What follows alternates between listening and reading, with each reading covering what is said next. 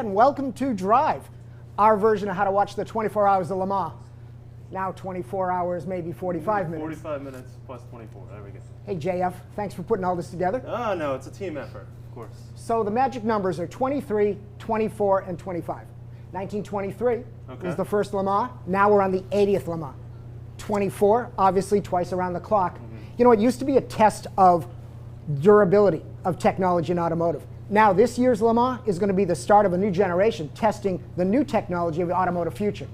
And 25, the hours we chose to be here to help because we want to be one better than the actual race. That's right. That's totally right. So this is going to be a live stream and a viewing party and a chat fest. But what a race we're going to have. Yep. In P1, we've got Toyota versus Audi. In P2, we've got Honda versus Nissan. In GT, it's Ferrari versus Corvette versus Porsche versus Aston Martin. Yep. And then there's that box 56, the Delta. Delta one. Which we're going to be hearing a lot about this today, especially from all the teams. Yeah. Obviously, no one completes the Le Mans 24 all alone. Yeah. So that was the theme of it takes a team, and we're a team here. Yep. And we want you with 93,000 subscribers. Yeah. About 13 million views now. And well, a tweet to about 1.2 million people from YouTube this morning. So great. Awesome. So what better way to watch a great race? But exactly what are we going to be doing? Well, first of all, we want you to find the broadcast somewhere on TV or a webcast to view the race with us. Yep. Just listen to Radio Le Mans if you want. Yep. Dial up the timing and scoring, although we're going to have the timing and scoring here as well. And then we want you to stay with us because we're going to bring you additional content. We've got a couple of people in the field at Le Mans. Yeah, we've got George and Zarin who will be calling in and sending us video throughout the 25 hours. They've already sent us probably 2 hours worth of content from the past day, so we'll be showcasing that in the first few hours, and then live updates as we go through the progress of the race. Right, every hour, kind of this shakedown area. We're going to do kind of some insights and translation of what's going on and analysis. We've got those videos. We've got people calling in. We've got live timing. Live timing. Yep. Interviews from a lot of drivers, a lot of people. And some special drive videos I think you've got going in too. We'll set those up later in the show. Okay, but the bottom line, that team thing. Yep. So who's going to do it? It's not just you and me. It's everyone from Drive. Got a peanut gallery. Yeah. So we've got the whole team here, and like we said, some are on assignment, some are helping us as Drive partners. Look at you, you're on there. Look at that. Good to see you guys. Glad to be here. I'm keeping an eye on the chat feed. Did you see the video, the opening video? It's delicious. Did you like the way you looked? I never liked the way I looked. So. No, but I. Horrible. Look at. I like it. Alex is. He's a lifeguard in Big Sur. just in case we, get in over our heads. It is raining in Le Mans, so in case well, anyone's drowning, it was raining this morning. We actually have a live webcam. It's not gonna work. Look at my gut. I got my rolls coming up. So this shot back here, we have a live webcam about 10 miles east of Le Mans, so we can actually see when it's going to start raining, and it looks like it's on the way already this morning. So how's that going to affect tire strategy, Leo? Is that too early for that discussion? Actually, not to digress a little bit, but it is going to have an interesting translation. Michelin introduced a hybrid intermediate tire for those damp, drying, pseudo-wet conditions, and we got to get into it and ask you guys what that means with some of the news that went out there, because that's going to have an effect on how they can do tire stints and, frankly, how quick they can go if it's inclement. But you know, it's not just you guys from Drive. We're going to have call-ins from Chris Harris. Yep. Mike Musto. And Matt Farah. Farah, yes. And we're also going to have people that we've known throughout the community and known throughout the circuit. You know, we travel to all the AOMS races, so we're going to have people like Sean Heckman, who actually used to race with Patrick Long as a kid as a karter. And plenty more along the way, including some journalists who will be joining us on the couch throughout the and evening. don't tell Alex Roy, but his good friend Charles Morgan called me this morning, Not you. and he'll be calling in. Good. Yeah. I'm thrilled to hear that. So if you have any delivery problems, no, I'm sorry, he'll talk about the race. He's got a couple of Morgans running. Why don't we? Are we going to be able to talk to the guys at the track, or that's going to be a half an hour? That's going to be a half hour in because they're getting ready. They're on the grid walk. I think one of the things we should most certainly speak about is the Spotter's Guide, which is something that you would be able to download wherever. Yep. Where was it? I have it on my Nook. Look at that. Look at that. It's pretty Are you cool. sponsored by Nook? No, I'm not actually. I'm not sponsored by Nook, but I want to actually. I'd like to hack it, make it an Android device. That's really nice. That would Wait, be wait a cool. minute, I'm gonna hack it, JF. So let's. No, but anyway, you can get the Spotter's Guide specifically for your tablet. Yeah, Alan Blackmore Andy Blackmore, Andy Blackmore designed it. Design.com. and our good friends Sim Raceway are sponsoring it, so Yeah. it's pretty much everywhere and on their blog. I like how you taped them together, Right? so we don't Huh? have to do anything. Kind of That's flip good. it over? So this is your guide to the race in terms of figuring out who's who, what drivers are in what car, as well. Set to be able to read the guide via watching it on screen. Well, download it. We'll show it on screen a few times. It also can, there are a lot of teams that run similar paint schemes, and this will distinguish the different cars between each other. So And let me it's a give you good a- thing to have with you. And let me give you a little heads up hint if you're kind of newbie to this. The red number box are the P1 cars, the hybrids and the gas P1s. The blue number boxes are the P2 cars. Black is your Delta Wing, the Box 56 special entry. Green are your GT Pro cars. And orange are your GT Pro-Am. Pro-Am spec like P2, one pro driver, one amateur driver. I'm curious. Opening comments. What's your first impression of this race? What are you thinking going into it? I think, as we'll start seeing through some of the interviews, I think the Toyota-Audi battle is going to be very interesting because though they are new to the circuit and Peugeot dropped out at the last minute, Toyota is not screwing around. No. And everyone sees that on the ground. They've done a great job putting the program together, and they actually poached a lot of people from Peugeot to come over to Toyota. And of course, it's a Japanese unit, but you'll see a lot of French faces in the Toyota paddock, which is very interesting. Yeah, the German-based TMG organization, despite their F1 record, is a performance and a technology powerhouse. I mean, they've got a great facility there. They've got drivers like Davidson, who came over from Peugeot, and a couple others, so they know the craft and what to do. And Toyota's not a slouch at it. I mean, here we go again with their mega numbers. I've heard $50 million already for their first year ramp up. Well, let's hope it goes better than their F1 program. That's the hope. I'm glad they're up for the challenge. Mike, what are you thinking? First impression of the race? Well, I mean, I'm nerding out on the hybrid stuff, and because it's the way that whenever new technology comes in, how it affects the rules, how it affects strategy, how it affects how it's phased in over the course of a racing series. So this is like the first Le Mans with real, actual, viable hybrid cars. And you've got to forgive me for teasing. We've got 25 hours to go, but when you hear the interviews, there's an approach that the drivers are using to drive the hybrid technology. Yeah. There are two different strategies as we get into the details of the differences between the Toyota and the Audi approach. And as you kind of hinted, this is the start. The 2014 rules have been announced, and it is a mega leap forward in bringing this new technology into the racing platform. Alex Roy. I'm starting to feel like Bob Costas. Is this the Olympics? I'm going to give you my opinion right now. I am fully rooting. Well, I want to say Morgan, but he's not an LMP1 Toyota. Because the absence of Peugeot just makes it I don't want to say boring, but I've been an Audi guy. I know you're an Audi guy. Yeah. But racing is improved when people compete. It's the state of the art. And the Toyota looks awesome. It looks cool. And good for them. I mean, there was last time there was, a car from Japan in the running LMP1 for real. Well, and who doesn't love that old Toyota 1, the GT1?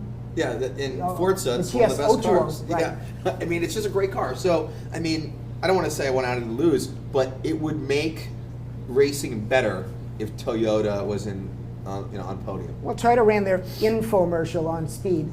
As a matter of fact, maybe running right now on Speed. And they had Alan McNish in that, and he was talking about the fact that the challenge of competition raises everyone's game. Yeah. So it's all good. By the way, just want to throw in one thing that the Brits think we're pronouncing Peugeot wrong. Peugeot? Peugeot. Peugeot? Sorry, Peugeot. Peugeot is correct. I think it's aluminum too. It's something like that. We're never going to get it perfectly right for the Brits, but we love the Brits. Well, I speak French, so everyone knows it's Peugeot. As in P-O-O. I'll just call it the pug. How about the team that's no longer here, so who gives a shit? No cursing on the Hindenburg. I want to do the mumble. You can't No do that. kiss. Oh, I can't go Italian? And by the way, I Oh. have to comment that the Okay. camera angle on you guys is so much more attractive than the one on us. There's a reason for that. That I'd like to move. Yeah, this to- is a very unflattering, but it's Yeah, okay. it's, It's okay. I'm glad that JF. It's like shooting from the ground And up. Leo get a blue movie from the ground up. Okay, we are half an hour from the start, I think. So Yep. let's rip through a couple of the other categories because it's not all only about Audi. And by the way, I'm going to do my joke right up front. This is the sexiest P1 race ever at Le Mans. You know Okay. why? It's Why? all TNA. Good. All right. Everyone got the punchline? I didn't, but Toyota and Toyota and Audi. Audi. It's all TNA. that's Toyota and Audi. awful. Thank you. Awful. Thank you. Okay, so behind the hybrid cars, there are what, 6 of them? 4 from Audi and 2 from Toyota. 2 from Audi, 2 from Toyota. Hybrids, you're right. And then Hybrids. and then Audi's Sorry, running the were 4. you talking No, you're hybrids? right. And Okay. Audi's running the 4 gas. So Yeah. behind that are they're diesel. Behind that are the gas cars. And that's going to be pretty much a Toyota versus Honda. Because the Toyota Rebellions, the ones painted Lotus that are neither a Lotus chassis, neither a Lotus engine, Right. Yeah. basically, whatever, are running against I think it's Straka with the HPD Honda motor in P1 gas. Pescarolo is back with his own Pescarolo car, and there's a punchline to that car that we'll talk about in a bit, and they're running the Japanese Dome chassis. These are all gas-powered cars. Now the Dome one is the one that Bourdais is on the team, right? Yeah, Sebastian Bourdais is one of the drivers on that car. And so here's the gig. The hybrid cars are within 2 seconds, so it was a close qualifying. Audi got the front row, but Toyota was third. The gas cars are all grouped within 9 seconds of each other. When we jump down to P2, it's another Honda versus battle, Honda versus Nissan. And we've got Morgan in there. We've got Tucker's money in there. Oh, great. Scott Tucker, love you. So- Thank- Tucker. Glad you're part of the show because we're going to have a lot of content from that one. But we've got a ton of cars, and on a 339, 340 something lap, they're all within 10 seconds. Yeah. And then down to GT, I think Doug Feehan was the one who dropped the hint that the cars finally broke the 355 mark under 4 minutes significantly for GTs, kind of like the fastest ever. Yeah. So let's jump back. When you look at the gas cars, do you think they have a chance against the hybrids? You know, you can't say that with Le Mans because Yeah. there's weather, there's the rain you have to contend with. You've got also the fact that the fuel tanks. The hybrids are running much smaller fuel tanks when compared to the normal P1 cars. And to that point, I got it wrong in a shakedown. Yeah. So because they cut it 5 more gallons. So Liters. liters. Liters, yeah. So listen to this. The gas cars get 75 liters.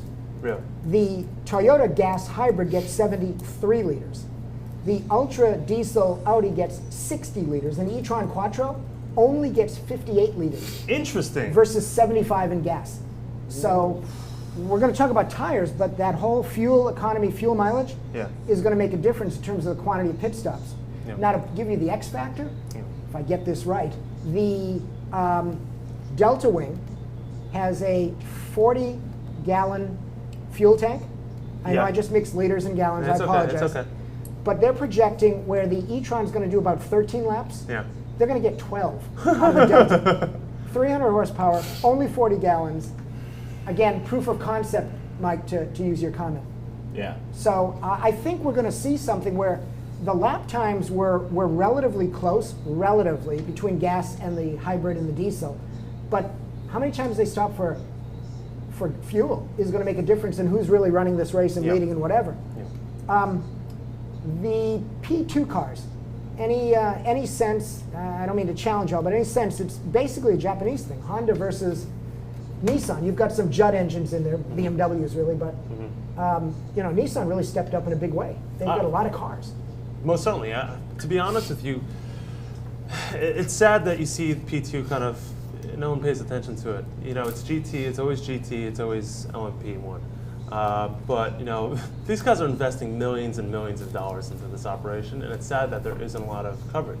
And I think that we kind of have an advantage here where we can talk about those cars. Well, and to that point, just so everyone knows, when you look at the rules, The differences are rather subtle, but maybe important. They're both 900 kilo cars, P1 and P2. Yeah. There's a difference in tire size. You can run up to 16 inches in the P1 car, wide rear tire, Yeah. only 14 in the P2. It's cost capped in P2. So that is, instead of having a free engine rule, it's a production-based motor in P2. But you have some news about what's happening with the P2 category for next year. I do, but I also wanted to add to that Nissan told me that the reason why they even got into P2. What's going on? See, I'm trying to. He quickly stuffs his face, waiting for the camera to turn. Does he know that? So I was way, waiting for. Alex is eating an Italian combo sandwich that's about this big, and just jammed it in the entire thing in his mouth. And Are you just okay? Please go on. No, I was going to say that the reason why Nissan. wait, so that Bob Costas NBC Olympics analogy of professionalism. Oh, it's Yeah. completely out the door. That's- Hey, look at that! Speed just Already started made- their broadcast. It only took. Look at Oh, that. there's the honeycomb setup. No, it's not. It's corn cob. Corn cob.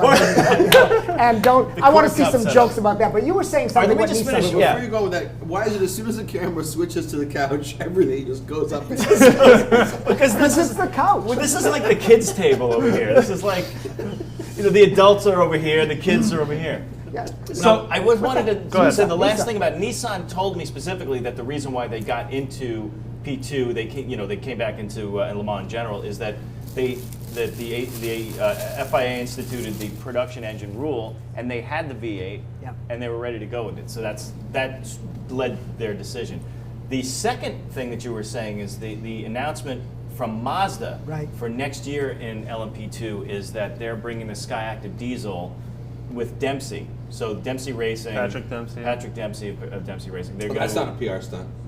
No, it's not a PR stunt. They sent the press release 5 minutes before Actually, the in race. lieu of having an engine air restrictor on the diesel, they're just going to let Dempsey drive. No, that's It not doesn't have nice. a That's not driver nice. engine performance. That's not nice. That's their. But actually, it's cool that now we have diesel technology filter into P2. In P2, yeah. So it's the first one, so it'll be cool. So GT, there's Pro and Am. Let's focus on the Pro side because Yeah. these are the drivers that are really getting the job done. We got factory team Yeah. from Corvette. It's Ferrari versus Corvette. That's really what it's coming down to, and we'll Good. But wait. You know what? Remember we did the New Year's Eve and we had a drinking game? Yeah. If you just said something without backing it up. we're 18 hours away from that again. Yeah. So Why is it good that Ferrari versus Corvette? It's the last time we had a memorable international competition that Americans cared about was Ford Ferrari, Thank you. and now GM Ferrari. Good. we can't discount Aston. No, the Aston Martin is a new car, but it's been quick. It qualified Very quick. P2, did it not? And they've done a lot of endurance testing. Saw them at Sebring. They did the 24 hours at Sebring. Plus, they did 12 hours and then another 24 hours. They did 36 hours at Sebring. Brand new car, and there's a big support structure. Look at that. I think this was qualified. Qualifying, okay. By the way, little aside. Yeah. Don't lose your thought. Yeah. When Try to show their little infomercial, Yeah. it came clear that they popped a motor in qualifying. Cool. And then they lauded the fact they did a quick engine change, but popping motors in a 24-hour race is not a good Let's strategy. keep in mind that qualifying was a few hours long. So, There's a race is a few hours long times 4. I would argue this, and I hear you, but Yeah. I would argue this. To try to get close to the Toyotas, I think they were revving the motor. got it. Understood your concept there. Okay. So Aston Martin actually could be a sleeper in this whole thing, and they're running Dunlop tires versus all the Michelin. And there's, much to my surprise, only 2 Porsches, is that right, in the Pro class of GT? I think so, yeah. Lizards and Felbermeyer? sorry. Yep. I forget. I keep forgetting. Yeah. Felbermeyer, the blue car. Felbermeyer Protonium. So if we're looking, Hensler, Leeds, and Lieb. yeah, a great driving team. That's a great team. That is insane. And when you look at the front of the Porsche, they've kind of taken off the dive planes and covered it over so it's more of a rounded arrow nose, but they're not getting the trap speeds. And because of the ACO/AOMS, the WEC rules being different, at Laguna, at the 6 hours at Laguna, we saw the new 997s with the new front splitters. Yep. They don't get them for this race. Right.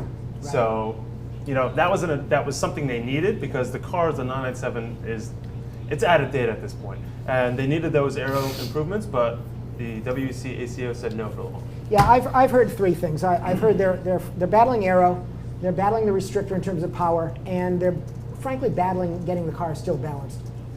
Michael, what do you got? No, I just want to, one of the commenters or chat, what was this called? Commenting or chat? They're actually It's a commenters, chat. but it's a chat, but it's commenters. We're from both on YouTube. it right now, right? Yeah, we are both on it. So- Just briefly, explain the Car 56 Yes. situation with the Delta Wing. Sure. What What class is it? class is the Delta Wing in?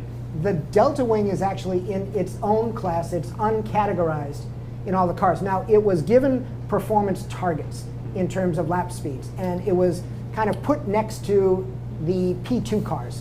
And it actually achieved those times. I would give you, it qualified at a 342 when the fastest LMP1 did a 338, and the slowest P2 in that group of 10 seconds did a 348.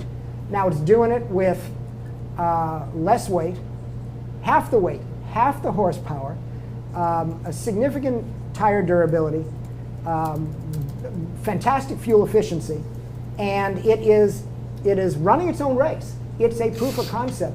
But how it performs and where it falls in the grid is going to be interesting. It qualified overall 29th out of the 56 cars. So, and it was 2/3 of the way down in the P2 category, but they were given a performance target. And the hint from the Delta Wing crew has been, if they unleash this car, it's still quicker. Yeah. And just for context, Did I cover it? yes, you Yeah, did. that's And, but for context, last year's Car 56 was the Orica hybrid. Oh, So I forgot. right, so Jumped far away in one year. and that car did only 115 laps, or 115 laps, where the Audi, the winning Audi did like 360. And it was also 20 seconds behind per lap by the end of the race. So it looks like the Delta Wing is much more competitive as a Car 56 outlier than We saw- last year's Orica ahead. was. We saw we saw the Delta for the first time at Sebring test days, Right, and it was doing one lap stints. right. I give them credit; they've come a long way in only 4 months, 4 or 5 months. That car has been fully developed, fully used, shaken down, and I have to admit the footage we've seen and the shots we've gotten from Le Mans during practice and qualifying looks good. I'm looking at the clock and I'm wondering, behind the production side of this is Josh Vitsa. We should acknowledge his presence. Hi guys. Am I throwing up a challenge if we try to go to a Franchitti interview when he talks about on number 13 shaking down the Delta? Just gonna give me a second to cue it up. Okay, so And let's keep scrutineering too. Let's get that ready. so this is the hint. We, the boys in the field, Yes. have done a number of interviews and talked to a number of people, and we've got some great sound bites. Number do you want? I'm guessing at number 13. And so we're going to be seeding those in across the broadcast because there's really wonderful information. And as much as I love listening to myself speak, who gives a whatever? I'd like to hear from the real people.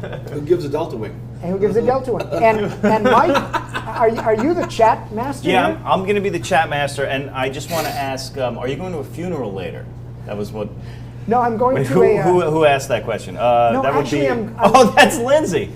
No, I'm going to. That's our bud. Oh, Lindsay. Lindsay Orridge, who, if you may know her for saving Tiffany Dell's watch And getting her racing license. and getting her racing Great license. video. And the Yep. answer is no, I'm going to a Briss / grand opening of Reservoir Dogs. You are definitely Mr. Pink. And Blues Brothers reunion concert. We have a question in the chat, which It's my first communion. Screw you all. we have a great comment, which I'm going to quote, which is, "Where is the Citroen SM LMP car?" Maserati didn't deliver the motor. No. So I And think we'll we're, comment Leo taking the broadcast like a boss. I'm trying. so But back we're to here the together. Delta Wing conversation. Go. We were going to talk to Franchitti. Yes. Marino Franchitti. Yes, the brother. Yeah, apparently we just talk to Franchittis now. Darios and Marinos. But Marino, the brother, and he's been doing all the driving and development, the lead of it. They've got a team. I should probably figure out who the other drivers are. Look at this old guy thing. Michael Crum, he's no slouch. And I am not even going to try that. Montayama? Which is called Montoya, because that's add to Montoya's resume. The driver from Japan. Got it, okay. And they painted the car black, so we're not going to do those jokes. What's that supposed to mean? They wanted the cars to be perfect. Hey, Josh, by the way, for the first month, I thought you were Chris Harris. No? Check it out. He looks like him. He looks like Chris Harris. Wait, is there a Josh cam? No. There should be a How Josh could there cam. not be a Will Josh it be a cam? more attractive field of view than the one that's on Spinelli? Yeah, we have the we keep going there, but by the way, I just want to ask Josh, just a quick technical question. There's a little echo coming back, so in case I don't know, I can't hear it, but if anyone can hear the echo now, if it sounds any better. So should I try to wait for that video or just keep talking? We'll try to cue the video. Okay. So what are our? Well, Oh no, I just want to say, as chat master, yes. what about our own predictions for the race, for each class? If you want to go there, we can I guess go there. You can go. We can go there now. We can go there a little later as we get closer to the start time. I don't want to be that guy that's on camera saying one thing and then someone will have it. And It's a big set of as Vettel said at New Jersey Grand Prix, and McNish always talks about it, it's a big set of B's. yeah, If you we can say do that. balls. That's not one We of can the say balls? seven deadly words. You can't. That's not- I'm kind of with Alex Roy from the standpoint, I'd like to see Toyota put up a really, really good fight. Yep. If I recall, some of the Audi people, you got that video? Let me finish this thought. Some of the Audi people expect the car to be faster than the Audis, and I think they were showing that in trap speed. But overall lap time, the Audi. I think the Audi, this is their race to lose, Audi, but I think this is going to be a real challenge. And it'll be interesting to see how much more developed they've made the car in terms of how it operates from Spa to now. We're going to go to the Delta Marino Franchitti comment. Yeah. So this is Marino, one of his many little sound bites talking about developing and shaking down the Delta.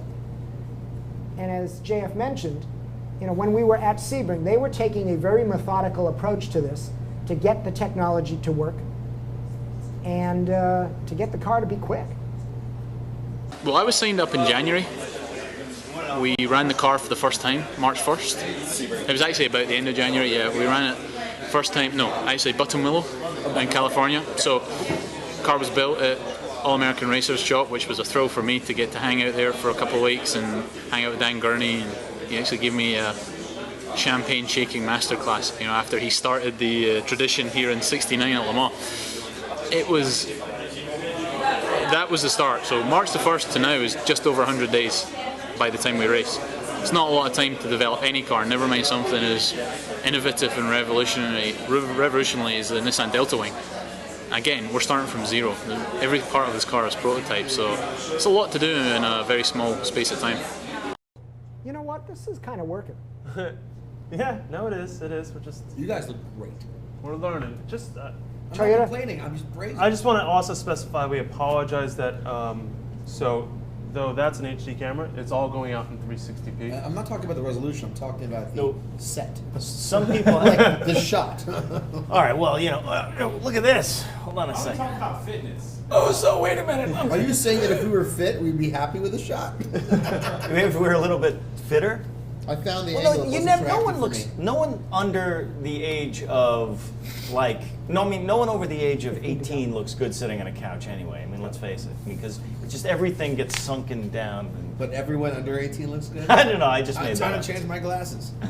But another thing to point out that we are not showing the actual race, right? Because Yes. a couple of people haven't gotten that message through. Well, legally, we are not allowed to show race footage. This is a Live viewing race part. footage, Right. This but is a we viewing do part. have footage from the race that will be given to us from the paddock, from the pit lane. Yeah. Because that is not technically the race circuit. So because of certain rules and regulations, we can only show a certain boundary of content. So literally, I mean, what we're doing is we don't want you to watch the race alone. Yeah, exactly. And we thought it'd be better to, I mean, there are only a few things you should do alone. Yeah. I'm not going to do that joke. And I'm really good at that. Oh, and Well, I'm sitting you've next been to you. practicing all your life, is that what you're telling me? One of the comments says, we look like we're on a casting couch. what are we casting for, though? Next year. Go on, Leo. Well, the other thing to keep in mind is that in the U.S., like the speed coverage is only going for, I think it's 12 hours, and how is he going to get your information? Well, I'm going to do the shout out. I mean, they transfer over to the internet. Yes. But I'd argue that when we get everything ramped up, Everybody wants to call and talk about it. Mrs. Spinelli is calling. When we get everything ramped up, we've got the interviews, that we've got the people in the field, our chat, the collective dialogue, we may be a little bit ahead of the curve of the standard, Yes. no offense to my buddy Brian Till, speed spew. Let me- Or wherever you're watching. I'll deliver big offense to your buddy Brian. No, go ahead. Which is that at no point could I call him speed, go to the studio, hang out, and participate in that coverage. Whereas watching with you guys is just like being in my house for every year, except we're on camera, and I really enjoy that. I'd watch it if I wasn't here. So, Mikey, you called me out to make a prediction. I'm saying it's Audis to lose. I say e-tron. Are we going to go around the room, or are you just going to leave me hanging out here?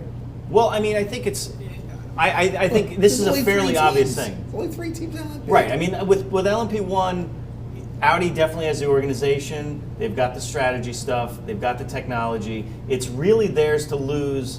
And if they do lose it at the e-tron level, it's because they're just not as developed as their diesel stuff. Well, and I'm going to argue that the big hint is going to be what happens with tire stints.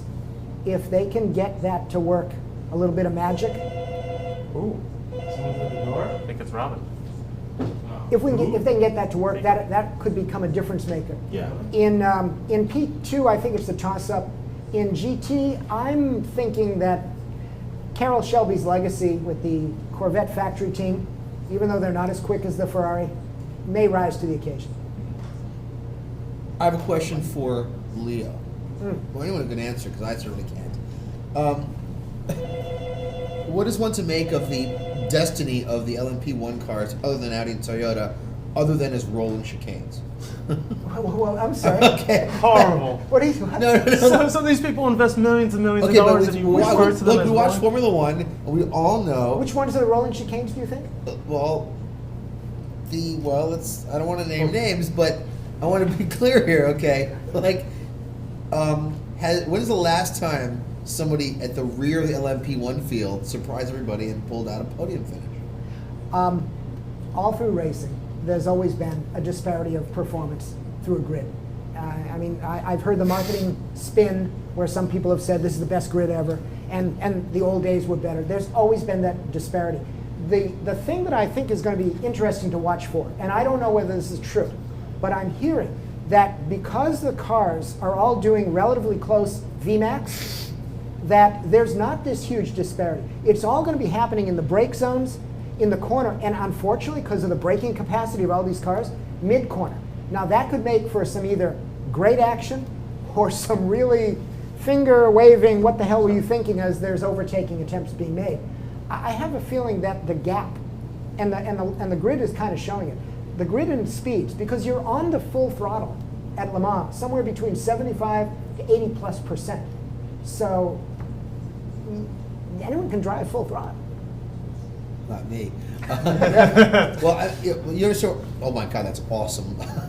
Well, then you have to come off the gas and transition That's Scott Tucker, by through the way. many turns. That was Scott Tucker. By the I way, gotta say, I love the lit up numbers of the cars lit up on the side of the cars. can I say we're breaking our rule of commenting on things that are on the actual channel? Wasn't that a rule that you said we weren't supposed to do that? No, That's man, not a rule. I thought you What, told me that. what kind of rule is that? And then, like, how are we supposed to know what's going on? No, I'm all for it, but I thought that there was a rule. I think the rule was not the immediacy of, oh, look at that. Well, that's because what there's you a little bit just of did lag. that. Well, You how just go look at that. I'm a human being. No, I'm cool. I'm fine doing that. But If you don't respond like that, you are not watching racing. I agree with you. So I Did need I just some touch you? Sorry. So Come on, light just cast. rain. We've got light rain. Right? Did I get the job? Hold on. It's turning into an Italian talk show. Okay, sorry. Go ahead. What's wrong? So Light JF is rain. giving a meteorological report. Well, it's just reporting light rain 30 miles east of the track, west of the track. Yeah, and if Sorry. you didn't notice, the warm-up was almost full wet, Yeah. and then it dried. But one of the traditions of Le Mans, Yeah. like Nürburgring, The is, parade was washed out yesterday. was it really? Yeah. Okay. I have another question. Yes. What's up? what happened to the Peugeot cars from last year? You see prior year cars from Audi running year after year successfully. The 908s, it's a great race car. No one bought that. No one picked that up. So here's what I think I was told. Internally, Boretsky mentioned that internally the board of directors made a decision to kill the program. But they didn't crush the cars. And they made a concerted effort to go find a team to run them as a private team. Orica, before they moved to Toyota, ran the private Peugeot at Sebring and 1. They were offering the cars for free and operating them for free for the first year. But after that, you'd have to fund its operation. And that was somewhere north of $10 million to operate. And these were the new cars that These they were had, the new cars. cars they had built for this year. New aero package and everything. Cars we've never seen before. So no one in Europe or America, and I heard that Highcroft was approached. No one had the ability, the capacity, the financials, the sponsorship to run the car beyond that 1 year. And someone like Highcroft, who had his hands in a number of things, didn't want to make that 1 year commitment and slow down development of things like Delta. Right. So at the end of the day, what I don't know is where are the cars? Are they crushed? Are they sitting? What's happening with them? But they tried to get them to run without factory support. No one had the money. Should they have called you? So No. just so you know, the cars are off the grid. We're about 5.5 minutes away from the start of the 80th running of Le Mans. So McNish is starting P3. Is Alan McNish P3? Yes. Yeah. Yes. I'm sorry. Yes, he's P4. You see, somebody commented if Toyota had Leo, they'd win Le Mans easily. Toyota had Leo, and then no more. Yeah. So here comes the classic question. I love Alan McNish, but has Alan McNish learned a lesson, and what's he going to do on the green flag as he's starting P4? He's gonna. You know what? I don't think he's just gonna be Alan McNish. Right. I don't think there's anything to be said about last year. It's a racing incident. He made a mistake. He's admitted to that. That's not gonna change his style. And he's a good guy, so let's not, let's I'm not not jinx him. No, I'm not We're not bagging on jinxing him. I'm No. just wondering whether they want to have a 1-2-3 Audi start, or they want to just hold position and he'll. No, and he's said this in every interview, every discussion we've had. You have to race. Yeah. Every turn, for every corner. So let's do a little nuance here, though. I'm not sure what the starting miles per hour, kilometers per hour are when they hit the green flag, but the e-tron Quattro can't go until 120 kilometers plus. So they'll probably be above that. Oh, on the third turn one, yeah, absolutely. Yeah, so yeah. there'll be no advantage for Toyota that can use their hybrid power from 0 miles per hour. But that's true, right? Because Toyota's running the hybrid off of the rear axle, and it's not an all-wheel drive situation, they can run it from 0 miles an hour. So let's do a quick recap. The electric motor, I mean. Let's do a quick recap, and we'll explain the differences. The Toyota, because there really are different approaches to this hybrid. Toyota, V8 gas, its own engine, normally aspirated, rear drive hybrid, supercapacitors. Did I say that right? You did. Supercapacitors. And because it's rear drive, the rules say you can use the hybrid power in the 7 zones right from any miles per hour coming forward. The Audis are V6 single turbo diesel, flywheel technology that was developed from Porsche and transferred to their sister brand. Quattro 4-wheel drive because it's running hybrid off the front tires. And because the rules don't allow all-wheel drive Quattros, there was some business meeting with the rules makers, and it became a Quattro above 120 kilometers, which is what, 70-something miles an hour? 74 and a half. Okay. Whoa, Sorry. good math. Cool. I didn't do it right then. I knew that. You really have an A-B comparison. I mean, then when you get into the details, I think there's chassis differences, pull rod rear suspension in the Audi. I'm not sure we've got all 4 push rods in the Toyota. The aero looks a little different with the vertical nose versus what Audi did. Blah, blah, blah, freaking blah. It really is an A-B run. Yeah. Yeah. It'd be kind of cool if one of the R18 Audis took 1 or 2 over the e-trons. Well, that's what happened in Spa. It rained and the 2 e-trons pulled ahead, as the drying conditions. But come as back. we're going to hear from Go ahead. Tom Christensen and Alan McNish, the Yep. rain allows for the e-trons to charge their flywheels much faster. Why? Because they lift off the gas in more Oh, turns, right, of course. and it regenerates there. Yeah. In a turn they normally would be flat in, they'll lift, and that momentum will actually recharge your flywheel. Now, there's a nuance to what Did it he's recharge saying. the victory? No. Okay, well, you guys, people are asking for final predictions before race start. Yeah, we Yeah. better get that So- underway. So what do you got? I got Corvette and Audi. Actually, I'm going to go with Audi and Ferrari. Ooh. I have to go with Audi, and then I'm going to stick with Corvette. Audi, Come on. Audi R18 Okay. Corvette. You're right. Audi, nuance. So, all right, let's And- Ultra e-tron. e-tron. e-tron. And I'm not going to ignore the other two categories. We'll talk about it. But here comes my magic question. Will Toyota get to the podium? Absolutely, I think so. Third. Third. What? Sorry, guys. Audi sweep. You think Really? so? No, I think they're gonna No. pound him Engine into the pop. ground. Engine pop. They're going to pound him into the ground. But that's a bad thing. It's bad for racing. When If I started you're- watching Formula One, yeah, but that doesn't change results. yes, and they should rig it and take the fall so racing can improve. Now, having said that, I think this is going to be a mega battle. I think Toyota is not going to go away. Well, you know, which Toyota car is going to give them a real run for their money? Let's see.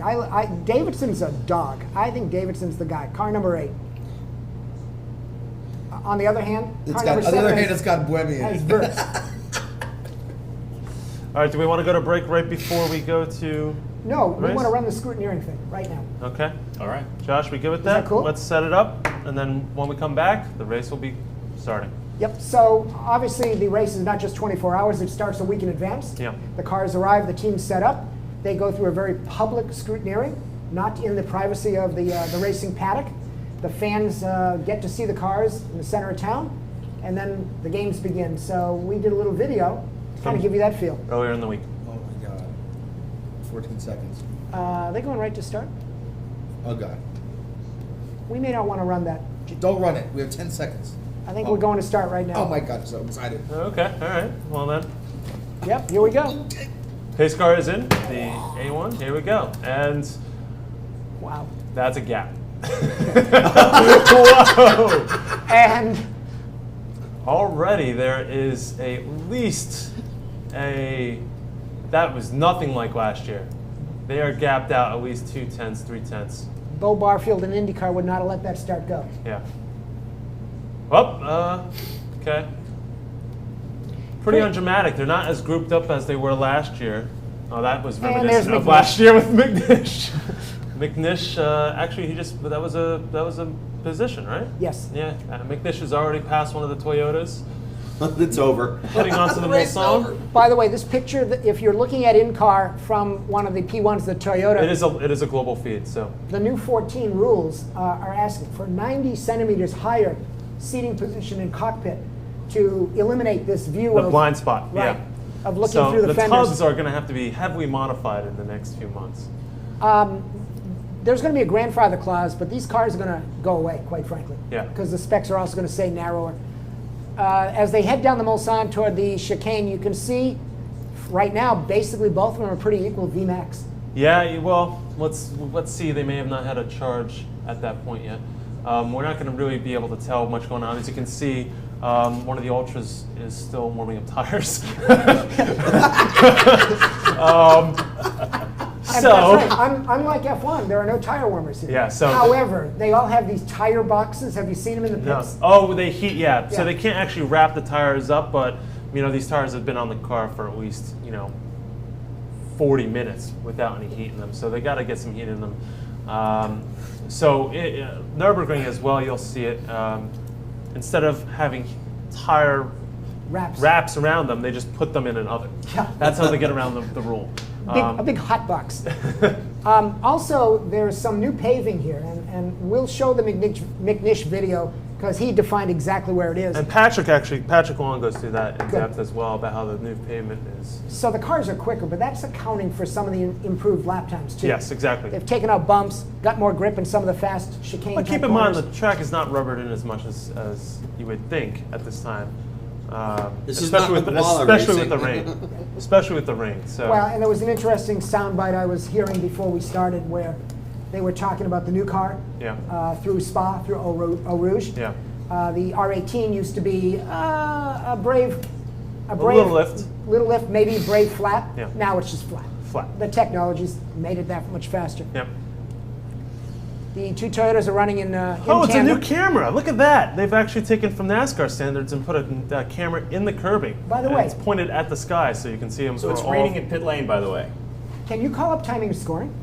Yes, I will do that right now. Because Oh. Mike, Say Spinelli, it's raining. It's raining in pit lane right now. So there's as the usually happens, the dark clouds of Sarth are coming over. and if we stay true to plan, somewhere about 30, 40 minutes in, we're going to get a report from our guys in the field at the track. Yeah. And by the way, Leo, do you want to really quickly explain the leader light rules? Exactly what, because I mean, I don't think a lot of people know, and as one comment pointed out, a lot of people may not know that there are lights on the cars that mean that denote their position. And actually, we're going to give props to the American Le Mans Series because they developed this and it finally got adopted across Europe and the other Le Mans racing. On the side of every car are three glowing lights, are three lights that can glow to determine the position in their class. So, on the side of the P1 cars, you'll have three red lights. P1 will have one light lit, 2 and 3 accordingly. P2 will have blue lights, 1, 2, and 3 accordingly. Green for the GT Pro, orange light for the GT Am.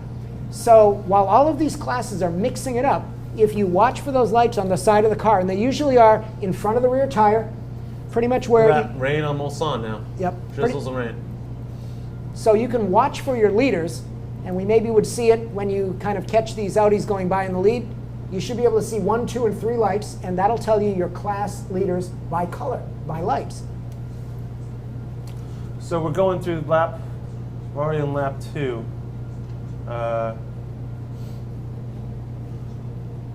Can't really tell in terms of lap times between the Toyotas and Audis at this point.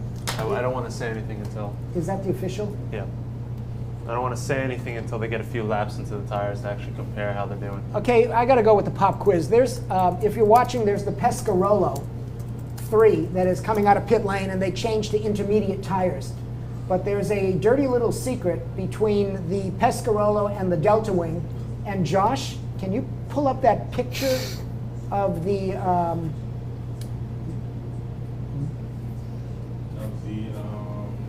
So actually, let's see. Before I would ruin the joke. What? So there's a tie-in from a car last year that ran Le Mans, tried to run Le Mans. There's a tie-in between that car and the Delta and that Pescarolo. Can anyone tell me what the Kevin Bacon connection is? Scott Tuck. No. Maybe. I don't think so. Which one? The old picture, the black and white one? No, I'm sorry. I'd be ruining the joke. The Delta and the Pescarolo 3 have something in common with a car that ran last year. Does Tub. anyone? Matter of fact, It's the Aston Martin Tub. and I was going to say make it a chat question, but there you go. Oh. So can you show me a sorry. picture of that blue, the Gulf-colored Aston Martin open cockpit car? Missing some of the action. What, the Oak Racing? Look at that. Ferrari versus Corvette on the back of Mulsanne. And Yeah, good. There we go. Outbroke him.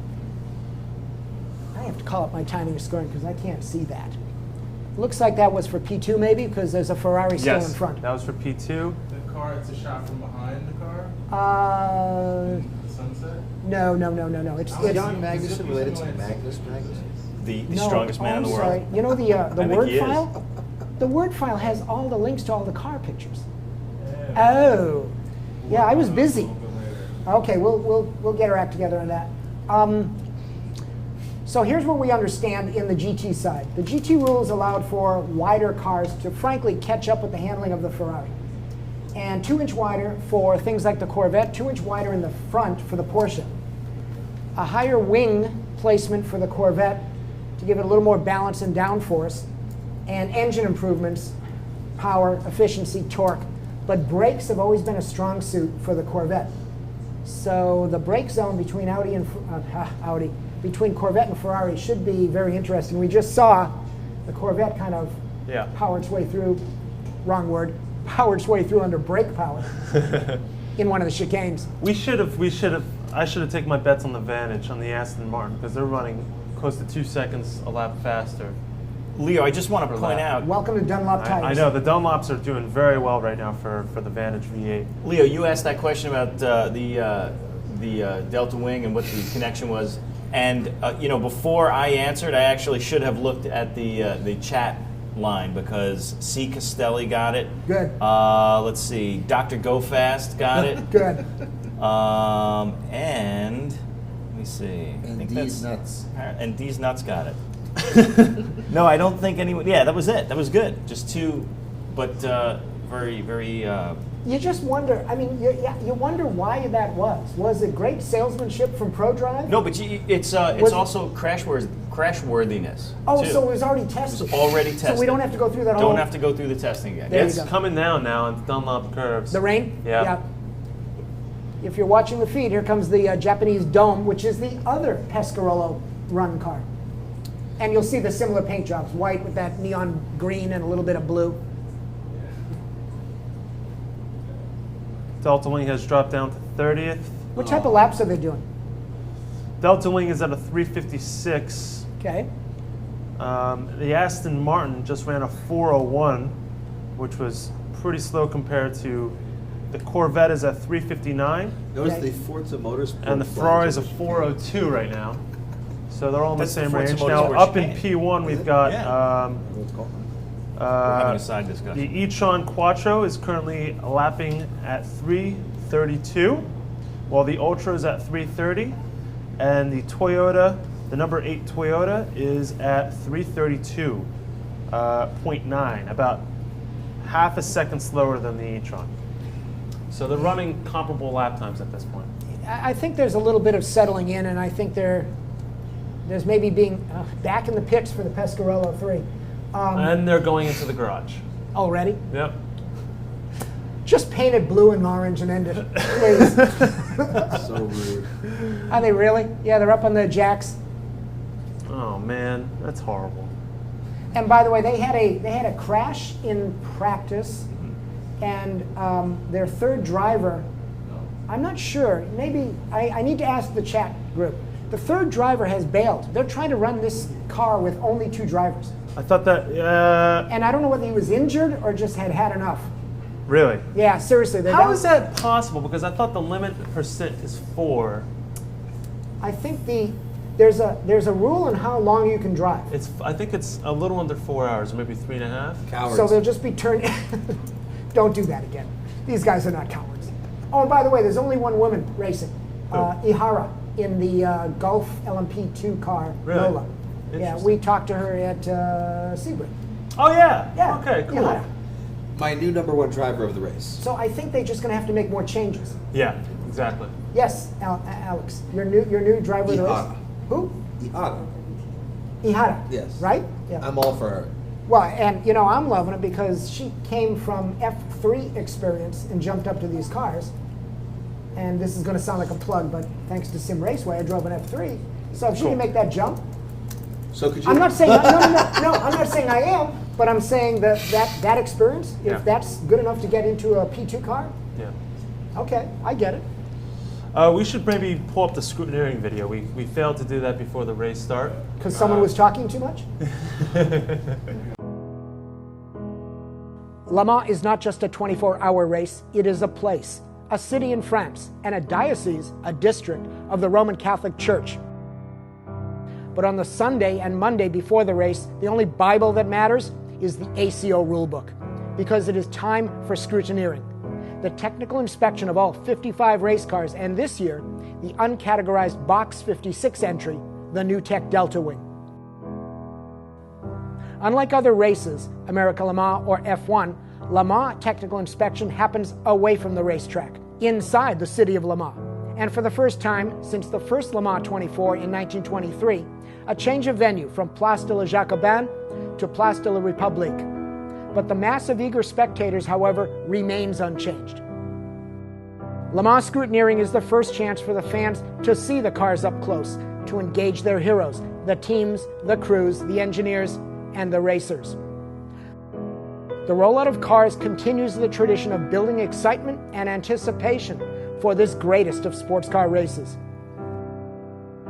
Back in pit lane and in the team garages, car prep, logistics organization, and pit stop practice continues. All getting ready for a week of action, practice, qualifying, final car prep, warm-up, and at long last, the 24 hours of Le Mans, the application of the best sports car racing technology in the world and the world's most famous automobile road racing test of human endurance. And with hard work, good faith, and probably a heavenly hand, it'll all end with a successful checker flag on Sunday, 3 p.m. Le Mans time.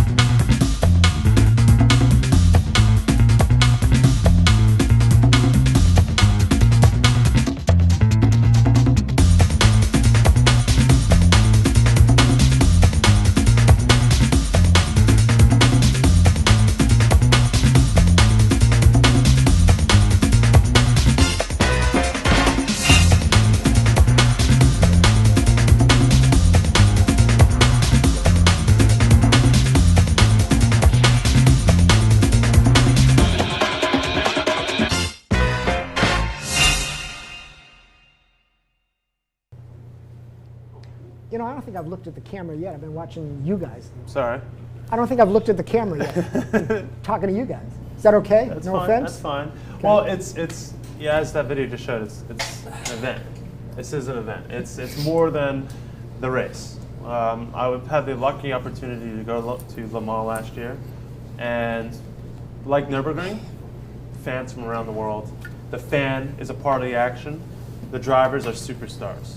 Did you? Lindsay Lohan, who kind of Yeah. So, did you feel that it was a nationalistic pride? Was it the drivers are the star? Did they love the brands? No, the drivers were stars, and I Okay. think especially on the Audi front with the Danes. Oh my God, the Danes and the Brits are take over Le Mans. They take over the city, and the parade is one of the craziest experiences I've ever been to. What made it that way? It's just free reign. Everyone's just having a good time, and there was one shot I got. I wish we could pull it up eventually, but I had one shot of a kid just screaming at Tom Christensen just to touch him. It's a kid, 14 years old, in love with a driver that it's like you could walk down the street in New York and no one would know who he is. It's a pretty incredible experience. Alex, you're a global guy. Oh yeah. And we're here on the internet, and I've got my little rant about all these internet platitudes, but is Le Mans the greatest road race on the planet? Well, it's funny you should ask because I've never been there. Okay. Okay. I'm dying to go. I'm an endurance racing guy. I mean, I never watched Formula One until 10 years ago, but my dad watched Le Mans. It was the only racing he watched, and there's no doubt in my mind that if I had to pick a race that I'd want to do, it'd be Le Mans. Why? It's I don't want to quote the Steve McQueen movie. No, go ahead. But Formula One feels to me like a technology show. Whereas you could be the best driver ever, but not win Le Mans because of weather. 70 minutes versus 24. There's just no. Not to pick on him, David Coulthard, when we met him at New Jersey, he made the comment that F1 is an ongoing presentation of racing and technology, where Le Mans is just a one-time event. And he has raced at Le Mans. He won at Le Mans, I think, with Jaguar. I probably mispronounced that too. Yes, he did. That was a class win. Okay. Yeah. So he has respect for it, but he was definitely carrying the story that F1 therefore is more dynamic because it's now 20 events. Yeah. How does that play to you guys? Okay, you know what's my answer was really not thought out because it's early and I'm tired. You're already tired. There was a big GT battle right now. The Ferraris and Corvettes are really going at it. To be clear, I would say Le Mans, to me, is more accessible and closer to what the average person might understand as racing, putting your foot down in a street full of traffic with a lot of different cars. Okay. And so Le Mans feels like real world driving taken to its final iteration of professionalism, which is what we all dream about when we get in a car every day. And even with the prototypes, are you comfortable that even the new rules are trying to connect new technology, to what we're supposed to be eventually driving and running around with on the road? Yes, Spinelli. Because I say the closer the cars are to street technology, at least accessible, in the market. I mean, TDI. How many years does it take for TDI to get down to the street? Yeah. Nothing in Formula One, even if it gets to the street, feels like it came from Formula One. I mean, that's the thing. Le Mans technology needs to be the highest, actually leading automotive production technology. That's the whole point. I mean, that really should be the whole point. And as far as accessibility, yeah, I mean, that's why Pro-Am is such a good class, because you've got, I mean, I know that there's been a lot of controversy about having less skilled drivers, or at least less experienced drivers. Yeah, go ahead. But that's the thing. It's really, there's a much more direct The connection. connection to the stuff that you do. This Yeah, let's GT go to battle the The is GT awesome. battle is GT battle. awesome, but why is it awesome? Not just because it's racing, it's because it's cars we can buy are fighting. Like, Well, we can't buy an RSR Sort of. 458. So, you can buy a 458, you Yeah, can buy a of course. Porsche 911, And you by could the buy way- a Corvette. and- Look and- at these guys. and the GT specs have evolved from GT1 to be more. Like production, yeah. Thank you. Yeah. Good. What's surprising here is it looks like we're having a little test of everything right now, this early in the race. I think we've They're got all within 1 second of each amazing. other. I think It's we've got awesome. Ferraris 1, 2, 3. No, it's 1-2 for Save it! Who's in the car? Was that McNish? That's number 2. That's the car. Who's Right. in the car? Right now, number 2, who is in? It is no, Duvall. Duval. Oh, sorry. it the Ultra? Yep, McNish. That was McNish? McNish. Oh, no. That was, So here's the other part. So, by the way, just to explain, because we were just reacting to something on the screen. Yeah. McNish just saved. Just made an McNish just amazing went save. off into the grass, the wet grass, and saved it. I think it was in the Porsche I curves. thought it was Porsche too. Let me say this again. All my life, I want to see a Porsche, a Corvette, and a Ferrari fight. And here it is. And to that point, I was privy to a conversation where the Porsche people were very much downplaying their chances here. So cut to the first, 23 minutes into it? Yep. And we've got the Porsches right on the tail of the Corvette. Yep. So qualifying may have been one thing, race pace is another. You've got the Felbermeyer Porsche there, you've got Yep. the Lizards Porsche there. Actually, it's the Am Lizards Porsche. In front of the Pro Lizards Porsche. Yeah, and I would the amateur last year's spec has been quicker than the new car. Yeah. And I don't know whether it's the narrow arrow That's in true. the front. That's very true. The old car is that's very interesting. I would argue that there may be an aero advantage being narrower, or they've just got it dialed in. Maybe more knowledge on the Yeah, track. a little bit. But bottom line is Porsche's not going away. Yep. Where's the Aston Martin? I'm sorry, where's the Aston Martin in the... and I've got to get timing or scoring going here. Give me 1 second. Sorry, you were going to say. No, I just want to chat comment. What are the average speeds down Mulsanne for each class? Do you know? I know the P1s or the LMP1s are doing like 208 average with the chicanes. I'm going to do kilometers. I'm sorry, because I just read this somewhere. The Toyotas were at like a 330. Okay. The Audis were like high 290s, maybe 2 to 5 kilometers slower. The Corvette and the Ferraris were doing 292, and I better start looking that up because I saw that Okay, somewhere. so 330 is like 205 miles an hour. Oh, they got to be quicker than that. I'm thinking, yeah, I mean between 205 and 208, and don't forget this is average with the chicanes included. That's right? true. That's true. So it's going to be a little bit less than the top speed. Let me go do my homework. Hold, sir. Interesting. So this is the P1 HPD Honda. In the pits. Looks like we're doing tire changes. change. And it looks sunny. It looks like the weather is Yeah, I think really moving the around. sun has come out. Those ultra. That's the hybrid. That's e-tron side. Number one, car one. Yeah. We're looking at an in-car view. In-car footage right now on the Mulsanne. Yeah, it's sunny. It's bright out. Looks good. Looks really good. Mikey, You were asking. Sorry, go ahead. yeah, no, I was saying, Mikey, you're quicker on the computer than I am looking for trap speeds.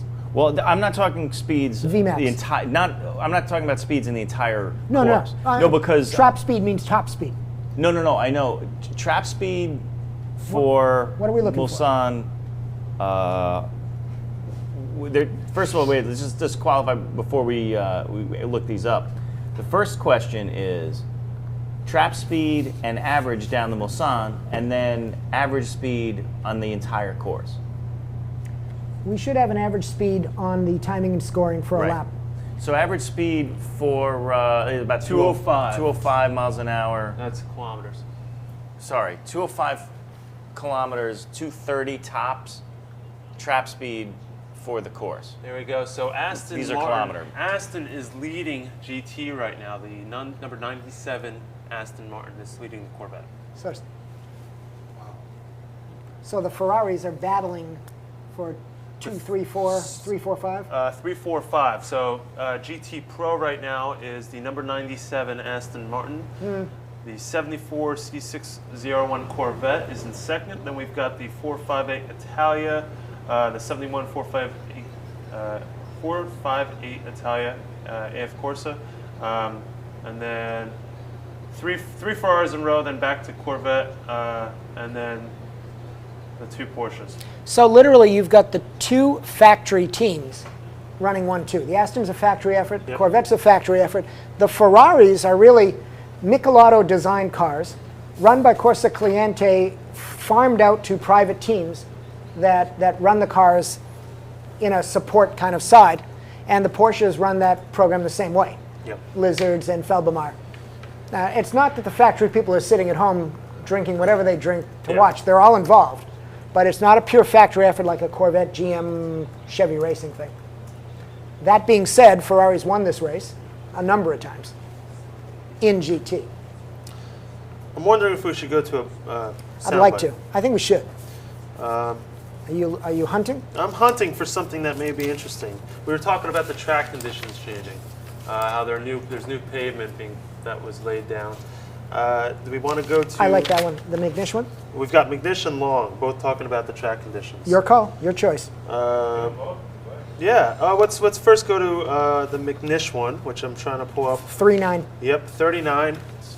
Josh. Oh, and then it'll be 23, I think, right? Yes, correct. 39.3. Fill it up. So this is McNish on the changes to the track for 2012. Here the circuit's different, that's the first thing. And with it's my grandfather. And with this year the main sort of difference really is that from Tetra Rouge to Mulsanne they've resurfaced it. So all the way along the Mulsanne it's much smoother, whereas before you had probably 15-20 years of the trucks driving up and down it, so you had little tram lines that weren't so much of a problem in the day, but if it was raining, for example, you get water sitting in them and the car would aquaplane and dance around. Now that's perfectly smooth. And in the chicanes as well, on the straight, it was quite bumpy, especially close to the curbs, and so you would have the car kicking and dancing around and change of grip all the way through the corner. Now that's uniform, and so it's quite a bit quicker, but you have to sort of keep that in mind as a general principle.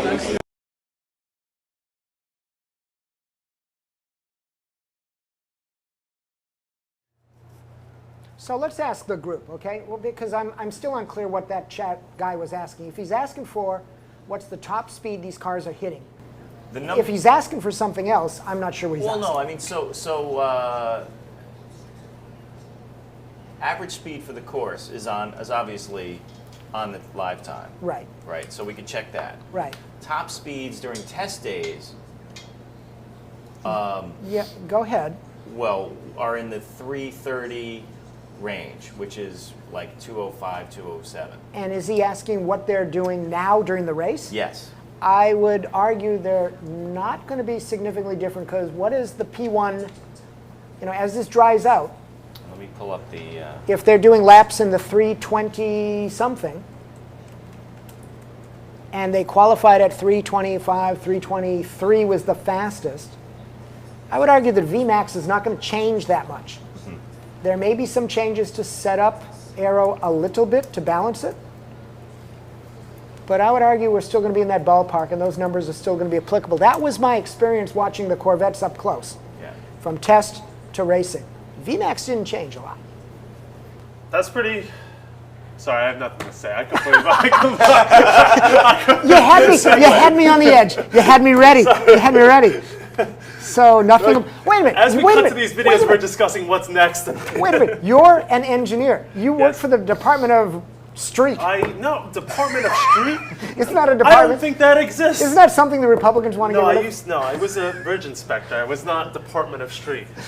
So this pavement thing means nothing to you either. Well, no. When you lay new pavement, I don't know when they laid the new pavement, but you always have the tendency for the oils to. Well, first time seeing the Delta. No, go ahead. Go ahead. When a new track is laid, you always have the problem with the oils, the initial oils coming out of the track surface. I'm sure the ACO was smart and laid down this pavement months ago, so that by the time we got to this race, the oils had come up and there was no issues.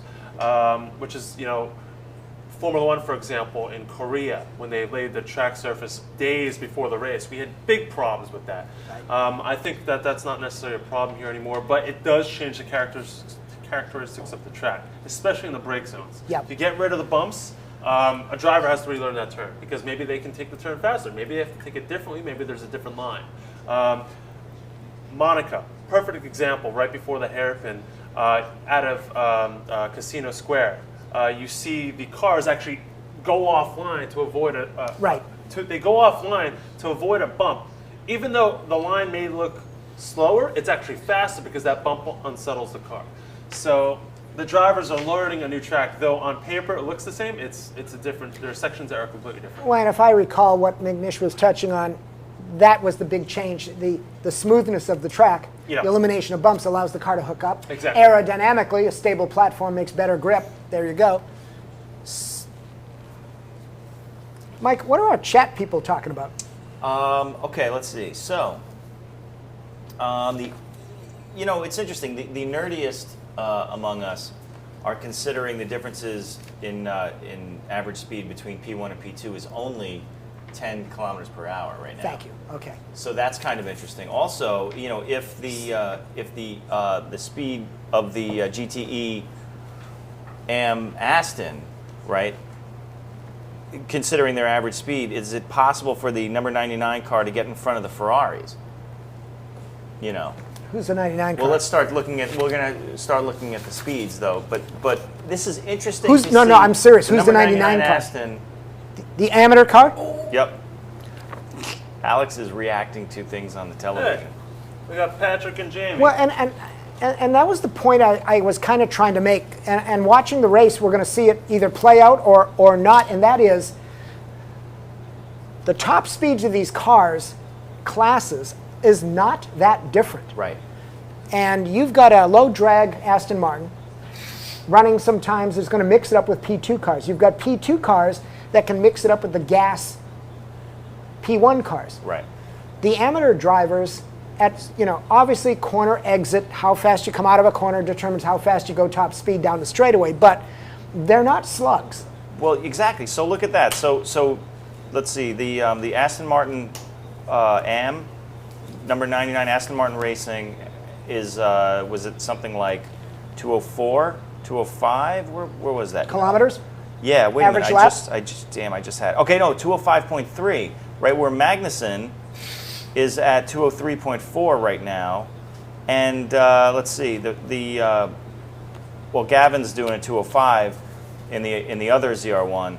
But you're by the way, you're so American. You do lap times not by time, by speeds? Well, no, I know, because we're talking specifically about speed. But those are not top speeds. No, but we're talking about average speeds. Okay. No, but if the average... So no, Toyota's pitting. But that's... Both Okay. Toyotas have just pitted. interesting at the same time. I like the fact you just stand on the car to clean it. It's great. And with those holes, the new mandated holes above the tires to vent air to create blowovers, checking tire temperatures just got a lot easier. Just stick Yeah. the wand into the hole. And And by they're the out. way, how sexual was that comment? And it's Justin Bell. Okay, not paying attention. Let me say again, those Toyotas really are cool. It's cool that the fact that they run. Oh, and the Audis are in too, or one of the Audis is. So I literally missed that, but you commenters need to tell us which pitted first and how are the cycles working? Are the Toyota Toyotas pitted first. Toyota pitted first? So one of the Ultras is in, putting fuel in, Has an e-tron been in? and actually they're going in the garage. Uh-oh. One, what number is that? The Number 4. How, Josh, Yeah. how can I get the audio to that? It's a rocket from that car. Sweet, give you a pair of headphones. Yeah, let's Just Get be your able to headphones listen to and talk at the Radio same Le Mans. time. Oh, look at the blue. They've got the blue glow on it now. That's interesting. Yeah, with the LED headlights on the Audi, Yeah. that's how they identify the cars. You'll see them glow different colors. Interesting. There we go. Toyota's Okay, running so- himself through the GT field. So yes, it's quicker, but look at it. It's not blowing by the Porsche. It's not blowing by the Corvette. Josh. What? Are you listening to Radio Le Mans? Yeah, I'm listening to Radio Le Mans. We can get you. Well, that's headphones. not fair. Sorry. I know. I mean, I have it over here too. You should. Why don't You should. Leo radio them Leo's got to have it. It's all you. Once. Well, no, I'll get my own in a minute. By the way, as a tease, I think we have some interviews with John Hindhaugh. Hey, thank you. Meinhof is going to join us after his first stint Look at on this. Radio Le Mans. You do DJ style. Hey, should we be checking your boys from the field? It's a good idea. We do have people on the ground. Why not Oh, use engine cover coming off. The oh geez, both Pescarolos are in. They're both running Judds, and they both have engine covers missing.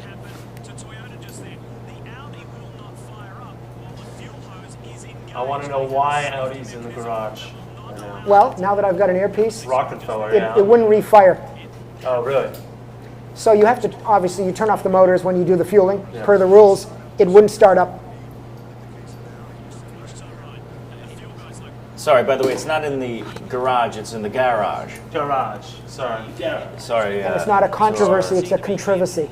Right. There's a controversy about when the car went into the garage.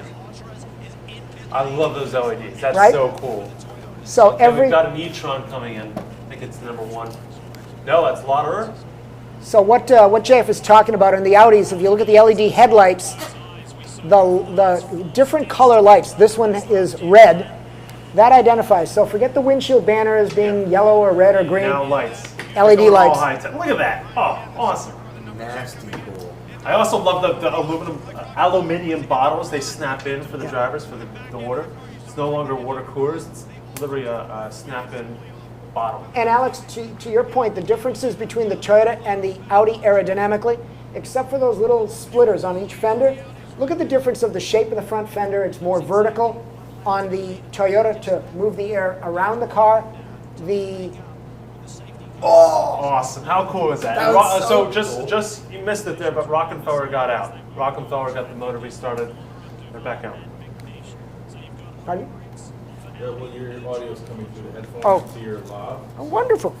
Well, you can either use it on Yeah, that. there How about this one? Yeah, yeah.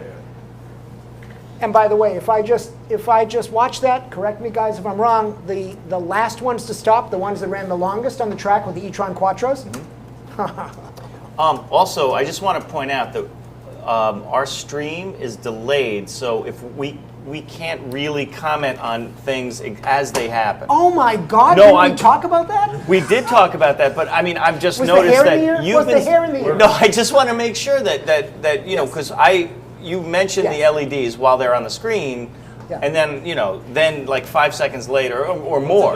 It's about a 7-second delay. Then. Five. I'm It seeing seems a 5 little bit seconds. longer. And I in my just want defense, to the good news is the LEDs are still on the car. Oh, thank you, Leo. Yes, exactly. You're absolutely right. But no, that's why we're So going to the be battle careful. on track Yeah. is nothing like the battle between Mike and Leo at this point. This should get interesting. And wait till Alex kicks I'll in. step back. In a rare feat, I'm staying quiet. What do you? You've got two computers going. Well, this is my spotter's guide. Yes. Oh, Yeah, I got. cool. I got the Okay. same thing. So I got my Nook, my Kindle And Nook. I'm watching a Le Mans TV, and I'm watching the chat. So my computer's failed, my little netbook, and It's all good. Don't worry about it. I'm winging it.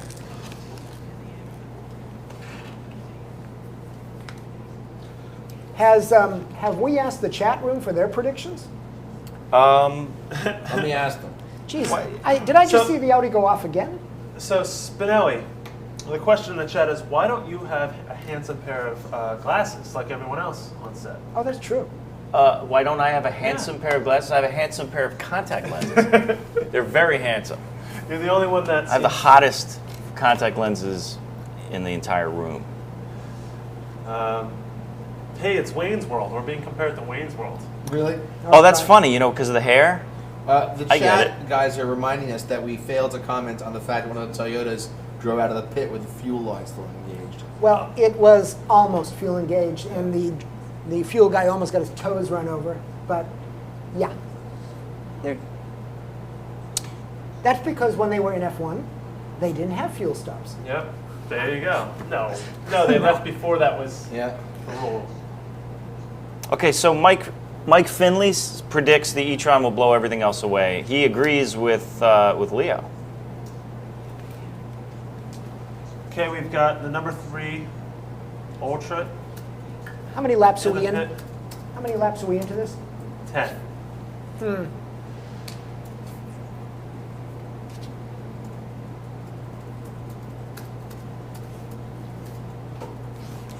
Is the timing of Ball, scoring showing the number of stops they're making? Yes, it is. The only people that are not on the LMP pit stop is the Pescarola Judd and the HDP Honda have yet to pit in LMP1.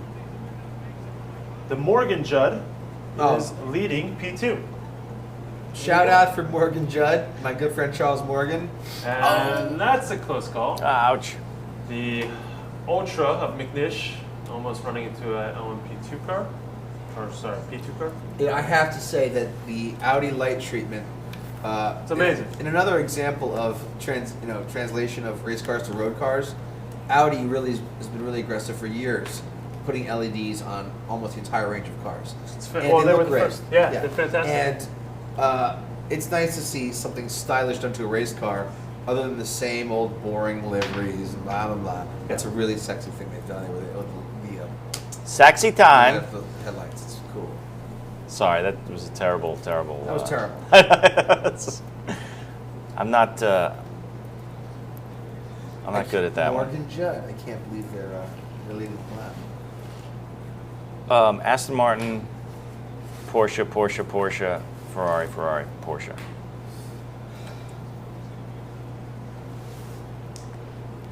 Can we find Alan McNish's number 41? And we're good going back and forth from video. There's no tech problem. Not too sure we're okay. Okay. Josh, if Everybody else is asking what stream we're watching. It's a Speed HD, American Speed HD. That's it. Because right? we're in Yeah. America right now. Given that we're in America, I thought that would be obvious, but not there. Yeah, but I think it's the world feed. It is the world feed mixed with. Yeah. So. Oh, so what So they're it's the- seeing on Eurosport? It's and what any track action is the global feed, and if it cuts to a commenter or like an interview, that's the speed broadcast. So I think, yeah, pit cameras could be different, but the on-track camera work is the global feed. also, Josh, maybe you could crank the clip levels for audio a little bit, because a couple of people mentioned that they're a little bit lower than the feed volume. I'm not exactly sure. I think you just made up a bunch of technical terms for what you want. What, volume? Volume is a technical term now? Needs more sound. No, just a little bit more louder for the clips. You know what I'm saying? Oh, less loud for the clips. More loud for the clips. In other words, the clips and the live audio are not the same I just read the volume. opposite, but okay. Leo, we have Yes. prediction answers from the chat room. Yay. And we have one guy I love, Toyota Aston. I like that guy. It's I not say Delta Wing. It's not impossible. So the Delta Wing was running the best lap time of 3:49. It's now running 3:55. Started in, what was it, 29th place? Yeah. 29th position. It's down to 35th. All right. Now this Delta Wing is, there's been a lot of discussion. Go ahead. Across the board, and actually we've been able to ask everyone in the pit lane for the most part. Are you kidding me? Someone calling our phone? That's No, a phone. that's not a. Oh, No way. Hey, someone's calling the we phone. have a line. call. We have a call. We have a All call. We have a caller. right. I'm gonna take it. Please. Hello. You're on the air. Hey guys. Hi, it's Zarin. Zarin is at Le Mans. How Yes, are I you? am. Zarin from Speed Sport Life, by the way, in case anyone doesn't know Zarin. Who is one of two people doing our reports for Drive from Le Mans. Yes. Zarin, how's it going over there? And he has cut out. He'll call back. We are just, that's Well, awesome. At least we got a phone call. That was awesome. We are like the hybrid Orica from last year right now. Next year will be like the Audis and the Toyotas. I would elevate us a little above that, but who's to say? Sorry about that. Of course, the concept of hanging up. Live from France. There we go. Zarin, Hey, sorry guys. it's okay. How are you? How's everything? Oh, it's great. It's great. Fantastic start to the race. Sun came out, clouds kind of went away.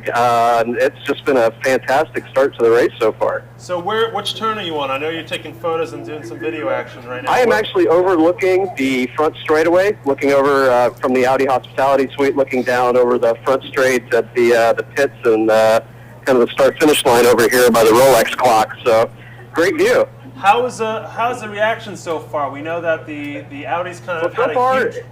So far it's kind of as expected. When they went out and did the first recon laps, everybody went out on intermediates. The sun had, been drying the track for about 40 minutes.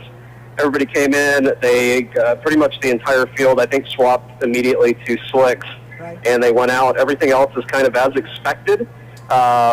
The 1, 2, and 3 cars are leading the Toyotas. The Rockefeller in the number 4 car. He had closed up to the Toyotas a little bit, and then we noticed the laps after he had closed up that actually the Toyotas had put quite a bit of distance on him. So not sure exactly what's going on in that car. We were trackside shooting, so don't have any of the telemetry or the timing exactly on what's going on, but looks like Rockefeller is just a little bit behind the Toyotas so far. Zarin, this is Leo. We were debating in here that the difference And I apologize, I'm looking at the sector timing. It looks like, Lauderer does have the fastest sector time for 1, 2, and 3. And the number 3 cars actually got the next best sector time. So car 1 and 3, I think, were the ones that we had picked at the beginning to be the ones to look for. So Zarin, I know you're shooting, so not to turn this into a too ambitious homework assignment, but you can see sector, we cannot. I'm curious, is a P2... You guys there? Yeah, we're here. Sorry, I'll check. So P2 times versus P1 and How the are- sector times on Delta. how are the sector times on Delta, number 1, and the sector times versus P1 Let me versus see P2? I'm sorry, you said the Delta Wing? Yes. Let me see if I can get that up here. Hang on one second. It's okay. You see at the track, you get a little bit more information than we do. We are not getting sector times over here. Are you, Yep, they're just they're scrolling through the times right now. I'm trying to get back to the Delta Wing here. No, Give me one second. You can get that for the next update. Not that big of a deal. So what we saw with Rockefeller was that they actually went into the garage. They couldn't restart the car, and that put them a lap or so down. I'm sorry, you cut out. I couldn't hear you. The Rockefeller actually went into the garage for about a lap. They couldn't restart the car after the pit stop. Yeah, that's.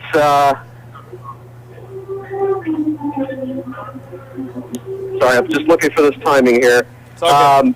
Yeah, it's just. It looks like the gap for him is about 3 minutes and 15 seconds behind. So he's definitely his lap time. His best lap is 3:28.617, versus the number 1 car, which is a 326-302. So there's a pretty big even speed differential between that. All the rest of the cars are in 326, 327, and the number 4 car is in a 328.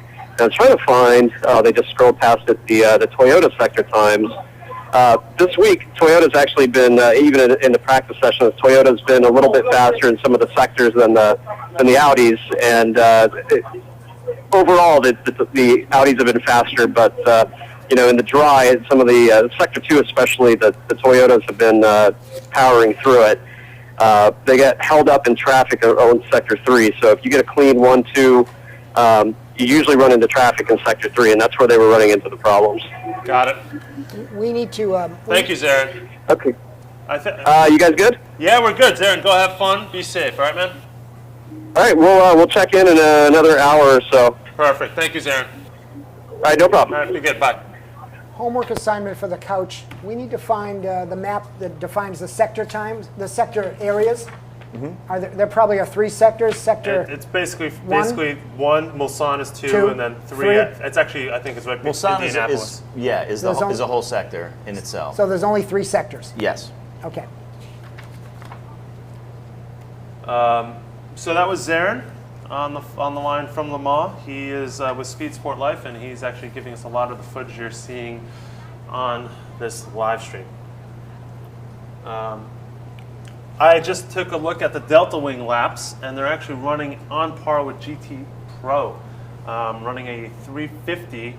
The Delta Wing is actually 9 seconds faster than the Corvettes at this point, which is actually, they're improving.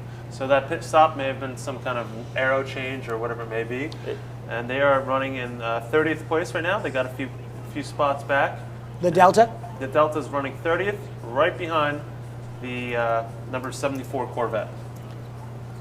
Do we want to run another Franchitti segment as he talks about either the objectives of it or the I would half love of to hear what everything? Boretsky has to say about the Delta Wing. Okay. Boretsky, number 2. Boretsky had some interesting comments about the Delta Wing. Oh, look at that. So no video in pit lane, and there you go, through the eyes of the Corvette, in-car camera, a guy using a still camera for video. What's your point? Just the fact that our credentials work. We'll talk about that later.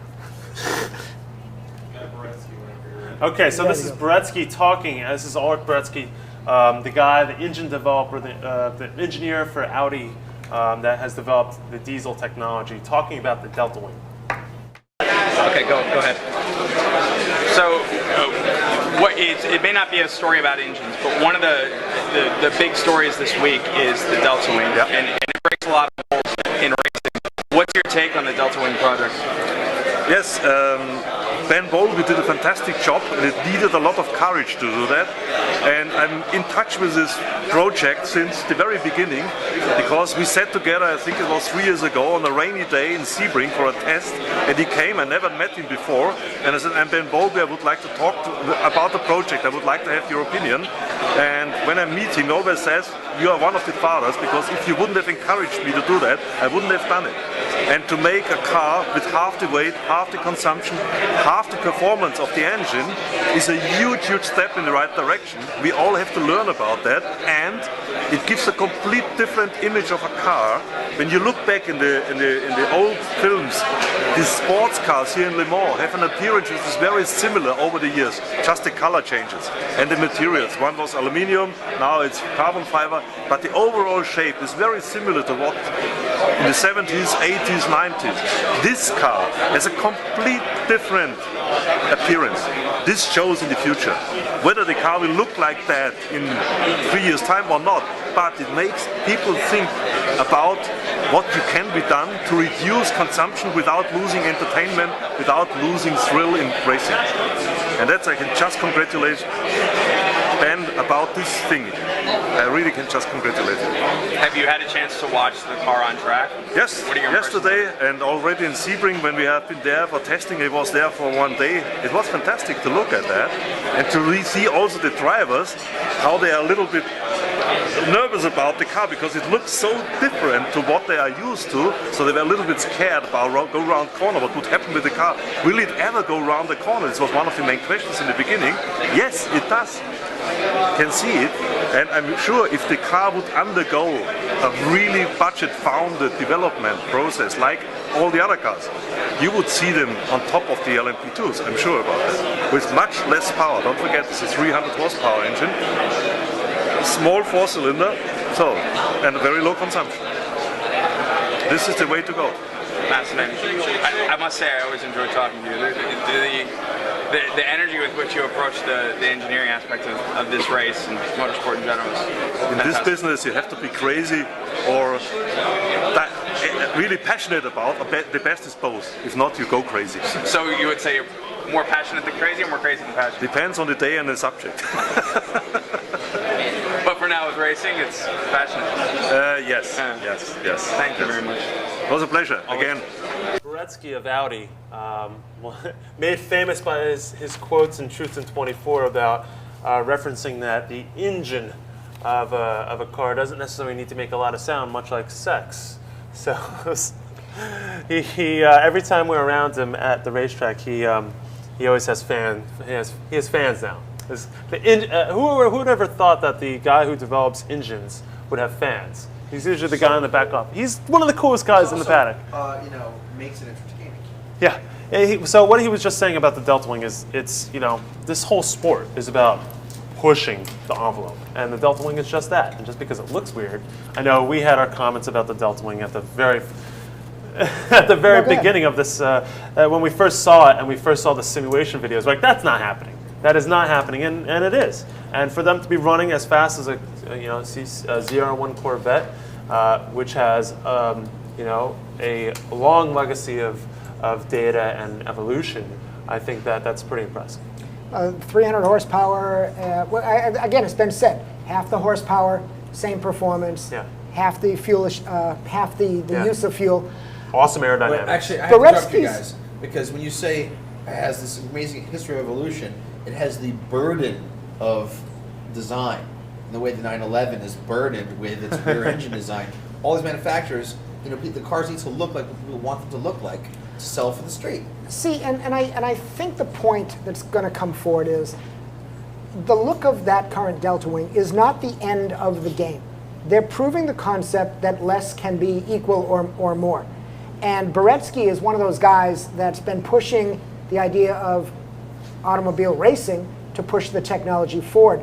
He, I believe, has been very much involved, as all the manufacturers are, in developing the 2014 rules and in developing the future of the sport. So I'm sure he's the type of person who applauds a concept like Delta, challenging the status quo. Now, will they all look that way? Probably not. But when we have time for this, I want very much to be educated by Leo and Spinelli, not JF. Come on. Wait, what's that piece in the road? Some debris. No It's big a deal. grand piano. It's a By the very way, small grand piano. the Aston Corvette battle on GT is very, very cool. Half a second apart from each other still at this point. I read a great article I'm from listening. Automotive Magazine, Leo, I'm listening. about what would happen if Can-Am came back and was unburdened by all kinds of restrictions. And they asked a series of race car designers what they would want their car to look like. And I'd love to hear some of these guys say, if they lifted bullet restrictions, what would they do? One of the great ones was, a race car should look like a combination of a caterpillar and a train, and should literally be a segmented thing with like 20 tiny wheels on both sides, and then it would just basically weave down the track. At 400 miles an hour. The Delta Wing is really cool in that it's the first thing that really looks different. Like it deserves to win. Well, the thing about it is even though it does have a kind of sort of, that looks like a rocket ship, it does still look like a race car in some formation, right? And the thing about what you're saying is that if engineers were to start with a blank slate, if no one ever knew what a car looked like, and engineers had to solve the problem of how to go as fast as they could possibly make a race car go around a racetrack. Cars would look like look a snake. totally different. It would look like a snake, right? Or it would look like something totally different. And shouldn't there be a racing series just for engineers? Yes. I say yes too. I think our audience would probably say yes too. Or not. Maybe they want to see cars looking the way cars look. Was that funny? Not to interrupt your spiel, Spinelli. Go ahead. We actually just got a comment, a request for fake history and like Oh. Fake history of Le Mans? and Vikings. Oh, yeah. Okay. And Josh, I see you've listened to the audience about not having the lower third burn the screens of all our audiences. Thank you. Oh, look at that! Look what you did. See, we're listening. We're See, on we the do chat. actually listen and fix stuff. Yeah, and so if you know, there you go. Are you? By the way, Josh, another thing: are people going to ever be able to Skype in and ask questions? Let's just take it one thing at a time. All right, we're going to take it one thing at a time.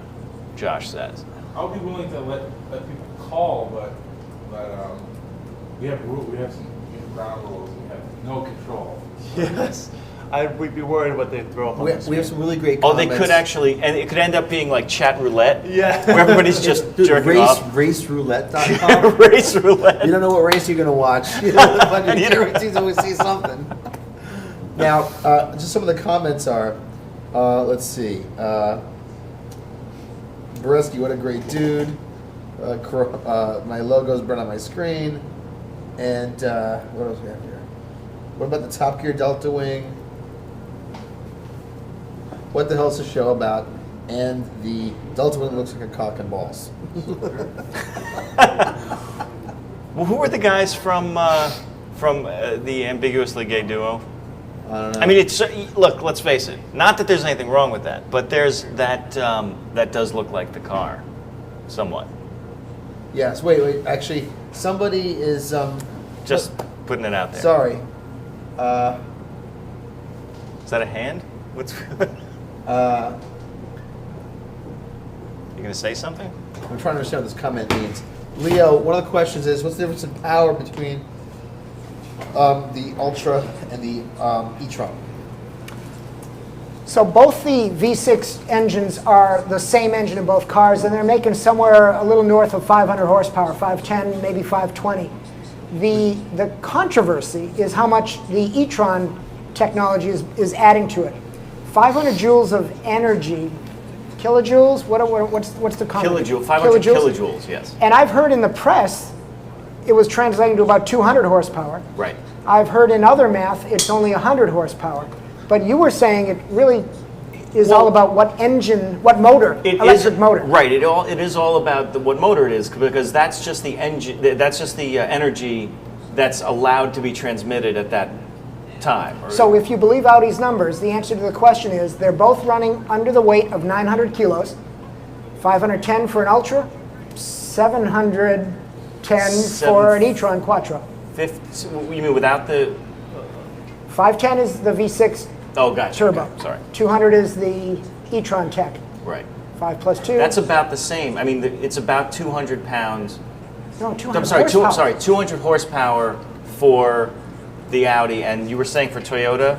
I didn't say Toyota yet. Right, because so we don't actually, Toyota's a little bit, hasn't actually So that was said. a trick. That was a lead the witness. That was a lead the deposition witness. question. No, I wanted to see if you actually had heard, because you've been doing a lot of that kind of research for this. Yeah. But the interesting thing is, yes, it is about the motor that they're using, the electric motor, and it's a function of time, right? So it's how long can the 500 kilojoules keep that motor running and giving them the extra power, right? So in Audi's case, it's about 6 seconds and about 200 horsepower.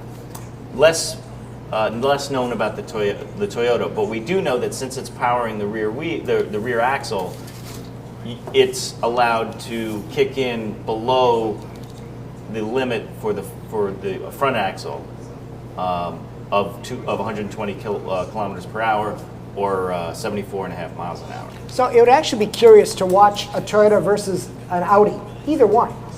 E-tron, however, ideally, to see what happens corner out of one of the hairpins. Yes. Does exactly. the Toyota try to push, apply, and actually, and let me clarify that. The way this hybrid technology works is not like an F1 KERS button. It is integrated into the process. Yes. So all you have to do is drive the car, and it kicks in. Now there are different settings.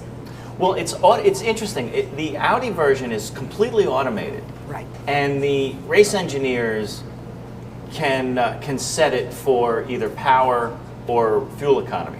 In the Toyota car, it's not, you're right, it's not like F1, so you can't push to pass. There's no, because they're limited to where on the track they can use it, and eventually we're going to talk about this, on exactly where on the track they can use it. It's a coward system. It's but Toyota has the 3 different mappings on the wheel that the driver can change it to. So it can change it to power boost, it can change it to fuel economy only, and then there's a kind of a middle ground in the middle where it's part boost and less boost and a little bit more for fuel economy.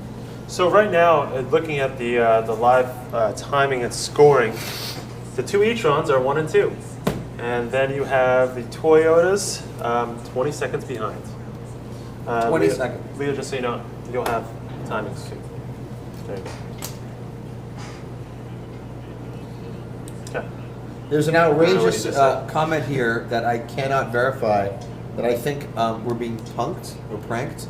I think we've just been made up fake history by a fan who said, by the way, guys, the 82 Le Mans ran 26 hours and 34 minutes because no one was watching the clock. I can't verify that on the That's on the, from on the wiki. What's that from? That's from somewhere. I just saw that. I just read that the other day. Where was that? That's not true. It's not true, but it's Sniff Petrol.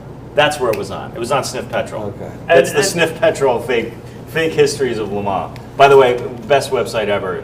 Shout out to Interport. I have to say, for the Toyotas to be this close, this is very close. 20-second gap between the number 2 e-tron to the number 7 Toyota TS hybrid. Almost to say that's very close. I gotta bring up this Toyota thing again. Because wait, what's going on here? He ran out of fuel. I don't know. Okay. All right. That's the pole car. If that's the 59 luxury car, that was the pole-winning GT car. And it was. Leo, would you explain for us in the chat group members exactly what the hell we're doing here? Then I want to discuss Toyota again. Yeah. So what's going on here? Sure. Well, but this is obviously covering the race. By the way, because Josh mentioned this, and a lot of people are saying this, and this is what you do on the radio, is that you always, every hour, every quarter hour, you say exactly what it is that we're doing here for people who are just showing up. Please, someone do that. No, we want you to do that because you're the boss hog of car racing coverage. So welcome to the 25 hours of the 24 hours of Le Mans. We used to call it the Fangasmatastic. I don't know what it could have been. That's not what I called it. Anyway, what we're doing here is we're watching the live streams in studio, including live timing. We are here in New York in our studios. We've got men on the ground at Le Mans. Men. Yes, men. Go on. We've got men on the ground at Le Mans providing us interviews, commentary, and footage. Coming up in the next hour, we're going to have some more interviews from the ground, including some Audi drivers. We've got Botter on tap, as well as McNish, and actually Tom Christensen. We got an interview with him, which we'll pull up shortly. We have 2 pages of interviews. Yeah, so we've got a lot of stuff coming up. We've got Charles Morgan, who will be calling in very shortly. His LMP2 car is actually leading its class. Let's be clear, Charles Morgan, president of Morgan Motor Cars. Yes, 3rd generation Morgan to run the company. And I just bought a Morgan 3-wheeler. I don't care if they win or not, Morgan's the best. So the people on the couch are part of the entire drive crew. Yes. Right. We can't broadcast the race, so we're doing the right thing, and that's sharing the experience with you guys in terms of chat, sharing information that isn't maybe on the race broadcast, and just having a good time with racing. So we're the children's table. This is the adult table over here. We're the kids table. We're also like in Cheap Trick. They're the 2 guys that are like really respectable looking, and then the 2 guys that are just totally off the wall. Leo's clearly the right, vocalist. JF is playing rhythm guitar. Right.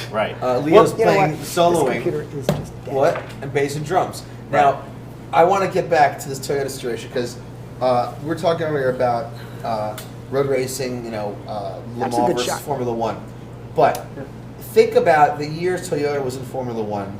They never did well. They threw $gazillion at it, but it never felt like, at least to me, like a project by a world-class car company putting their best foot forward. Leo. I'm looking right at Leo. Don't interrupt Leo. I'm going to ask a question to Leo right now. Go ahead. Do you not think that Toyota's terrible scandals with the Prius last few years made them rethink where they're going to spend real money on racing, and that they should enter a series where there is a closer relationship to road cars and they have a better chance of winning? I think the real genesis of it is Mr. Toyota, the young Toyota that's now the CEO. Even when I was there way back leaving in '95, they had always talked about wanting the brand to have more personality and passion. And there had been, frankly, some poor attempts to make that happen. This young Toyota believes in that, believes the cars should have personality, believes in motorsport. He always has his driving suit on. And I think that has been the driving force, if I could use the cliche, to make Toyota go in this direction. That the events of their business has forced them to step that up even more, I think speaks a lot to, we need to do it now, we can't screw around, we have to do it right. That they are connecting the dots finally with a hybrid technology and what they've built their brand on, Prius, is only logical. So I think the connection that we always talk about having these type of sports cars closer to the cars, them coming out with an 86 that they just announced, they're going to race in Super GT. To do this type of thing, to have the car literally painted blue, because blue is the Toyota hybrid color, not red. It all speaks to why and how to do it this way. My challenge is that they're going to spend mega bucks again. And this is a good debut so far, very early into the race.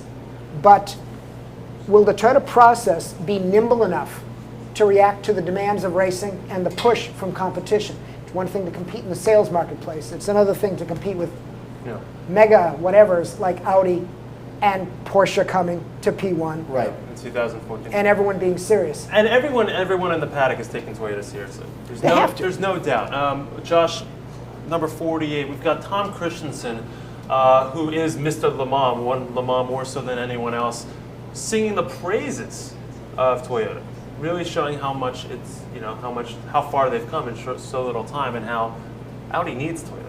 And then after that, if there's another question, Alex, we'll pick it up. Okay, so we're going to pull up Tom Christensen. We got an interview with him yesterday, right before the parade. He went into great depth about how Toyota is really on top of their game. Josh? Certainly, great respect for them. They have done a good job. The car looks really good. They have made sure that they got drivers with feedback from another manufacturer who is unfortunately not here. So in that sense, they did really well. In Sector 2 at the pre-test, they did the fastest time. That's the top speed sector with both the Hinedia and the Mulsanne straight. So for sure, it didn't seem like they had any significant. They didn't stay in the pits. They were always on track. And it seems like they had a good test day like us. And I'm sure like what we will do is, of course, use the experience from the test day to go even stronger coming into the race. So will we. And I see the race very, very open in that sense. A lot of respect for them. And it will be very important to see how long you can go on one tank of fuel. And as you know, there's some difference there, which you didn't mention. But we have 58 liters of fuel available in our car, 60 liters in our two sister cars, the Ultras, and 73 liters in the gasoline of the hybrid of the Toyotas. Tom Christensen on Toyota, and Toyota, again, thank God they're here, because this would not be an interesting race if they didn't show up. And I'm very curious to see what incentives they had from the ACO and the governing body to do this program. I'm really curious to see who suggested to them, or was it maybe an internal thought? Maybe this was something that they wanted to do with their F1 budget.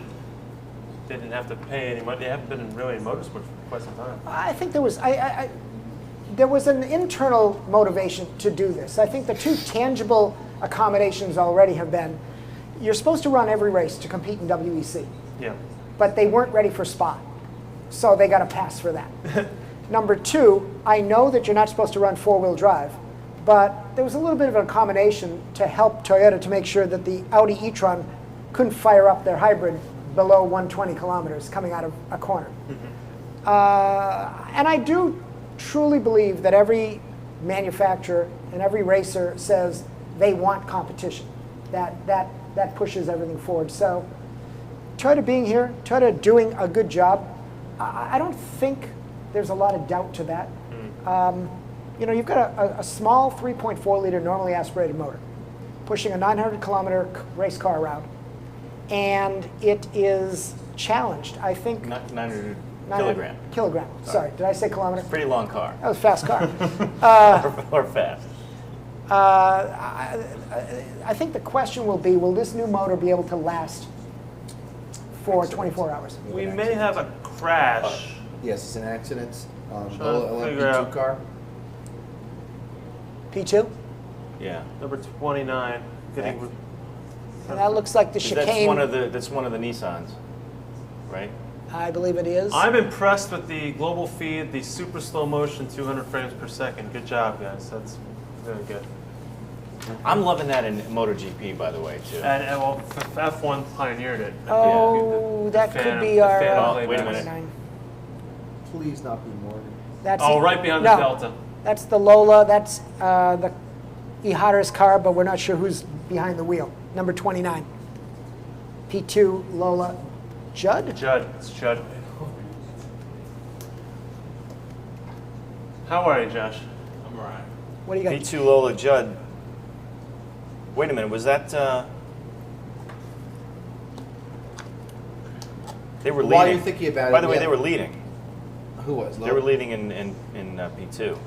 Another chat question of who the hell we are. Anyone give the 10-second recap of who we are, what we're doing? You could run our intro. Yeah, I think it may be a good time. Why don't we run the intro every half hour or something, or every 15 minutes, Josh? By the way, we have another comment. Every other minute. Love this every other coverage. minute. Love the coverage. Love Drive. I've never watched Le Mans before, and I'm playing it on Gran Turismo at the same time as watching you.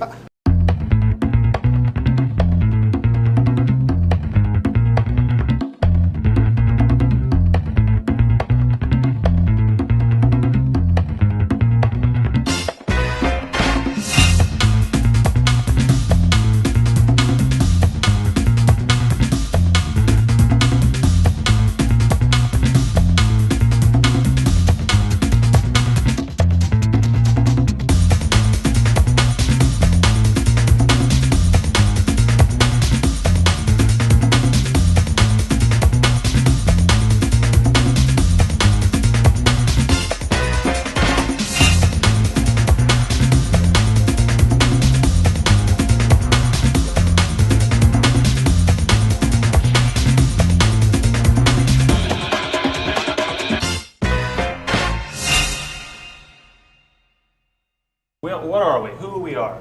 So as part of the Drive Network, we are, well, this is the 25 hours of the 24 hours of Le Mans. Part of our objective here is to have a viewing party. We don't have the rights to actually show on-track footage, but we have people on the ground. Two camera guys actually shooting footage for us as we speak. They will be Skyping in and presenting us that footage shortly. They're just trying to get their stories together as is. We already have a, Delta Wing just had a mishap. Delta Wing had a tank slap? So what we're trying to do here is really bring the viewing experience to your I guess your computer screen. Watch the feed along with us. There are plenty of feeds out there in the US. You've got Speed TV, which is active right now. You also have Eurosport in the UK and plenty of other places around the globe. Ask your questions, we can get you answers. We have people on the ground. We're going to be interviewing a few people via phone. Charles Morgan, as what we've said before, was good friends with Alex. We're also going to have Doug Feehan joining in eventually. From Corvette. We also have some drivers that will be calling in, as well as John Hindhoff from Radio Le Mans after his first stint will be joining us via Skype. So we also have we also have playing Forza later on the Le Mans track against me and Josh Vitsa, not on camera, and you guys have been asking for a VitaCam. No pizza camp for now, maybe later No. today. So the bottom line of all that is, Drive has always been built on this premise of taking you places and having the conversation about the passion of cars. Yes. And how many of us have screamed at the TV camera on a race broadcast? Yes. And how many enjoy doing things with your friends versus alone? Yes. So look, we're not going to be the end-all, be-all of all information, but we can have a conversation, we can share opinions. Yep. And maybe we're going to look at it from our perspective, not the official, formal racing look or PR spew. Yep. And that's the whole point of why we're here. You were commenting just very quickly as we're watching the race. The Delta had a little moment in the brake zone. Yeah. And here's the deal on Delta as far as I'd like to have you all consider. The proof of concept is working in terms of speed, but they are in completely new territory. They've never run this thing more than 2 hours. So all of the balance of the car is in the back of the car. Yeah. That's its strength of stability. There's something going on with the diff and torsion, whatever, and the braking, and it's supposed to be stable. If they're having a moment in the brake zone and the balance of the car is not there and the rear's moving around, that's not a fail. They're testing the concept. But we're now going to get into this test pilot area. In most racing cars, on the braking, you've got almost 70% of the braking energy on the front wheels. With a very narrow front end, you've got problems. Well, and especially trail braking doesn't really happen that well. So they're adding more brake bias to the rear on the Delta line. Well, 70% of the mass is back there. Yeah. So it's interesting, and we haven't been smart enough to ask that question of Marino Franchitti, but how he drives the car has to be somewhat different because he doesn't have those traditional adjustment features. So we just had a quick shot of the numbers. 80 Flying Lizard car just went off. That's our pro car, right? Getting pulled. Yeah, that's. I think it's Jorg in the car right now. They're in the kitty litter right now. Going to be pulled out. I think that was closing in on Arnage. It looked like. It was fast. Or was that Indianapolis? Yeah, your track map. Yeah, that was Indianapolis. Sorry. Someone said, "Hey, Chris Harris." So actually, I switched to my camera for a minute. Oh, and I was right? Funny, you guys. Right? You know, nobody caught it. That was funny. I caught it. That was funny as hell. So we're going to have Mike Musto chiming in later this afternoon from the West Coast, as well as Matt Farah. And actually, Chris Harris will be calling in. He's on a shoot right now with Andy Green, the fastest man in the world. So he cannot Skype in, but he will be calling in. Well, I can't wait to talk to Mike and Matt and explain to them that 510 horsepower goes freaking faster than 1,000 horsepower Europas or whatever the hell he drove. Sorry, did you guys see the Lizard go up? Yeah, we saw it. We referenced it. Yeah, number 80. Lizard car went off, but it looked like they were pulling him out of the sand trap. Kitty litter. Didn't come in contact with anything. It was just a braking error. So the jump to conclusion is, of course the Porsche is running with these cars. They're driving their ass off to stay close. Yeah. Well, they are, and it seems like the new body, as we were saying before, is not up to par with actually the old chassis because we've got the amateur Lizard's car actually in front of the pro Lizard car. Accident. What accident? Somebody. Flying lizards. Oh, man. He's literally not listening to this conversation. You just weren't listening. That's cool. It's fine now. Oh my God! Sorry, I've been waiting.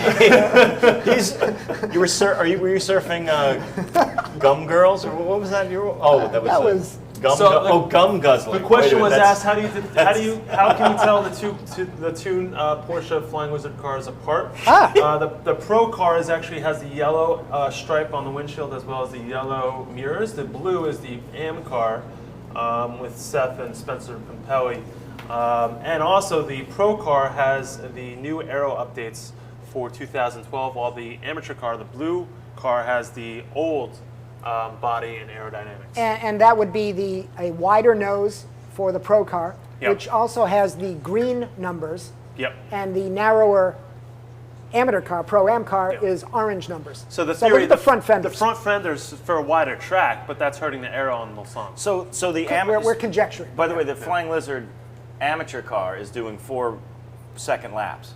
4-second laps? 404? Yeah. 400. The last lap was 4:00. Sorry, 4-second laps. Mike Spinelli. No, seriously. Well, we're good. We got it. Sorry. Oh, I already swore. Yeah, all right, whatever. Okay, so last lap was 4:01. Which is the amount of time it took for you to say that. Well, because JF had to make a damn issue out of it. That's all right. Sorry, it's fine. sorry. It's fine. No, it's cool. It's cool. By the way, I'm having trouble watching the race, but I want everyone to pay attention as these cars go down the straightaways. The closing rate and the change of speed is not that different. I mean, an Audi still has to work to get by a GT car. A P2 car really has to work to get by a GT car. Right. You know, we may not have the numbers exactly right, but there's not a big speed differential. It's true, but my point was to emphasize what you guys, or at least to add some actual numbers to what you guys were talking about. Because if the top Lizard amateur car is doing 4-minute laps, you know, they are right up there with they're right there with Corvette with the latest Corvette Racing Pro car. And to be clear, the spec between a GTE Pro and AM is not different. It's the same car. Right. Now, in Lizard's case, they chose to run 2 different configurations, modern, current car, and last year's. But the for all intents and purposes, and I'm going to make myself a liar, the rules allow equal cars. But the Labra Corvettes are last year's cars. The Corvette Racing factory team are running this year's cars. So there are some differences. Some of the aerodynamics can transfer over, but I'm sure there are some gaps. But when you look at the Porsches, you know, a GTM car and a GT Pro car could be the exact same spec. So now we're down to the drivers and the ability of the team. So I'm trying to pull up the team radio for the Lizards right now. Okay. Josh, I'm going to just try to see if it works. And I'm going to take another stab at some timing and scoring. Alex, did you want to, I fear but out of respect, did you want to talk more about the Toyota thing? You had another question? That's exactly what I want. I said what I wanted to say. Actually, you know, well, okay, so let me do this. So the Japanese have kind of snuck their way back into Le Mans. We've got Nissan, we've got Honda, we've got Mazda coming. When are we going to see an American LMP1 car? I was going to say, what other brands should be racing at Le Mans that maybe aren't? Ford. Why do you think they aren't? Seriously, why do you think these guys are not here at Le Mans? I think, can I just throw one thing really quickly? I fear you're right. I fear that they're so mortgaged getting the rest of the company together. Ford. Aren't they paying off their loans? No. They didn't take any loans, so they mortgaged everything in the company. No, what I'm saying is I think that's called a loan. No, but they didn't take the government loans. I'm sorry. Okay. No, but that's not the point. I'm trying to make with that is that they are actually in more. They have to be a little bit more conservative right at this moment with the rate, because that's why they're you know, toning down their racing business a little bit, and they are. I mean, and honestly, like if you look at how they've pulled back in WRC, they've been pulling back, and they're kind of they're not leading anywhere except for NASCAR a little bit. But so to my point to that is that yes, they should be here, but they're not going to be here until they start showing profits at least 2 more years that they can do this and not piss the bankers off. Well, I'm going to give you a different reason. Okay. Okay, go ahead. You go ahead. That reason makes sense on a global scale, but Corvette, Chevy. The Corvette is sold in Europe. Yeah. The Mustang is not sold in Europe. Right. So right off the bat, Le Mans is like F1 is more popular outside the U.S. than within. It just doesn't make, like, your snap reaction is gotta win in a Mustang. It's gonna build sales, because it's not. Yeah. So what else are they gonna feel? They don't make another race car. They don't make a car that translates. So right now, and they don't see. I don't think they see. Hands down the pit lane. Sorry. David. I don't think they see the Pan brand, which is a new phrase that's invented. Pan brand. Pan brand or trans model range benefits of, you know, Focus sales being improved by a Mustang winning. No, I just don't think they see it. Well, and to your point, Ford GT is not only not in their lineup right now, it's not the kind of brand extension that Chevy has with Corvette. It's not, just not big enough. I'd say you're right, except that the Ford GT, even made temporarily, is a way greater statement of Ford's coolness than the Chevy Corvette. I totally agree with you. So what if we, and I understand, and many parts agree with what you both said, but look at Audi and even Toyota. They're racing the brand. Now, it does seem that Ford has taken the position of racing the cars, the car models. X Game Rallycross has a little Fiesta, Fiesta WRC, Mustang here.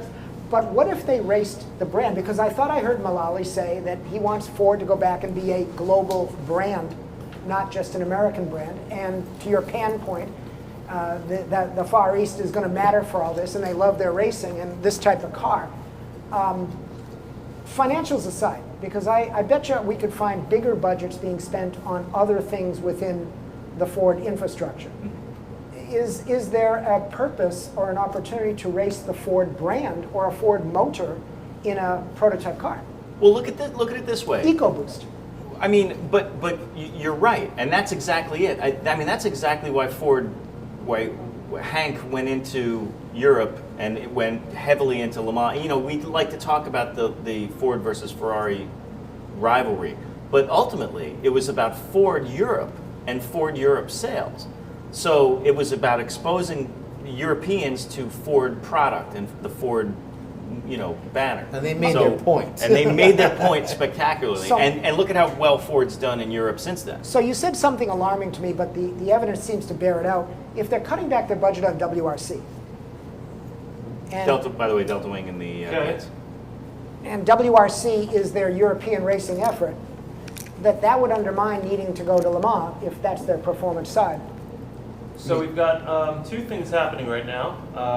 Well, we've got the Delta Wing, which is in the garage. We're trying to figure out what's going on there. Ferrari just went off right before the front straight.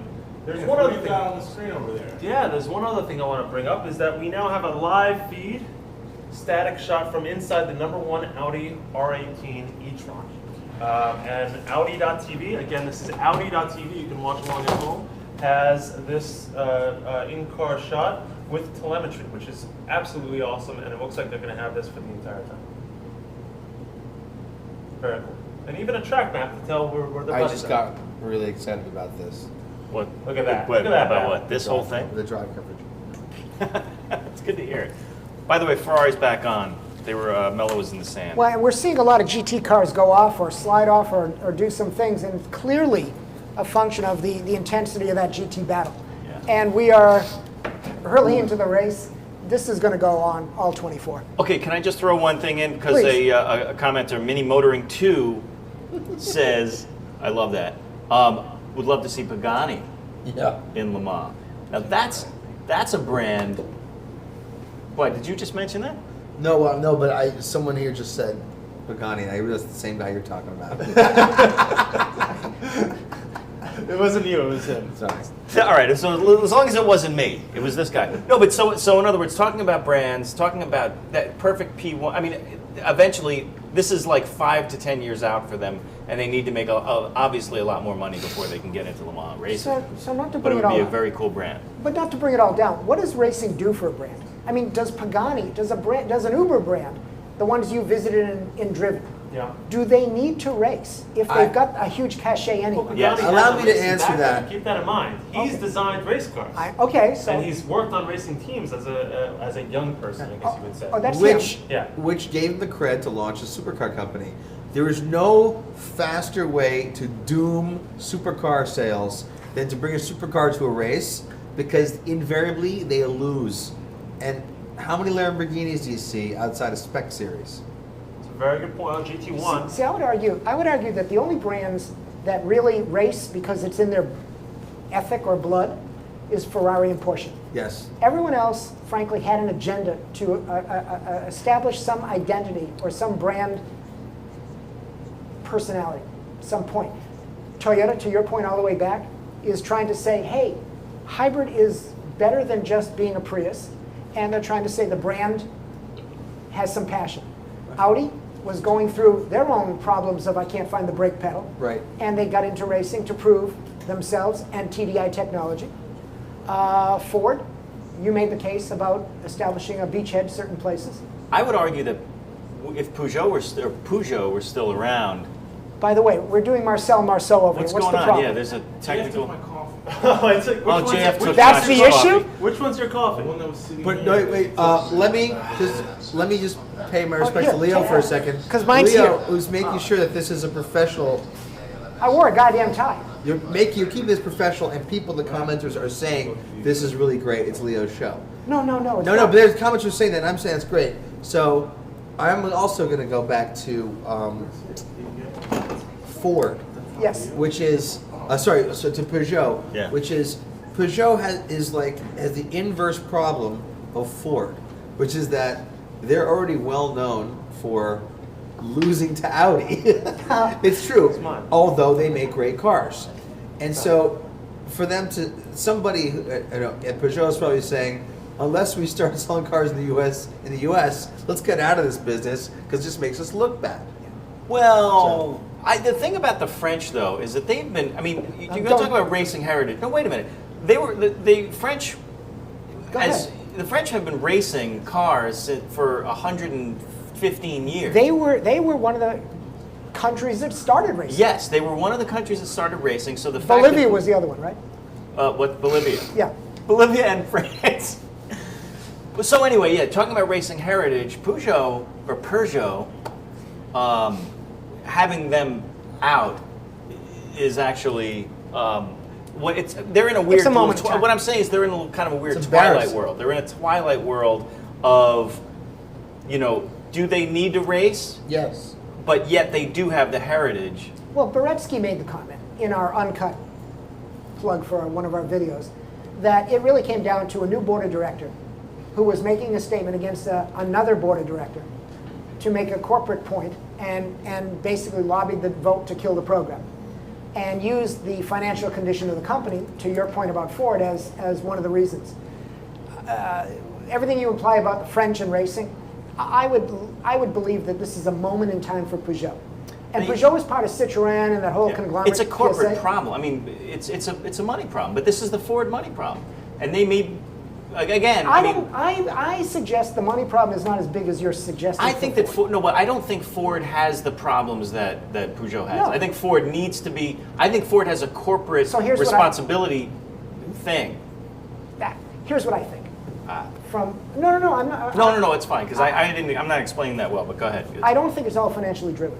I get a sense from things that I've been told that there is a mindset that we want to do more for less in racing, and I'm going to pick on them, but I'm going to use them as an example. Ford decided that they can get more bang for their buck spending X amount of dollars less with a Ken Block and a global rallycross and get the audience they want than investing in Le Mans and going against these mega budgets. Sure. As someone who is internal to Ford, a corporate decision maker, not Jim Farley, said, oh, Le Mans, we've already done that. And taking this posture that 50 years ago of history and accomplishment is good enough for today. I bet you there are kids that can't name the Beatles, and I bet you there are kids that have no idea that Ford won Le Mans. And if that is the philosophy, that history is good enough, somewhere along the line, if these 2014 rules mean anything about proof of technology and connecting the dots to car technology, then if Ford's not here, it'll be glaring from their absence. So we're getting word that the Delta Wing has a gearbox problem. And that is the That's why fundamental it's to the car. That's why it's in the garage. Honestly, there's a clip that I want you to run, please, from Fankiti on number 15, if you could. Because as we describe the car, everything is happening at the back of the car. Not just the mass, but that gearbox differential torsion thing is allowing the car to rotate and turn and really controlling a big part of how this concept works. How they've been working through the development of that, I think Dario Marino had a few things to say. We had a lot of gearbox issues to begin with. Once we solved them, things really came on apace. Sebring was that was our second big test. That was very important because it's such a rough track, so hot, it allowed us to break a lot of stuff, find out what was weak, come back to England, we started testing here, got a lot of wet running like it is today, so it could be important in the race. And it's just like a normal development process compressed into a completely different level because it's so different. The car's so revolutionary, and so different from anything that that's gone before. First, Pagani was noted by a commenter, Mr. Poulet Surprise. That's his name. Chicken Surprise? Yes. Really? It's spelled pullet. That Pagani came to Le Mans in 2003, privateer. They did really 10 laps. Josh, we're having some audio issues, they're saying. They don't hear us. Oh, and by the way, I quote another commenter, Max Payne 19146. It seems like Alex's man cave last year was more comfortable than this set. And I concur. It was. There were. You also have a bar. So are we bitching already about the hospitality? No. But can I throw something in because audio. you were. We have audio issues. Audio issues. Okay. No, it's good. It's good. I just fixed checked it. We're back. Okay. So commenters are talking about. They're mentioning other brands like BMW. Like BMW, of course, BMW, but also Bentley and Jag. Interesting. So is Le Mans, is the future of Le Mans all about only high-end brands? In other words, is this going to be a kind of 99%er sort of race, right? And then you've got the other kind of more grassroots, down home kind of lower end races, and then it's the big. The prestige brands. I wouldn't consider Corvette a prestige brand. No, I'm just saying. Or Toyota. Well, all right, then just consider LMP1. Okay, Toyota. No, forget about Toyota. No, you know I'm what I'm not saying. saying I've got I'm not some saying money should. But what I'm saying is the question is I not understand. that it is. I actually understand. Okay, thank you. Go ahead. Okay, so this is the trap of when you start to say literally, I can't see you because of JF. Jeff's ego. That's okay. This is the trap when you literally talk about sports cars connecting to the sports car racing. Right. Versus a Chevy, not Cobalt, what are they running right now? Cruise. Cruise and WTCC. Okay, should that be racing at Le Mans? But to the point that everyone's trying to make, the brand can race in some of these prototype categories and tell their story. I think there's a logical rush and need for the BMWs and the Jaguars, and there's been rumor du jour of Bentley coming back to Le Mans. They won 6 before, they won as a pseudo Audi in 90, whatever the heck it was. It feels natural those brands to come back. And JF's Corvette point is it's a sports car, it's not a high-end sports car. Right. You want to see these high-end cars race. Should they be the only ones racing? No, I think if the rules are proving themselves out, they want to see more. Now, the X factor in the rules, and I saw some comments that I hope completely misunderstood what these 2014 rules are all about, were suggesting, well, they're really just written to allow F1 engines to be detuned and come in. And if it really does skew that way, then you get into the argument of who's got the budget, who's got the high-end mentality. And General Motors, for example, is comfortable racing Corvette because it is a sports car, but they're not comfortable investing in F1 engines because it's too elite. Logic says Jaguar and BMW should race. You hope that other brands, like maybe a Hyundai, is trying to establish itself as a credible global brand, would think to embrace something like this. But now I'm pontificating. That wasn't the intent. No, it's interesting but then you sort of look at the old, the way that a Bentley and a Jag have gone racing before. It's been with a partner like Walkinshaw, right? In the old days, like who would be the Walkinshaw of now has a shop that could build a great car that could win for because they did it for Jag, they did it even for Porsche one year. Right. I think it was just 1 year. But No, I think you're right. God, I don't know what to say because not all of it is outsourced. Corvette outsourcing is the question. Corvette right? Pratt and Miller. The Audi shop, if I recall, was originally the Toyota GT1 race shop and transferred over, and then they used outside people, but then took it in-house. It depends on how you want to commit your resources and where you find the best talent to get it done. I would think that someone like Tata with Jaguar would want to outsource it. I would think that someone like a BMW would do it in-house. Well, and Mercedes? What I was going to say is I think there's a conceptual problem in how brands view racing. because Audi has, I mean, even Audi, which does probably the best job of translating race car tech to the street. Yeah, it is. You know, think about it. Think about how many companies there are building cars. And here we are at the premier endurance racing event of the year. And how many brands are there in the top class that sell cars for the street? Well, you're absolutely right. I mean, there's been too many corporate meetings I've been in where the internals of the company don't see racing as a technology transfer. They see it as a pure marketing exercise. And suddenly, you're having the debate of ROI versus a Super Bowl campaign or a social media campaign versus building a race car and doing this.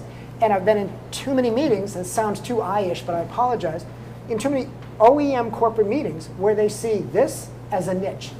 And Audi has done a good job of transferring the essence of diesel technology to broader than just the niche. I remember a Porsche commercial that had the yellow DHL LMP car next to a Cayenne SUV to basically explain the heritage transfer and the ethic of what it drives like. Racing is a theme to communicate a story. Some damage on this tire. So I'm going to step in. Guys, I hate to interrupt, but this conversation is getting a little heady. We're in the weeds, but I just wanted to, can I throw one more thing out? Leo, just 10 minutes of 24 hours. By the way. A commenter just reminded me that the Walkinshaw thing is actually current because ProDrive, it's like ProDrive doing Aston Martin. Just so to wait, JF. Yes.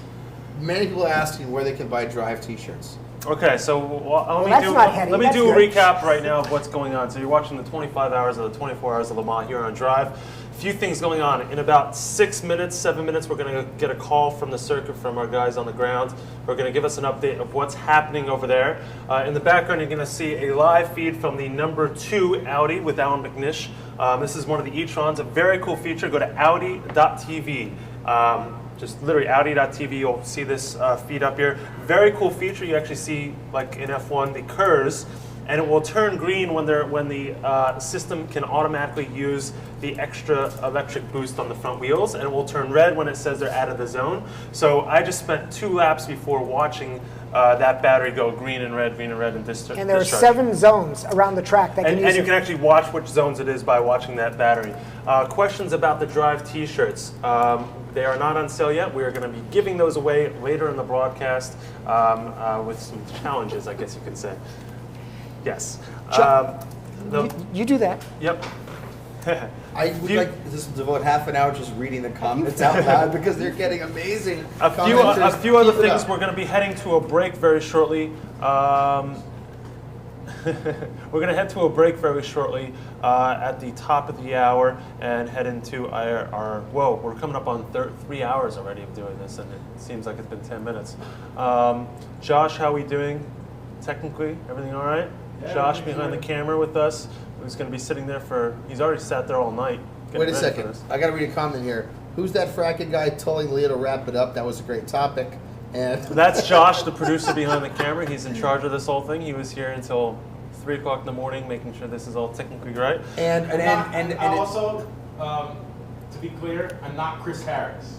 Okay. English accent, and I'm not Chris Harris. That's a nice bike behind you, by the way. Yeah, whose bike is that? Nice bike. Also, we have a comment from Dr. Go Fast of boobs, and I'm gonna flag him now. If he wants boobs, just look at the front of the Toyota. Those fenders are pretty. And, nice. That's well done. Yes, Leo, you hit it on the head. And most importantly, desperate request for Holden to come to Le Mans. He's early. Okay, this is coming from Le Mans. Zarin. Hey guys, how are you? Good, how are you? How is everything over there? Good. Got a couple updates for you. Everybody's kind of settling into their rhythm here. Water is still out front. McNish in second place, but Alexander Wurz is actually in the Toyota running faster laps right now than the lead Audis. The Loic Duval in the number 4 Audi, he's back in fifth place, and I'm sorry, in the 3 Audi in 5th place. And the issue with the number 4 car was Rockefeller had complained about a vibration, and he kind of fell back. They brought him in, changed all 4 tires, everything looked okay, sent him back out. The Delta Wing came in just a little bit ago for a gearbox issue, and it's still in. They say that it's going to be mended soon and back out. In LMGT Pro, Oliver Gavin is leading, and GTA EM, Patrick Delay is leading it over there. So everybody's kind of settling into their rhythm for the second hour, and kind of seeing what's. We're going to kind of get into pit stops here soon, and we should have some more updates. What's the vibe like at the track right now? What's that? What's the vibe? What's the atmosphere like? The atmosphere is fantastic. Everybody, showed up early. The stands filled in early when it was pouring rain. The sun is out. There's not a sign that there was any rain at all. A lot of excitement, a lot of energy. Everybody's up. Everybody's running around. Lots of excitement for of course, all the Nissans out there. There are a lot of Tuscarora flags out in the stands. Even though they've been having some difficulty, there's still a lot of energy and a lot of hope for those guys. I hope you guys can hear kind of some of the sounds in the background, but it is packed out here, and everybody's having an absolutely wonderful time. We saw everybody out there with smiles on their faces, and like I said, everybody's kind of getting their rhythm, and we'll see how it progresses. Awesome. Leo has a question for you. Hold on. Of course, I got two. The first one, getting their rhythm. Do you feel there's still some racing out there? You're seeing passes. You're seeing people be aggressive. Zarin, did you get that? Nope, didn't hear it. Are people still being aggressive out there? Is it full-on sprint race, or what kind of what's it like on track with the passing? Well, we're seeing from Toyota. It looks like Toyota is not really holding anything back right now. The Lauderer is still turning he's been consistently in the 330s, but Alexander Wirth is kind of chipping away in third place, also kind of keeping the same pace as the number one car. So I think for Toyota and Audi, this is definitely not going to be a sprint race. This is going to be a sprint race to the end. Nobody's kind of taking it easy. I don't know that we're still well off from the qualifying times, but it's still very early in the race. I think Audi wants to kind of keep their distance from the Toyotas, and once they kind of build that lead up, then maybe we'll see them kind of settle in and make the Toyotas chase them a little bit. One last thing, the GT battle. Are you guys paying close attention to the Aston Corvette battle? Right now, I'll be honest with you, we've been keeping up with prototypes because there's a lot going on in there. It's okay. I will check back on the next update. We'll kind of have a better idea of what's going on in the GT stuff. Perfect. Thank you, Zarin. I think that's all we got for now. Go have fun. Be safe. Okay, we'll probably have George call in for the next one. Thank you, Zarin. Thanks, sir. All right, bye. That's Zarin from Speed Sport Life on the Ground near pit lane. A few questions. The Toyota versus Audi hybrid systems. You want to give a little technical explanation from the chat? Two definite different approaches. Audi is running the Porsche flywheel system to capture energy, putting the power into electric motors in the front wheels, so they're running basically a quattro configuration, four-wheel drive, electric on the front. Toyota is running power and the process through the rear tires and rear wheels, and they're running the charge into supercapacitors, which are basically capacitors, which are basically I never watched the Back to the Future movie. I have no idea, but those are super batteries, and what they do is collect charge fast, hold more, and expend it quicker. Right, push it to the engine motor, and actually less heat. A little bit less heat, a little bit less for cooling issues. Lithium-ion batteries, obviously a big cooling problem there for them. So you've got those super C things, rear drive, flywheel, front drive, all of it pumping out somewhere around 200 horsepower to add to the normally aspirated engine in the Toyota, a V8, and a single turbo V6 in the Audi, a turbo diesel. Right. So can't be more different. Kind of interesting, about 200 pounds it adds, these systems add. But because Le Mans prototypes have the conceit of the second drive, of the passenger, they're able to put these systems in the passenger seat and actually end up, or the heaviest parts of them in the passenger side, so to keep the weight balanced, actually. Yeah, exactly. And as it turns out, the whole method to the madness of the whole ultra configuration or design philosophy for Audi was to create weight space to add this e-tron system and not go over the 900 kilo weight of a P car. So a lot of these things are driven by the hybrid rules for this year, right? So there's a 500 kilojoule limit. Maybe if you follow electricity, that's the amount of energy. How much amount of Starbucks? It's the amount of energy. Starbucks you can to charge yourself. Yeah. Right. The amount of energy you can. How many Red Bulls does that translate? That's a lot of Red Bulls. Yeah. Okay. So. I thought we were still talking about this, but you. No, sorry. Wait a minute. You've got 8 more minutes before Josh tells us we've gone too intellectual. Right. You know, this is what happens. This is what happens when you get a GRE for a high school diploma. It was just you. And a lot of people are saying, let the guys who are not as well dressed talk. Yeah. Let me just point out a super geek feature of the Audi coverage on the screen behind you. Yes. Is on the right side of the screen, and on the top you'll notice the G meters. The G meters on this are very cool. And that is one of the nicest graphical depictions of the dynamics of what's actually happening. So cool. Yeah, really nicely How done. high is it going? What type of read are we I saw getting? 1.6 on Orange. So unlike the Cadillac, it goes more than 0.46? I'm sorry, Cadillac. I know your car handles like 0.9 Gs. I'm just really, just the commercial. Just what a great job they did. They've done this interface is Really great. nice. And actually, when you look at the data that coming off the car, they actually label what turn they're in. What is this? Is this gas and brake? What is it? That's speed, and then you've RPM? got RPM. Yeah. Wow. Very cool. And they label the turns. I mean, it's really the nicest. This is the best interface. Telemetry I've ever seen. Yep. I have to agree. This is Audi.tv.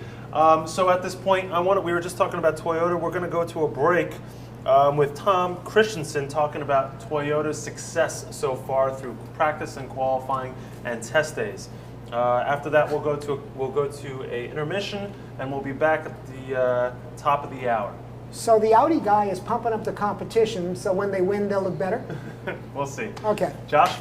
Certainly, great respect for them. They have done a good job. The car looks really good.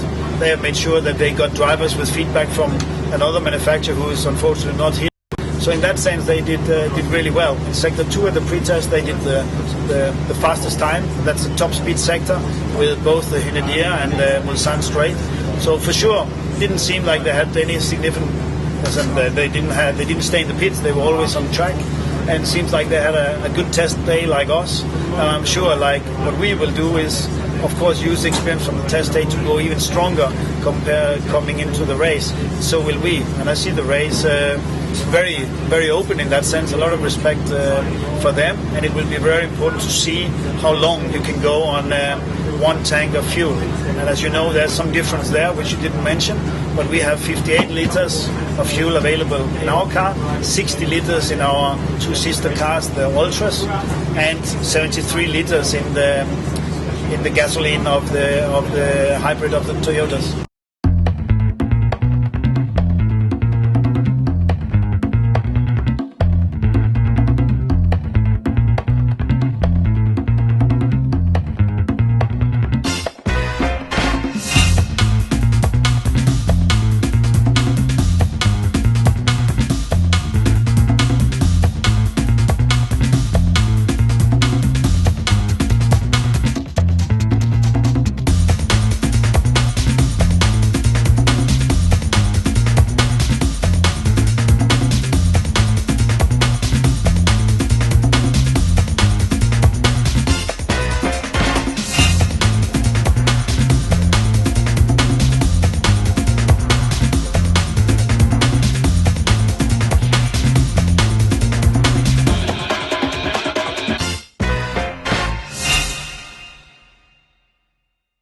As if everyone else can't survive this, so all right, thank you, Leo. I was panicked to flush the toilet. I had the mic on. So welcome to the 25 hours of the 24 hours of Le Mans. We are here at Drive Studios in New York. We've got 2 guys on the ground at Le Mans, and what we're trying to do at this point is recap the race coming up. I know there's been a lot of things going on. So far, up top, we've got the 2 Audi e-trons, 1 and 2. The Toyota, the number 7 Toyota is running 3rd. a mere 65 seconds behind number 2, which is not that bad considering that this is their first Le Mans outing in years. 3-minute plus lap, so they're on the same lap. Yeah, and then we've got in 4th place we've got the first Ultra being driven right now by Duval, which is they're running about comparable lap times to the e-trons right now, which is pretty cool. I think there's a little bit of pacing going on right now. Yeah. So if you guys want to watch along with us on a particular feed in the U.S., Speed is currently broadcasting. In Europe, you've got Eurosport. Right here behind us is the Audi feed from Audi.tv. They're running a continuous in-car feed with telemetry from all their particular cars. This is Lauderer.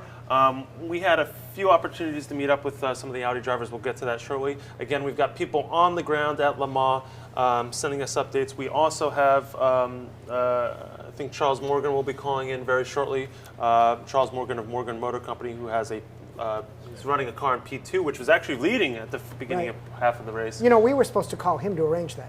Oh yeah, we'll take care of that. Okay. Don't worry about that. But he's ready to do that. Yep. And we had a little bit of rain at the beginning of the race, and now it looks sunny, beautiful. We'll be checking on the weather. We have a webcam actually 30 miles west of the city of Le Mans, the town center, to really predict the rain. Is that our webcam? No, absolutely not. Oh, okay, We've stolen the feed. Good. Just like we're pseudo watching this feed. We're not stealing it, Audi. Yeah, I was going to say. If you want to listen along, also we've got Radio Le Mans. John Heinhoff and Jeremy Shaw are currently broadcasting. Heinhoff will hopefully be joining us later on. And we've got the Spotter's Guide by Andy Blackmore. Andy Blackmore. So andyblackmoredesign.com. You can go and download the Spotter's Guide, and that will tell you how you identify all the different cars. I know the 2 Ultras and the 2 e-trons look the same. This will tell you the differences. And remember, if you look along the bottom, we've got a drive logo. There we go. On the bottom of the Spotter's Guide, the Sim Raceway Andy Blackmore designed Spotter's Guide for this year. So at the beginning of the race, we had in the GT class the Aston Martin up top. Corvette was very close, very tight. It's back to the old GT1 days. Yeah, exactly. We just had a question about why BMW is not in the race. Do you want to talk about that little? Yeah, the short version is basically this. They made a racing decision to focus their sports car effort on DTM, German touring car, and then they're running with Bobby Rahal, America Le Mans. America Le Mans series. And that car is going to be phased out soon, actually, with the new chassis. Yeah, and to that point, they chose not to compete in WEC. Yeah. WEC is part of Le Mans, so they're not at Le Mans like they were last year. Yeah. They did the Nürburgring 24. Yes, but that was private not team again. Private team. Yeah, that was. And the rumor is that everyone's looking at the 2014 rules to make a decision on what to do next. Yep. With sports car racing. Lauderer is in the pits. The number 1 Audi e-tron, currently pulling into pit lane. I have to tell you, if you guys haven't seen, the telemetry and the graphic interface on the Audi.tv live stream is amazing. So pretty cool to have a non-stop in-car feed. The driver, that may be kind of nerve-wracking because you can't hide from the live footage. The classic story, and I was actually privy to this, is my teammate came in and he was explaining how he was flat in a corner. Yeah. And up comes the engineer with the computer plot saying, not so much. So again, if you want to follow us, use the chat feature. I'm on it right now. We also have Twitter. We're on the front page of YouTube right now, and we're going to be there for the next 15 hours. Joining us on the couch is Mr. Mike Spinelli of Jalopnik.com. Oh, hi. Hi, Mike. Where'd everybody go? And drives Road Testament. Yes, of course. Road Testament. Alex and Road Testament, our own Road Testament. Alex Roy will be back in a couple of seconds. He had to take a few bites out of his sandwich, apparently. What do you got there? A no branded carrot juice. Sit down. No branded carrot juice. There we go. Now we can see your helmet. I mean head. Is that Pepto? What the heck are you? What did you bring?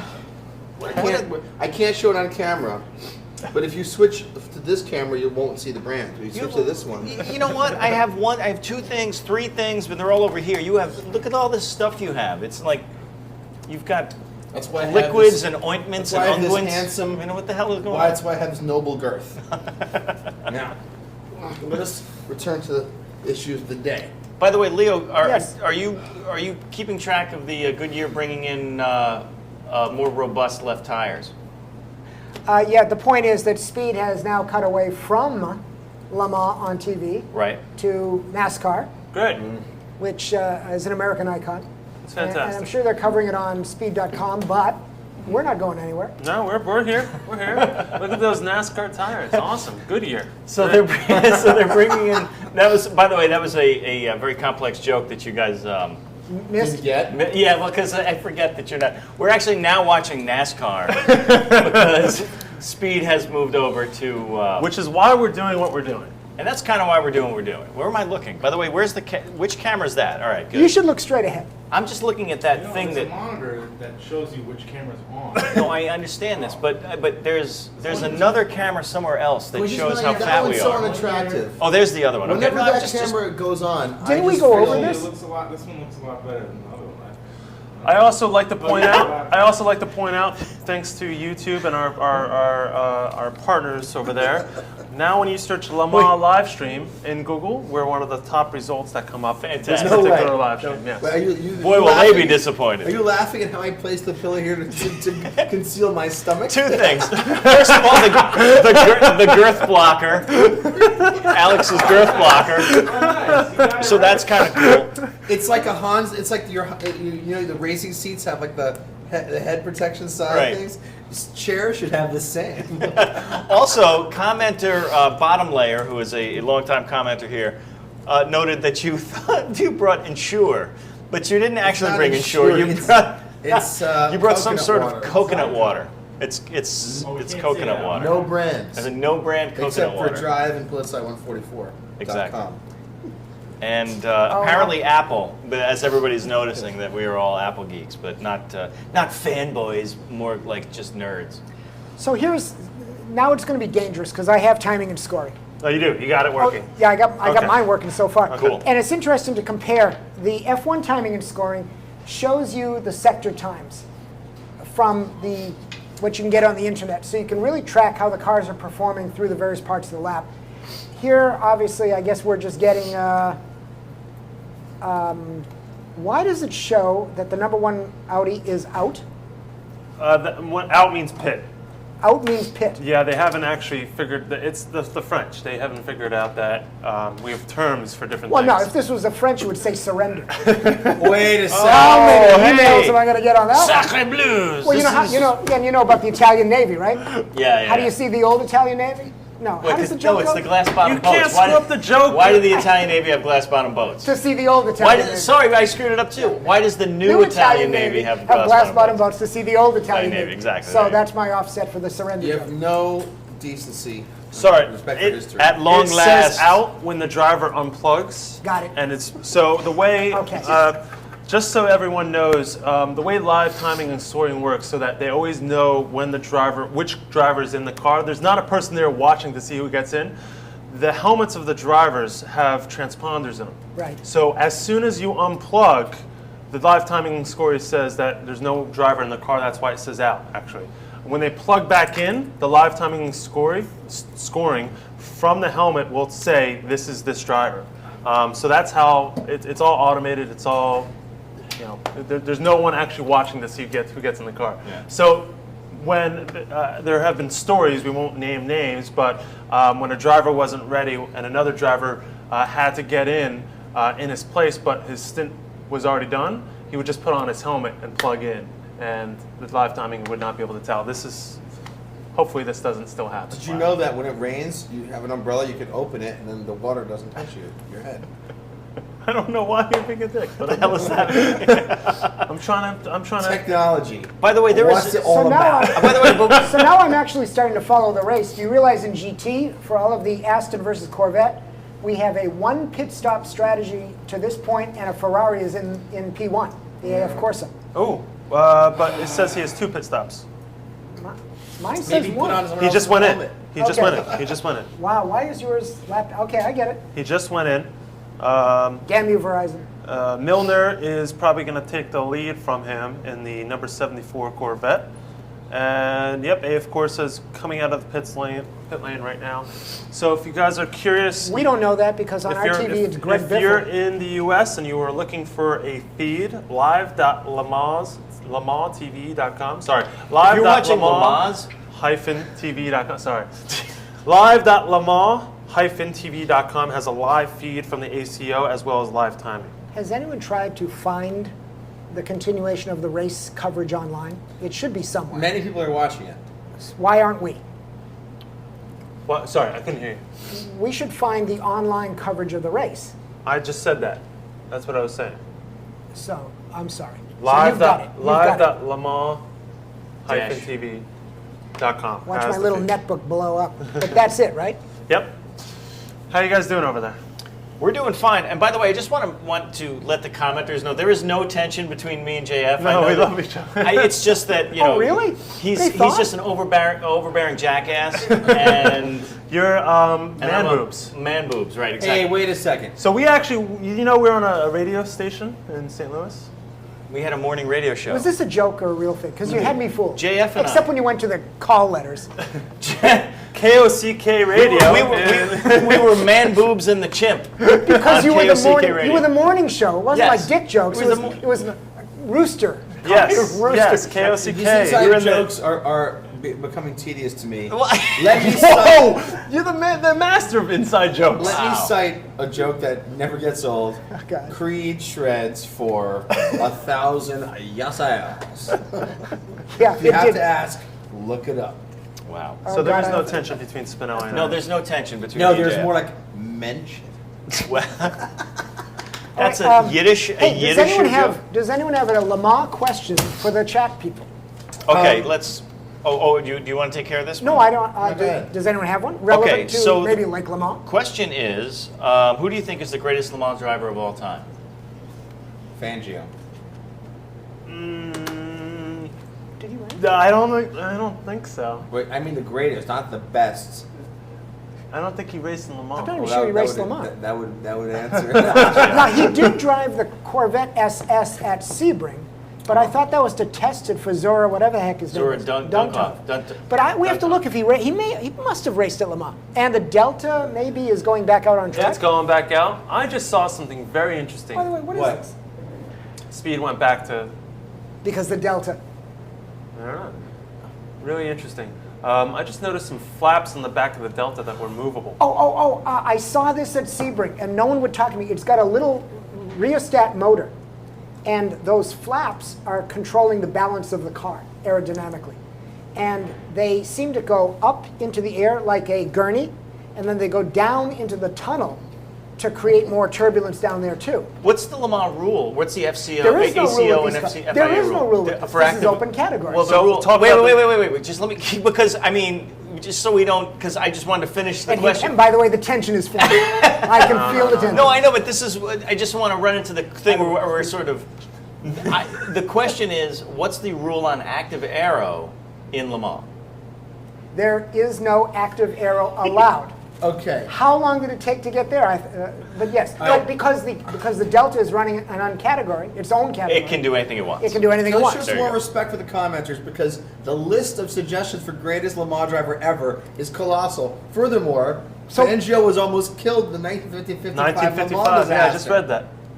I was born in '54, so I should have known. Furthermore, everybody knows the greatest Le Mans driver of all time is Steve McQueen in the movie Le Mans. No! Oh, wow. No! Wait a minute. You know what? He did race Le Mans with a broken foot, right? Or Really? broken, yeah. McQueen? McQueen, Steve McQueen. Really? Did he race Le Mans? I thought he raced Sebring. I don't know. I'm asking. No, didn't he? Someone look it up. You've got more computers there than freaking Apple. I got more stuff here. So what else were greatest drivers, Alex? Derek Bell. How do you Paul say Newman. Roy in French? Roy. Roy? Paul Newman has been suggested. As greatest driver? He drove a Hawaiian Tropic car, and the girls seemed to hang out with him. Jackie Ickx. Jackie Ickx. Jan Lammers. Yeah, I think he won for BMW. How about Brundle? He's been named. Martin, what? Martin Brundle. He's in the race today. It's awesome. This is how bad I am with the facts. Who's won more Le Mans? Is it Christensen now? Yeah, Christensen's at 8. Then it's Jackie Ickx, Yep. with, I think, 7. And who's won in more different cars? Was it Ickx? Probably. I would Probably, assume right? so, Yeah, yeah. yeah. And then you've got Derek Bell. I'm going off memory here. That's good. Derek Bell, and then you have Guys have figured How out about why. not Patrick Dempsey? No. Who's the Audi driver that retired 2 years ago that smokes after getting out of the car? Biela. As Alex Biela. And then Puro. Yes. Can I just mention that I screwed up. You're right. It was Sebring, not Lamar. I confused. That's okay. I confused Newman and McQueen, which is a terrible thing. Oh to do my on God. any, I know it's a terrible thing. Sorry. But and McQueen had the broken foot at Sebring. And I confused Neil Patrick Harris with Patrick Dempsey, so it's all even. There's a huge difference between the two. That's Patrick good Dempsey's stuff. gay? What? I'm sorry. This is how we get in trouble. No, Comments like that. This is how It's you not disappoint trouble, the it's a viewers, lifestyle man. choice. So if you're just tuning in, this is the 25 hours of the 24 hours of Le Mans. Right now at the desk, we've got Leo Parente on the couch, Mike Spinelli and Alex Roy. Hi. Mike from Road Test Spit and Drive Central fame, and Alex from Live on the Earthblockers.com. On the feed right here, we have the in-car of the number 2, Tom Christensen. If you go to Audi.tv, you will see telemetry and an in-car dash camera. Audi has done a phenomenal job with their telemetry and graphic interface. They're cutting between all their different cars. If you want to watch along with us, we're currently on speed, but you can also go to live.lemans-tv.com. There's another ACO live feed there with 10,000 people watching that feed. Really? Much better than we're doing. And live timing and scoring there as well. The ACO feed is mostly just in-car camera shots, though. I never would have thought that would work. So can I ask the chatters, what would you like us to do that would be more interesting for you? That's not me. Well, I was pointing to Chat Boy over there. Who, me? Spinelli. show the race, maybe? Well, we can't. Obviously, we can't. No, I'm not asking you to answer that question. No, but I mean, I think that's what they would say. I'm gonna now go you're out on a speaking limb. for the audience? I'm speaking for the audience because I've been hanging out with them all day. So. We have 2 guys on the know ground. each other Well, very put it well. back in your pants and ask them. We have 2 guys on the ground giving us updates as well as interviews coming up. We're going to probably hit up another Lauder interview as he just got out of the car. We have some notes from him. Some of our videos? Some of our videos. It'd be interesting to hear what Lauder has to say about driving the new e-tron, number 27. Josh, we'll spool that one up. Lauder, of course, was the Le Mans winner last year, first time for him.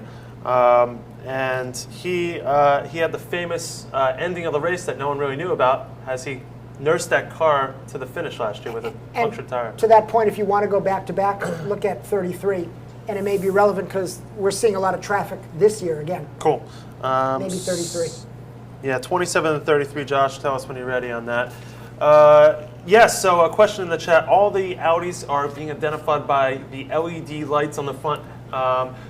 So you'll see the e-trons with different cars, the Ultras with different cars. Much like, same cars may have different color on the head visor, the windshield. So that's new technology. LED is providing that. We are going to jump now to Lauder driving the Audi e-tron and describing the style which he does so. Won last year's race, won the pole this year. Completely new. There's almost no carryover parts from the R18. The R18 e-tron we have this year is a brand new car. But of course we carry over the knowledge and we have a lot of data, and for us drivers we carry over the confidence we built up with the previous R18, which was a really good car, and we improved it to have an even better car. And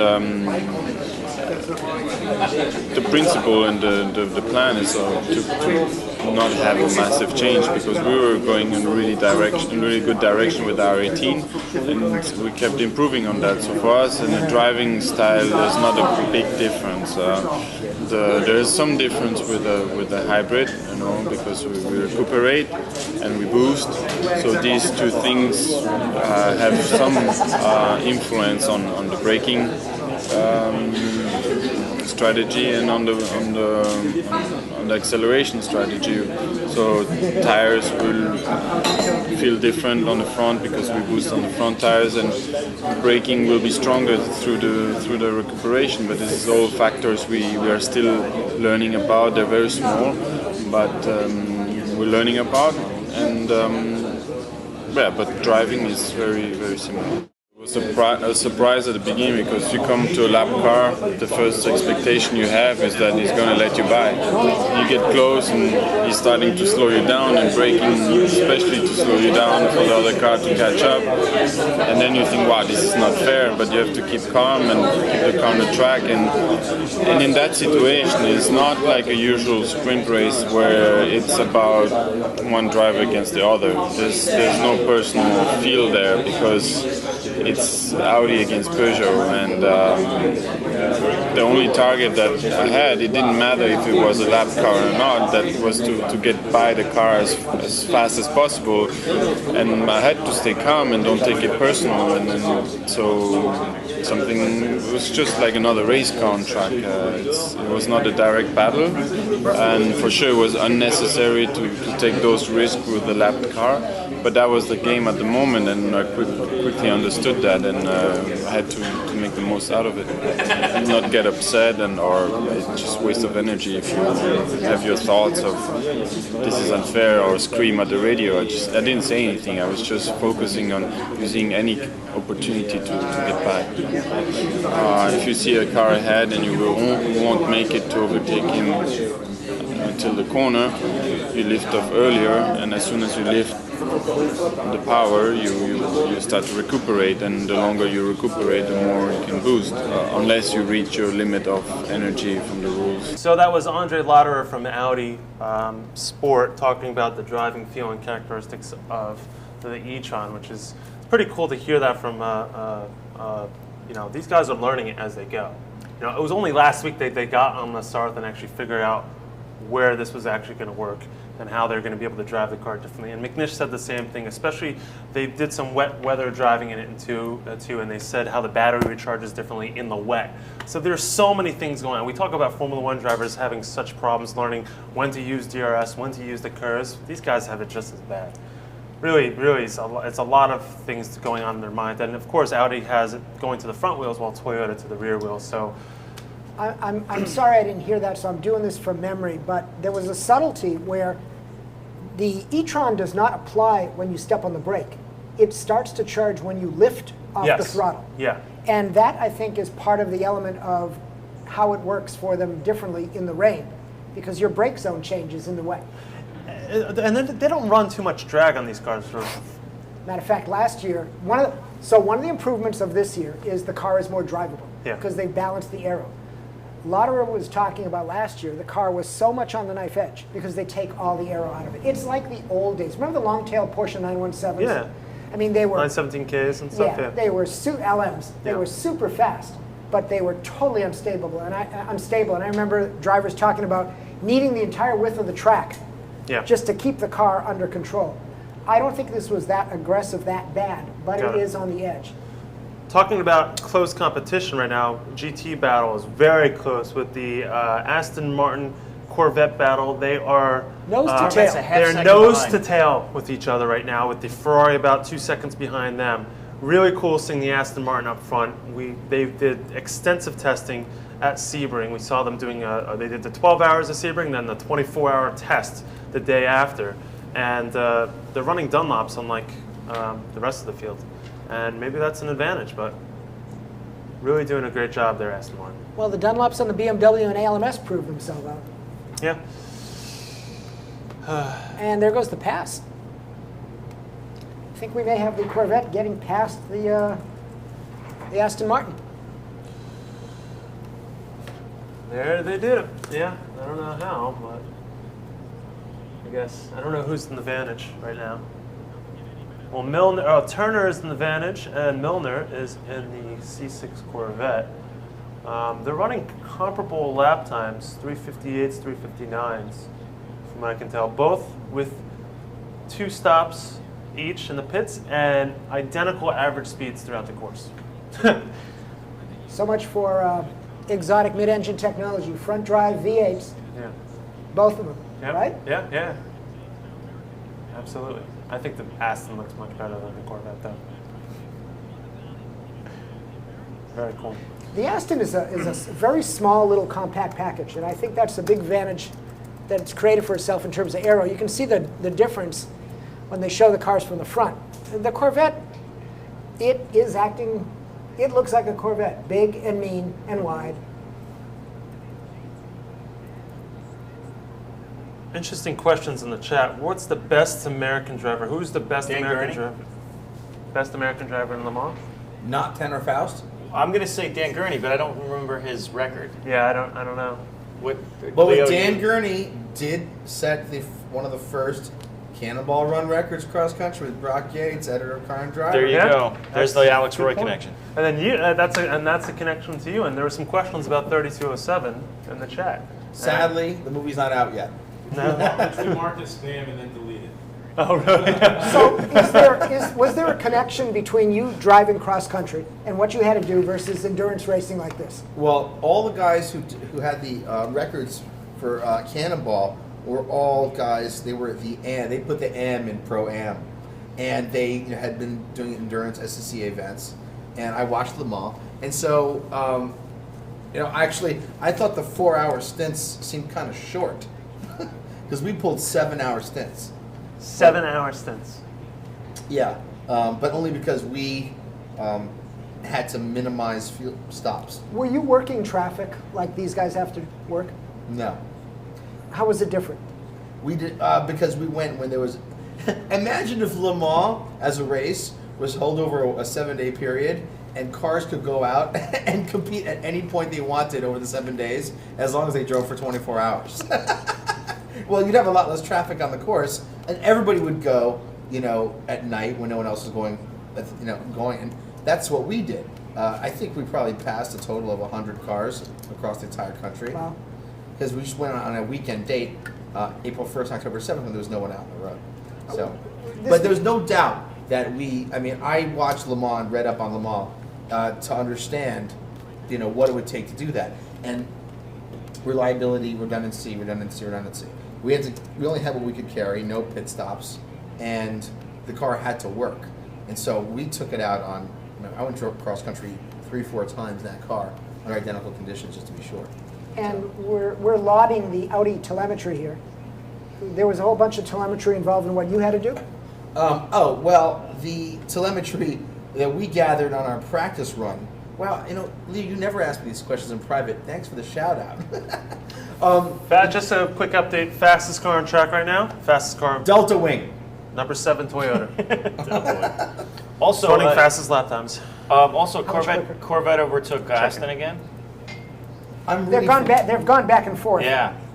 That's a hell of a race. I'm looking for something I've dropped, so bear with me. By the way, when you said they popped an engine, Toyota popped an engine in qualifying? That's what I thought, yes. Was it, were they maxed out on a straight when that happened? No, he got into the pits, and they made the engine change. Second faster on track, number 7. 1 second quicker? Mm-hmm. Okay.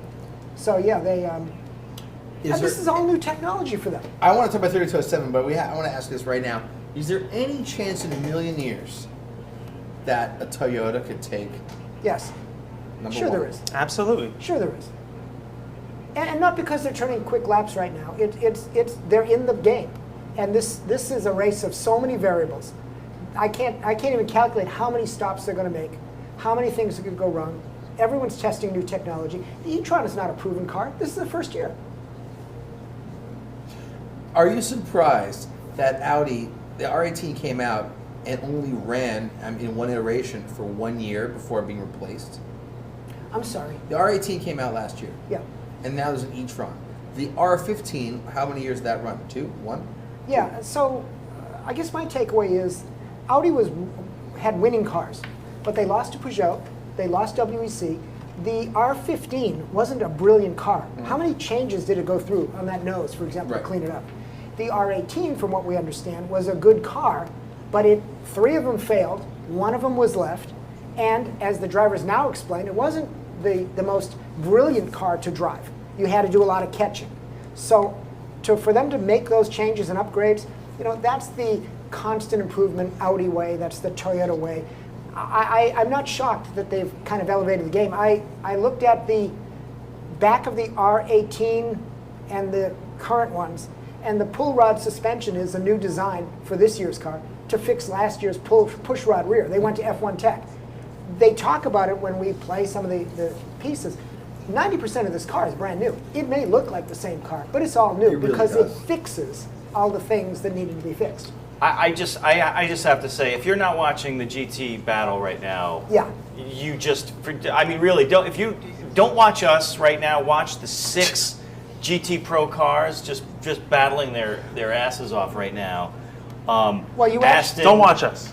No, really. I mean, if, That's seriously, well go listen. Where are you you can watching? listen to us, but Yes. watch the damn GT. It's amazing. Don't. You actually had a drafting party between the Aston and the Corvette for 2 successive laps. Yes, They it's are amazing. within And 2 seconds The of each gaps other. are it's 2 seconds of each other. Incredible. Wait, No, it's where are 2 you watching seconds this? Oh, between first and third. between first and Spinelli, third. where are you watching this? I don't think I can tell you. Why not? I don't think. Again, yeah, this is I'm live. watching him He here. writes better than he speaks. Please I'll- go to I'll send you live.lemans-tv.com to see some in-car footage right now. They're actually with the number 2 Audi with McNish, which you on IM, is by the not way? this feed. This is Sure. Christensen. No. Try I see CorvetteMotorsport.com. it, dude. Sorry, this is same feed right here. Yeah. Try CorvetteMotorsport.com. They may have the race feed, and they may be focused on GT. I am Man, tell you, it's- I am just a technology failure here. No, it's all right. Corvette and Aston. This is like an epic battle, but Ferrari is. I just is, drive the damn things. I don't want to play with this crap.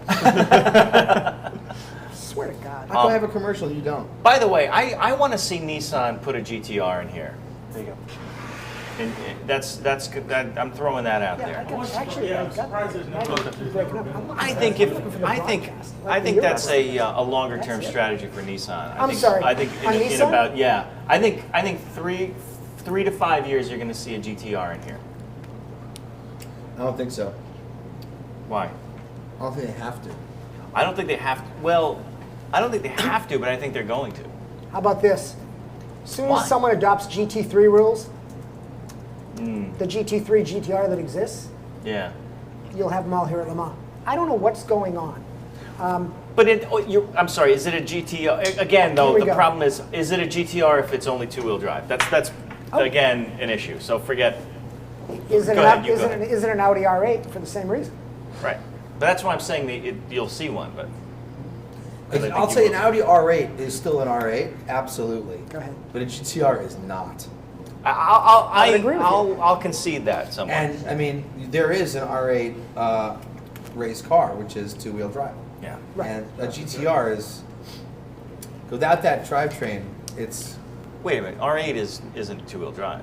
there is an R8 There's race an car. Oh, race cars. Yeah, but not their road cars. Oh, the. So that's oh my god.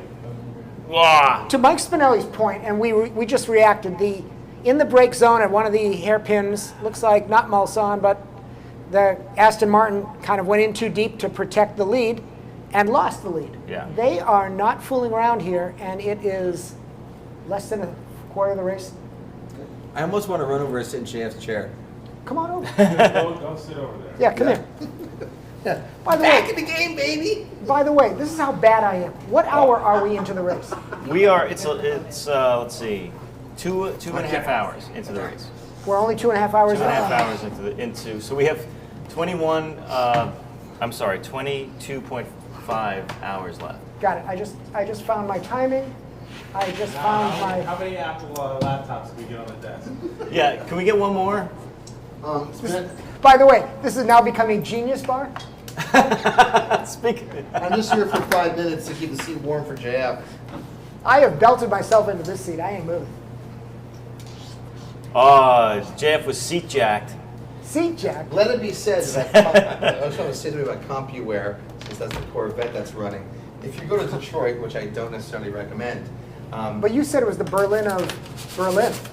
it's the San Salvador of the North. The best restaurant in Detroit is Yes. the lobby of the CompuWare building. Really? Why am I Which on one? the stream I alone? thought that- The Brazilian steakhouse? Yeah. No, Really, no. really- Rattlesnake Club. Really a great place. Rattlesnake Club. Highly recommend it. Okay. What else you got? That's all I got. By the That way, was it? GT battle. Ferrari passed the Aston. Ferrari passed Turner. I mean, But the Bruni. Corvette's still in the lead. And by the way, here comes the straightaway, and the low drag Aston is going to repass the Ferrari. I'm really, really amazed that the Ferraris that had the top speed are not carrying it. Don't! Oh, Ferrari. That was basically a side-by-side, a reaction to side-by-side into one of the That- hairpins. Oh my. That was. So here comes my question was a for the good group. pass. Here comes my question for the group and everyone. Okay, the prototypes are cool, but what if Le Mans was just all GT cars? Would you still watch it? Absolutely. Absolutely. I would watch Maybe it more. Commenters, what do you think? All GTs. What if it was just GTs? You mean one class? Like GT1, or just like another GT. No, I'm just saying like an FIA Hey, Mr. GT Parse class. the syllables. Just GT cars. Absolutely. Well, but that's already going on. You could be watching that in Europe, or. But at Le Mans. But at Le Mans, right? At Le Mans. No, I think you need prototypes. Absolutely not just GTs. Why? Why? Because why? Okay, I'll so tell I you mean, No, let him finish. I'd like to hear him finish the sentence. We got 23 hours. Let's see if we can do oh it. crap! Oh wait a minute. Sorry, kicked over a. No, I don't think you can have Le Mans without the high technology angle of it. I think you need the highest What if prototype, experimental high But there's a technology. Porsche Hybrid 911. What if these cars had all the tricks and trade? What if they had the latest tech? Yeah, but then you have aero issues, you've got downforce issues. You want to see more speed, you want to see more high-tech Doesn't the racing nose of the action. 458 have a production car, movable aerodynamic device? Don't they have But downforce tolerance? they're limited to the shape of the car. But they could build any shape they want. But they can't build any shape they want if it looks like a 458. Okay, so you want prototypes. I want prototypes. I want And- experimental wait. aero and experimental engines, and I want to see more. Our young higher student ends. here, Alex Oh, Roy, you is go going to ahead. raise his hand and has an answer. Let me explain to you the Oh, difference God. between Let me explain. dreams This and is the fantasy. you need to tell me something moment. Okay. Go ahead. Okay. We dream of owning a 911 or a Ferrari or whatnot. We fantasize about getting into a prototype car. But And what makes this so great, sadly, is that the difference in speeds between the slowest cars and the fastest are the greatest you will see in any form of racing in the same place at the same time. so you like the diversity. I'm going to say the Bushian strategery of it is it's genuinely fantastic. Okay. And remember also that at the extreme top level, you see cars that look as close to spaceships as you'll ever see rolling on the ground. Yes. And, Audi and Toyota as example. yeah, and that's really cool. But if they were, I'll say the one thing in favor of what you suggest. If it was all one class, I would be just as excited because you would see many more manufacturers show up. What were there any commenters that took my bait? By the way, there are some commenters that only want to see GT cars, but I think They're wrong? it skews. Well, I think they're wrong, but I think it skews more toward you have to have prototypes because you have to have something that is the highest of technology that will then trickle down into production cars. JF, even Yeah. though you're on the couch, that doesn't mean you cannot talk. Sorry, I've been actually trying to get updates from the track from our guys, so I've been going back and forth. Good, someone should figure out what's going on in the Actually, race. that's what my priority right now. And I was tweeting. Oh, for God's sake. No, I But think that's important. Zarin and George are going to be checking very shortly. Did you send him over to Charles Morgan yet? Not yet, no. I'm going to be Just a doing it. reminder. Sorry, I didn't mean to cut you off on that. Cut them off. Cut him off. Okay. Again, I've fallen off the grid. Josh, did you ever find those photos that I sent? It's a little hard to produce and also gather the photos. Yeah. Can we go to a break again? I'll get them out. Yeah, no problem. Or when Ian gets here, I'll have him do it. Actually. That's cool. Yeah, because I sent you links. I'm sorry. Yeah. Was that wrong? Well, it would have been helpful if you had finished the whole part of it, which was getting the pictures, but no big deal. That's the way I always do it for Shakedown, and no one ever bitched before. It's okay. Oh, really? Sound I've like been away for 4 days. sound like a girlfriend of mine. Oh, it's I've been okay. away for 4 days. Let me I'm finish leaving a you. little It's okay. Not. By the way, notice I mentioned not my wife. My wife is a goddamn saint. bit. God damn it. God damn it. I mean, looking back at, I watched Le Mans with Steve McQueen last week, Okay. and if you watch that movie, it seems pretty clear there are only 4 cars in the race. Stock Porsche 911s, a Lola, Ferrari, Porsche, LMP1. And why? It's true. Yeah. Well, it is true. So why is it that, I mean, I look at, how many entrants are there? 55 plus 56 with Delta. All right. How many classes are there? 4. 5 with Delta. 4. It doesn't seem like a lot of entries. They limited, but go ahead. It seems to me that you have to keep the LMP class, but that the lower classes, that they should make it possible, easier for teams to enter at the lower levels. Well, this brings in a question from the chat room. I have a comment later. Go ahead. Do you think, what are the odds you'll ever see a private team win Le Mans again? That's the question. I think the odds are Zero at this point. I'm going to get half this wrong. I agree with you. But even in the 2014 rule, they made some type of energy availability concession for the privateer teams to give them a shot. But how do you ever compete with these big budgets, these big engineering monoliths? And now we're doing it under pushed new technology.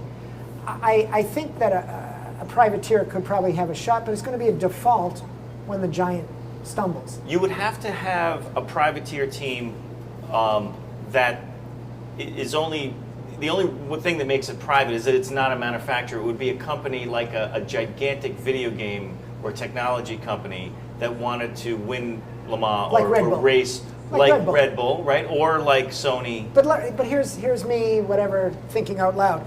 First of all, the classes are probably a good thing to have, because if the question was overall, we just covered that. But a privateer could show up, and does show up, in P2 to win that class. A privateer, AF Corsa, is really a private team. They're competing against the factory Corvettes and Aston. And in F1, Red Bull really is not a manufacturer, and they've kind of established themselves. But how did they get where they got? They finally signed an agreement with the manufacturer, Renault, to get the latest tech. So at the end of the game, I know there's been a lot of talk about what racing should and should not be. It needs manufacturer involvement. And that's just the way the game has always been. By the way, do you know Audi's budget per year in Le Mans? That was a question, by the way, in the chat. F1 levels, at least. So we're talking 200 million plus, 300 million. Be shocked if it isn't. Yeah. Do we want Charles to call in, or do we want to get a? It was your guys. He was comfortable to either one. You want to text him and?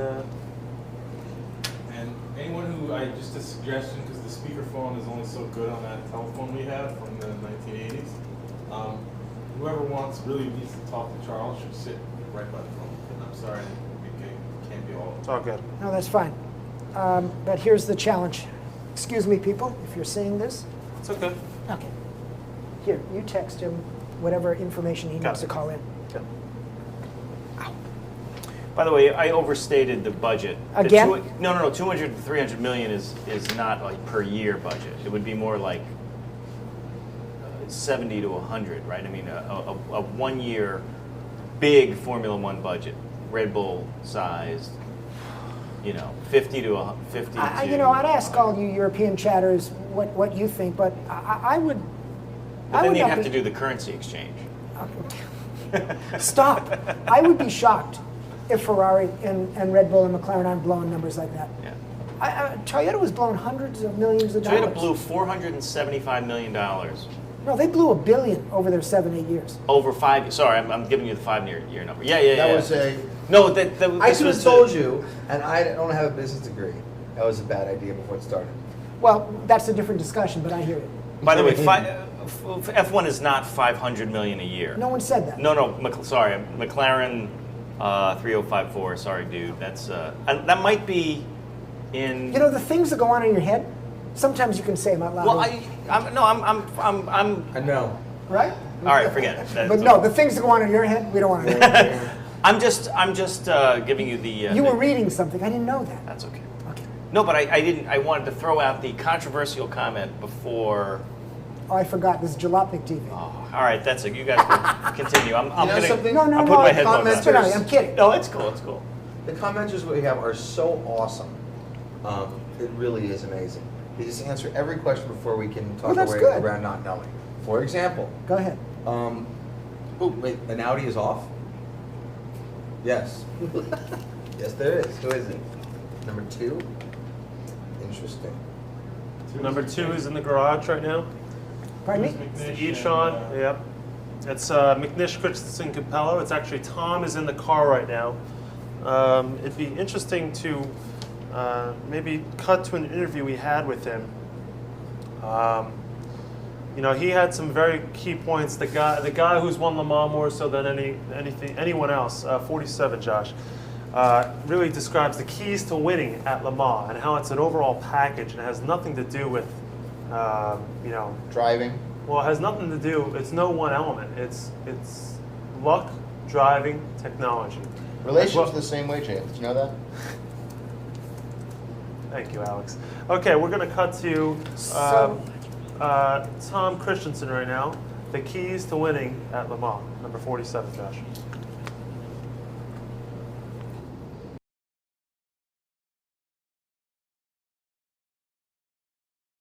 But mostly we try to play with the traffic, and also if you lift earlier, you will consume less fuel, so there's no point going flat out to the corner. So it's better to lift earlier, take the momentum, and then pass them on the straight. And so these things you try to optimize each time you see a car in front of you to lift off earlier, and then try to time it well that you don't lose time and don't waste useless.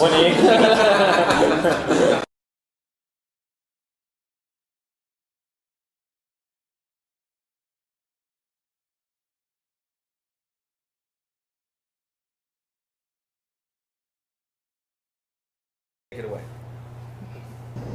Sorry about that. That was a lot of my screw up on that one. So here's what I think's going on with Audi. The 2 car is going back out, but they looked at, I'm sorry, the 2 car is still back in there. They looked at the rear suspension, and then the Ultra went to the garage with the rear suspension. Remember I mentioned this new car has a new pull rod rear suspension like the Red Bull and all the F1 cars. They're talking about a vibration in the back of the car, and that's what they're kind of searching out. Maybe, hopefully, this new design is not suddenly manifesting a flaw. That was very cool, a little technology display. What we were seeing on speed outside the car and what was on the screen right behind you guys was perfectly in sync, down to the guy scrubbing the windshield. Really cool. And it was cool to see from both ends. Was I blocking it? I hope not. No, I was just pointing out to our viewers, if anyone's watching both, pretty fascinating. All right, let's make some rules, Alex. We're going to put a camera. If you have garbage, the best place for it is not the ground. I believe we're going to be putting a camera behind the couch next year. Because we're going to have I can watch you on my screen. I can watch you next to me. I can watch you up there. You can't hide the fact that you just threw trash on the ground on the set. Look behind the couch right now. And just look behind the couch. Alex! Well, you told me I couldn't get up. I had a job to do. Just trash. You just throw the trash. Please don't do that. If you want to. Just Commenters, I would like to know where you would like us to shoot this next year, other than trackside. Would you like it to be in a bar at my house, or here in the drive office? Are we closing down shop here already? No. Okay, then. We're coming to the last 10 minutes of the hour. Let's do a final recap, then we're going to Okay, cut to just a break. here's a recap of what we were talking about. Because we were all over the map with the budgets, right? I mean, we were talking about specifically Formula One budgets. Ferrari it recently came out that Ferrari spent nearly $500 million in 1 year, right? So, you know, it is in that hundreds of millions of dollars a year range per year, yes, annually. Yes. The big teams. The big teams. My gut says $200 to $300 million. Average. The quoted number for Toyota to come to Le Mans was $50 million. Now, I'm assuming that has something to do with their WEC ramp-up. But I think that number's low, because already they've gone through 2 designs of car. Right. We have a Porsche in the gravel, number 5. It wasn't a Wizard 75. car. 70, was it? It's car 75. Okay. Are in we the trying- Porsche curves of all places. Maybe that's why they call it Well, if that. you're going to park it near home. Yeah, I guess so. I don't know what that means. The suggestions for where we should shoot next year's coverage include Oh, God. on the roof, in a bar, my house, Alex's house, from a Lemons race. But unanimously, your house seems to. Yeah, my house is Why very popular. is that? We don't have I enough don't- taxidermy here. I don't to know. really make it feel right. Interesting. So Alonso's paid $40 million a year. Oh, yeah, well, you know, we should we include the driver's salaries in those numbers? Yeah. Well, what is Frank Bila or Pirro or Not 40 million. Capello? Not 40 million. It's interesting. I mean, maybe it's not that interesting, but McNish has probably the most name recognition. Maybe Jacques Villeneuve did when he did Le Mans, but he was never remembered as a Le Mans driver. He was always remembered as a F1 driver. So if you're McNish, is McNish the top paid driver in endurance racing? He lives in Monaco. Well, they're not nickel and diming it. Okay. Yeah. I would imagine that Audi drivers are well paid. I would imagine that. Are these guys? I mean, McNish, I meant, is a full-time salaried Audi guy. Yes. What about the other guys, Bila and Pirro and Capello? I think they're all on the Audi factory payroll. I don't think there's no pay-per-view going on in a team like Audi or Toyota. Really? There's no pay-per-view going on with Corvette Racing. Mm-hmm. The Aston Martin is a perfect example of one car's pure factory, the other car's amateur. Mm-hmm. That's the pay. And but at these top levels, we're not messing around. These are drivers that are professionals. By the way, in GT Pro, the Ferrari is starting to walk away from the top Corvette. Really? Yeah, it's up to five and a half seconds gap. So Now, I would, knowing what I think I know, I wouldn't be at all surprised that Corvette is running a little bit of a pace right now. Corvette's in the pit right now. yes. So George is going to be calling in shortly, just heads up. We're coming to the bottom of the hour. Top of the hour. Top of the hour. Just love you, Mike. This is a very imprecise way of describing what time it is. Let's say. Well, we're coming up on the top of the hour here at KOCK Radio. Thank you, man boobs. Beep, beep, beep, beep, beep. I'll say yes, I am. So I want to. We were talking about the changes to the track. Yes. Earlier, we had another interview with Patrick Long talking about the differences of what he sees and how the pavement has really made a challenge. We ran the McNish one, right? Yeah, we ran the McNish So let's one, run so Patrick, it'd be yeah. good to run the Patrick side of the story. Patrick Long of Flying Wizard Motorsports, the number 80, which is, they were in the garage before. It looked like an axle issue or a gearbox issue. Back of the car was up on jacks, and they were looking at it. So we'll cut to that. We'll finish out the hour, and then we'll pick up with George, and we'll see how it's going. We're also going to get something from Charles Morgan very shortly, if he gets back to me. which I think We've got we a just ton did. of, by the way, all those videos, we've got a ton. We need to plow through them I know, before. we've got 47 videos we need to run up, hours worth of content. And by the way, they were good comments. Yeah, So of I'm course. teasing, but we'll show. Speaking of great comments, Fernando's paid more than you. Do you understand the message? Yeah, thanks. No, that he was talking about Massa, Yeah. right? Oh, yeah. Fernando's paid more than you. Fernando is faster than you. Matter of fact, that'll be the next radio broadcast. Okay, you're doing well. Fernando gets more money. Yeah. You decide what to do next. Chat. Okay. You can tell me where to make. Man, there's a lot of pushing on 23. cars Number, around. check your check. Oh, sorry. Yep. Sorry about that. We're going to cut to Patrick Long, who is again with Flying Wizard Motorsport, and he's going to speak a little bit about the changes to the La Sarthe circuit and how it is a challenge for the drivers. Waiting for Josh, see if he gets pulled up. We had McNish say some words. Okay, we're going to cut to Patrick Long now in the pit lane at Le Mans. Just want to make sure it's good to go. Wow. And while we're waiting, the two Pescarolo are back actually on track. The dome is being worked on in the garage, and the Pescarolo Aston Martin is going back out. Yeah, certainly as the track rubbers in, a lot more pace comes out of the racetrack, but a lot of sections have been repaved even for this year. Every year the track gets a little bit faster, a little bit smoother, and for me it's indifferent. It's the same for everybody. You've got to tune the car to the track and the conditions. So far we've had good weather, so that's been the most varied condition of the last few years. So with good, clean weather, we'll just keep working on the car and see where we're at for tomorrow.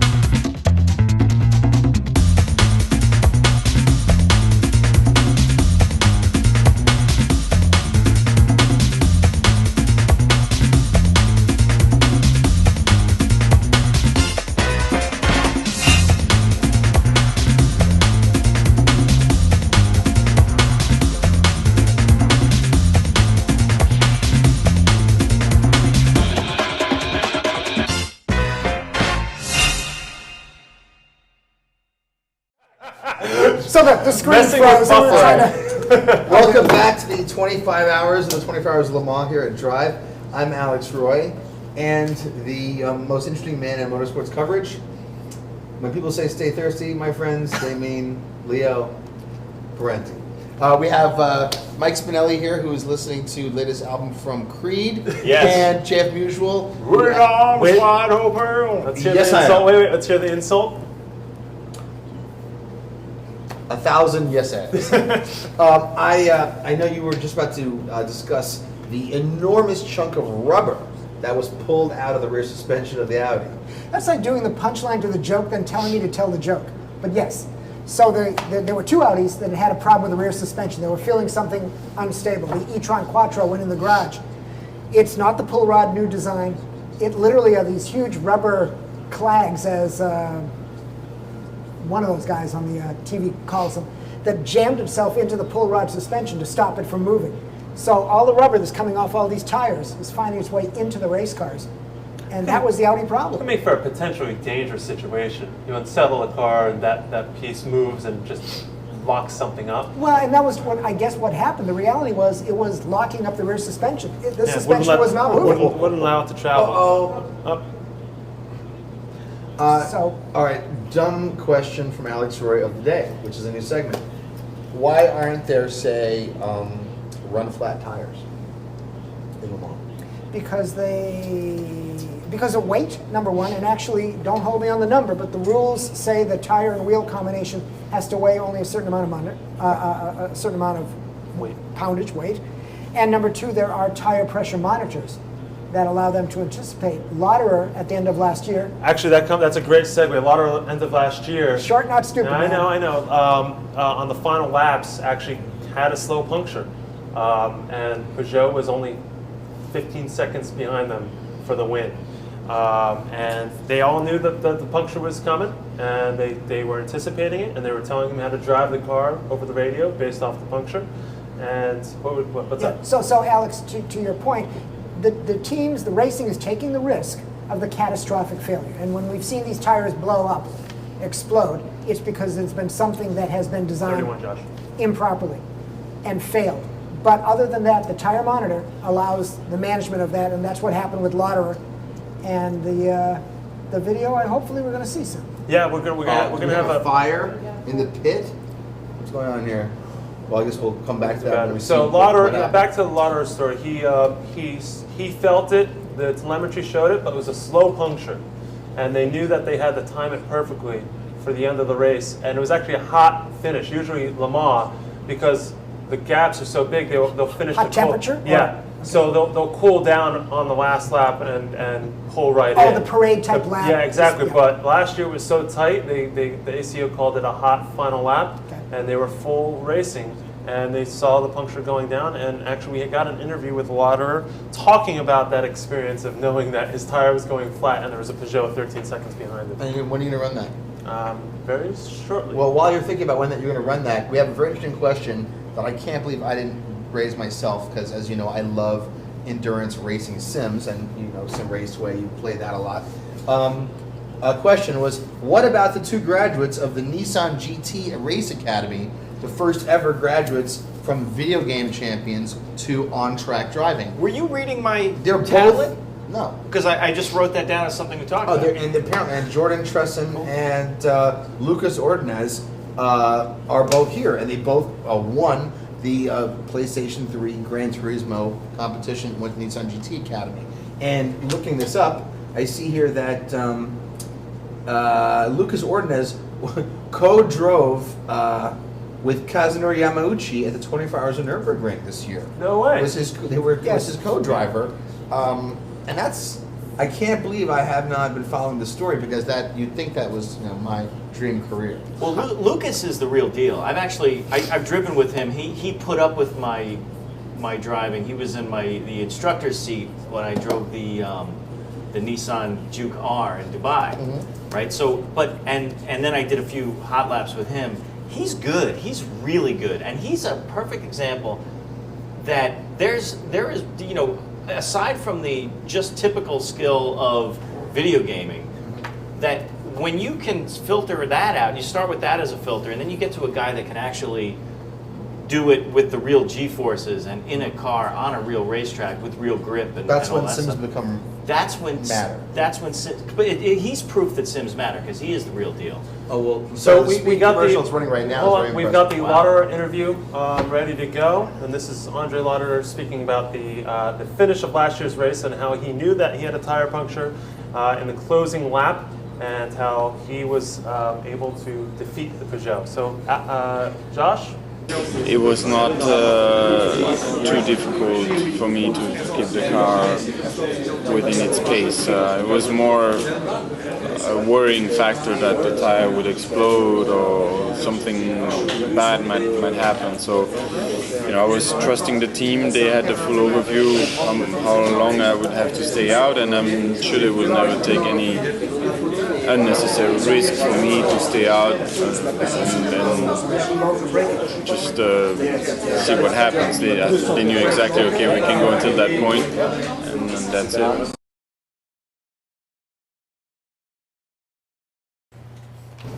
Hello. We're back at 25 hours of the 24 Hours of Le Mans here at Drive, youtube.com/drive, with Leah Parente, who I would describe as the Alexander Haig of motorsports coverage. Oh my God. Because no matter what happens, he's in charge of the situation. No. But what are we doing here? We're actually, remember, we're not broadcasting the race here on Drive.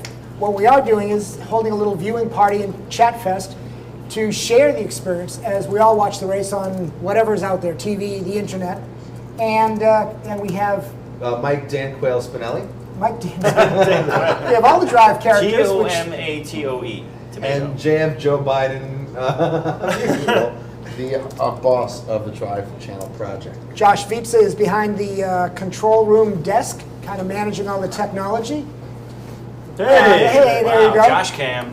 We have JF. I'm going to give you the shot at the names. We have two of our partners to George drive. Acorn and Zarin Dubé. George is George Acorn. Yeah. And Zarin Dubé.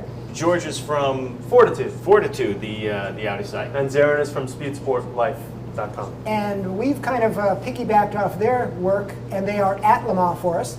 They're shooting the videos that you've been seeing. They're calling in with reports. And we're going to have call-ins from other racing professionals from Le Mans. One of the things to keep in mind is that feed behind you is from Audi TV. You want to talk about that? That's actually very cool. No, you give it a run. So if you're curious as to what we're watching on live.lemans-tv.com, as well as Audi TV. The Audi TV has an in-car shot from all the different Audis. The telemetry is fantastic. Very cool display. So that's where we're getting our information. Right now, we've got the #1 Audi e-tron Quattro up top, 50 laps down, running 52 seconds ahead of #2, the #7 Toyota Hybrid. In third, we've got the #8 Toyota Hybrid, and the #3 Audi R18 Ultra is fourth with Romain Dumas. 1 minute and 1 second behind the Toyota. So we've got Audi, Toyota, Toyota, Audi right now in the front. I could not be more excited. It's very exciting. So I think Toyota's really has the pace. What's so funny is my feed kind of refreshes differently. So what's happening is the pit stop cycling is making these cars move among themselves. And there's no way to distinguish that this is not a heads-up fight between Audi and Toyota. As I called it earlier, it's the most sexy P1 race ever, TNA. Get it? I get it, yeah. Wasn't funny the first time, wasn't funny the second time. And then in GT, we've got what is always happening in GT, the mega battle between those marques.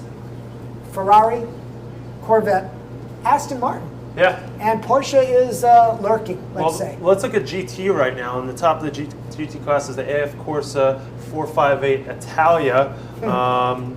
Why do you snicker? No, the Italian name for the Italian car. 1 minute ahead of the number 74 Corvette C601 with Aston Martin in third. Aston Martin was leading the battle initially. Very close battle. And then, I gotta tell you, I'm a little offended by the use of the word Italia for that car because it's like calling the Chevy Corvette USA. You know, like, I mean, come on. Or like a Pontiac Bonneville, Chevy Biscayne. Yeah. Malibu.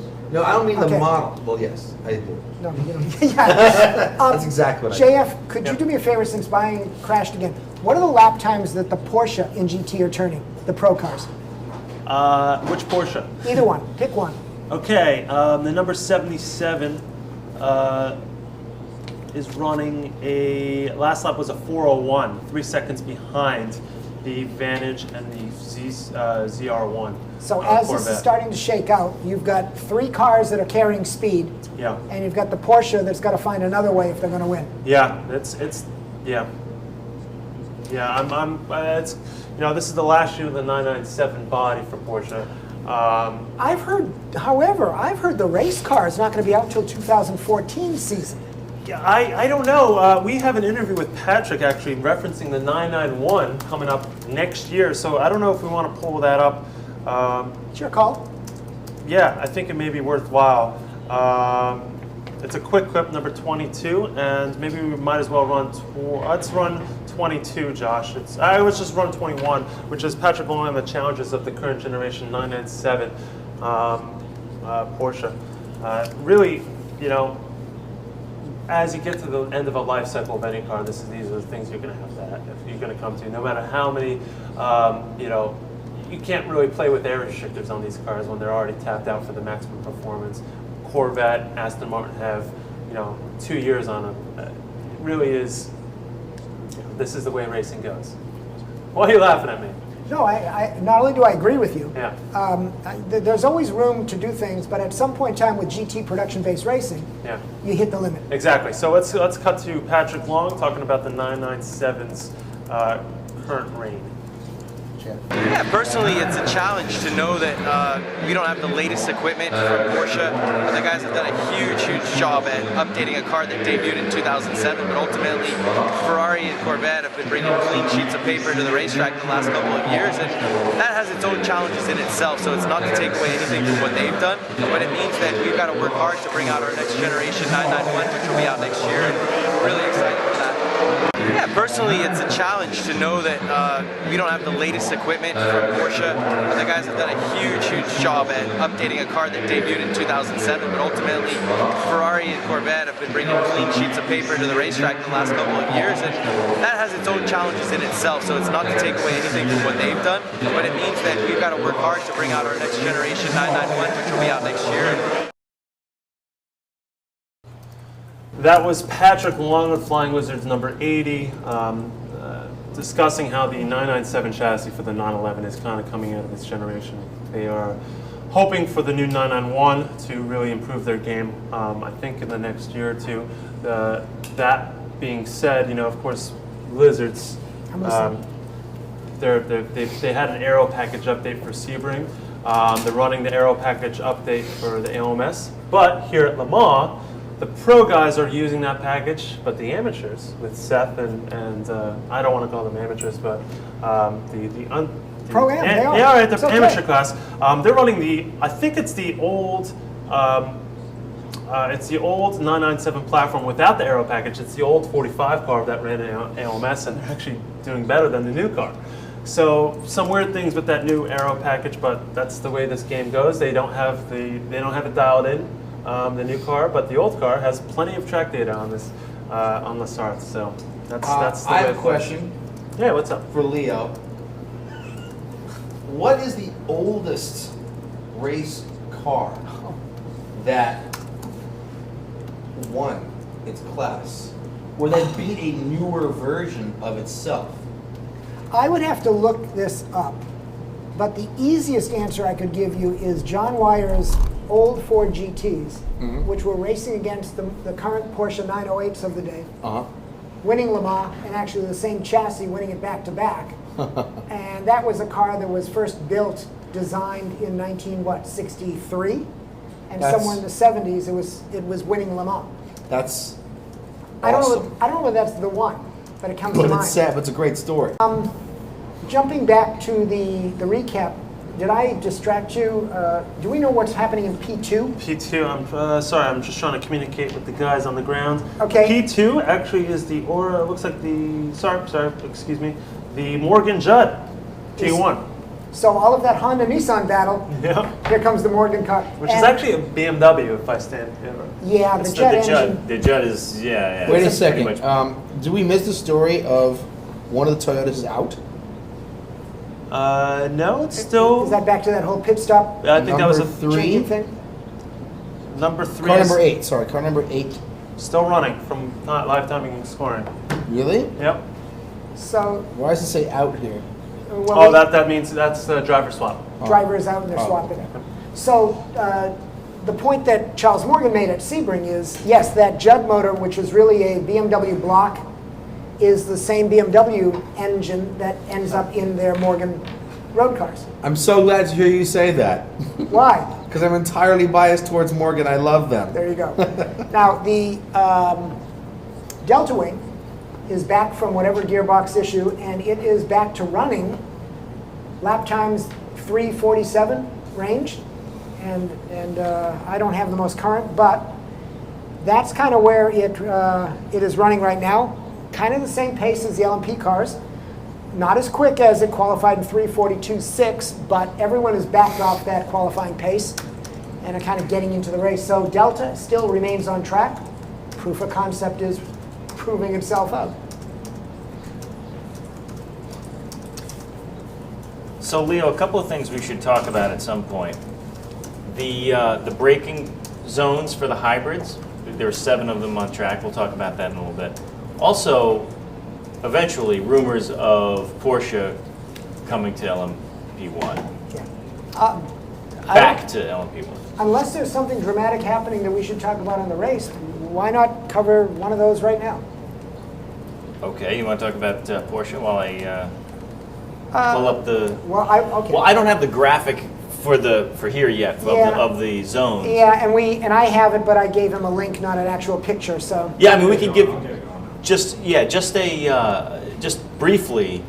Okay. The hybrid rules from the ACO and the FIA, because to keep the cost down, because there's a lot of. You think that's why it was? To keep Well, that's the what cost they're down? saying. They're saying that the reason why they're only allowed to use they're allowed to regenerate use regenerative braking and then use the boost at 7 points on the racetrack, and usually it's after a very long straight and into a chicane, so they use the last 50 meters to regenerate the electricity, and then the boost comes after the chicane. Right. Right? Right. Sorry, the Le Mans website I'm trying to pull that down from is taking a really Yeah, long I'm having a problem. Those links that I gave you, I've got one there for. Oh, I see what you're saying. It's on the Le Mans site, and I'm sure the Le Mans site is getting smashed right now. Delta Wing currently running 50. Just do a Google search. It's around on a couple of places. This is the hybrid zones. Hybrid zones. 52nd right now. I'm sorry. Delta has dropped 20 places. Yeah. Yeah, I think we lost track of how long they were in the garage. So, Mike. Yeah. Before we get contentious with each other. So the concept is to use these 50 joules. Right. 500 kilojoules. 500 kilojoules. Right. 100 plus horsepower, 200 according to Audi. Coming out of 7 corners, down 7 straightaways around Le Mans. The obvious places, I think, I don't have it in front of me, are the chicanes. It's you know them. mainly after the chicane, right? So it's on the Mulsanne corner, right? After a very long straight. It's on the Mulsanne, the chicane in the middle, which is called something else that I don't remember. Let me pull this up. It's okay. Okay, so it's at Dunlop chicane. Right. Ford corner. I'm going backwards. You're going backwards. Dunlop chicane. Tetra Rouge? Yeah, first chicane, second chicane off of the Mulsanne, Okay, right? not Tetra Rouge. Sorry, not Tetra Rouge, but Mulsanne, both of the chicanes, then Mulsanne corner, then at Indianapolis corner, Porsche corner, Ford corner, and Dunlop chicane. So these are the sort of the longest straights into the tightest corners. They're only allowed to use the to generate the braking energy. The electricity from the braking energy in those 7 places on the track. Okay.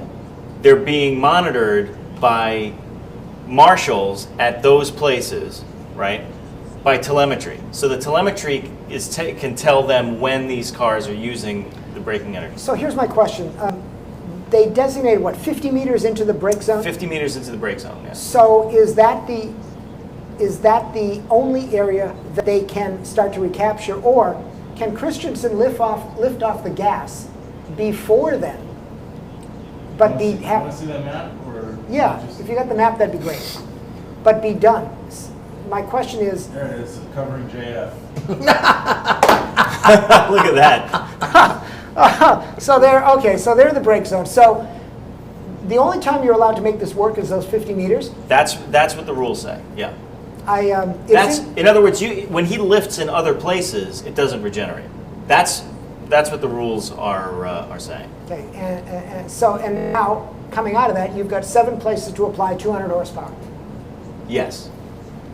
And again, as we were saying before, and the hybrid systems are different, the rules are different. So, in order to mitigate the advantage that Audi gets from having an all-wheel drive system by putting the electric motor on the front wheels, they limit them to they can only use it after 75 miles an hour or 120 kilometers per hour. Oh, the map is gone. So was Mulsanne hairpin one of those spots? Yes, Mulsanne Corners is one of the spots. And Indianapolis, as you said.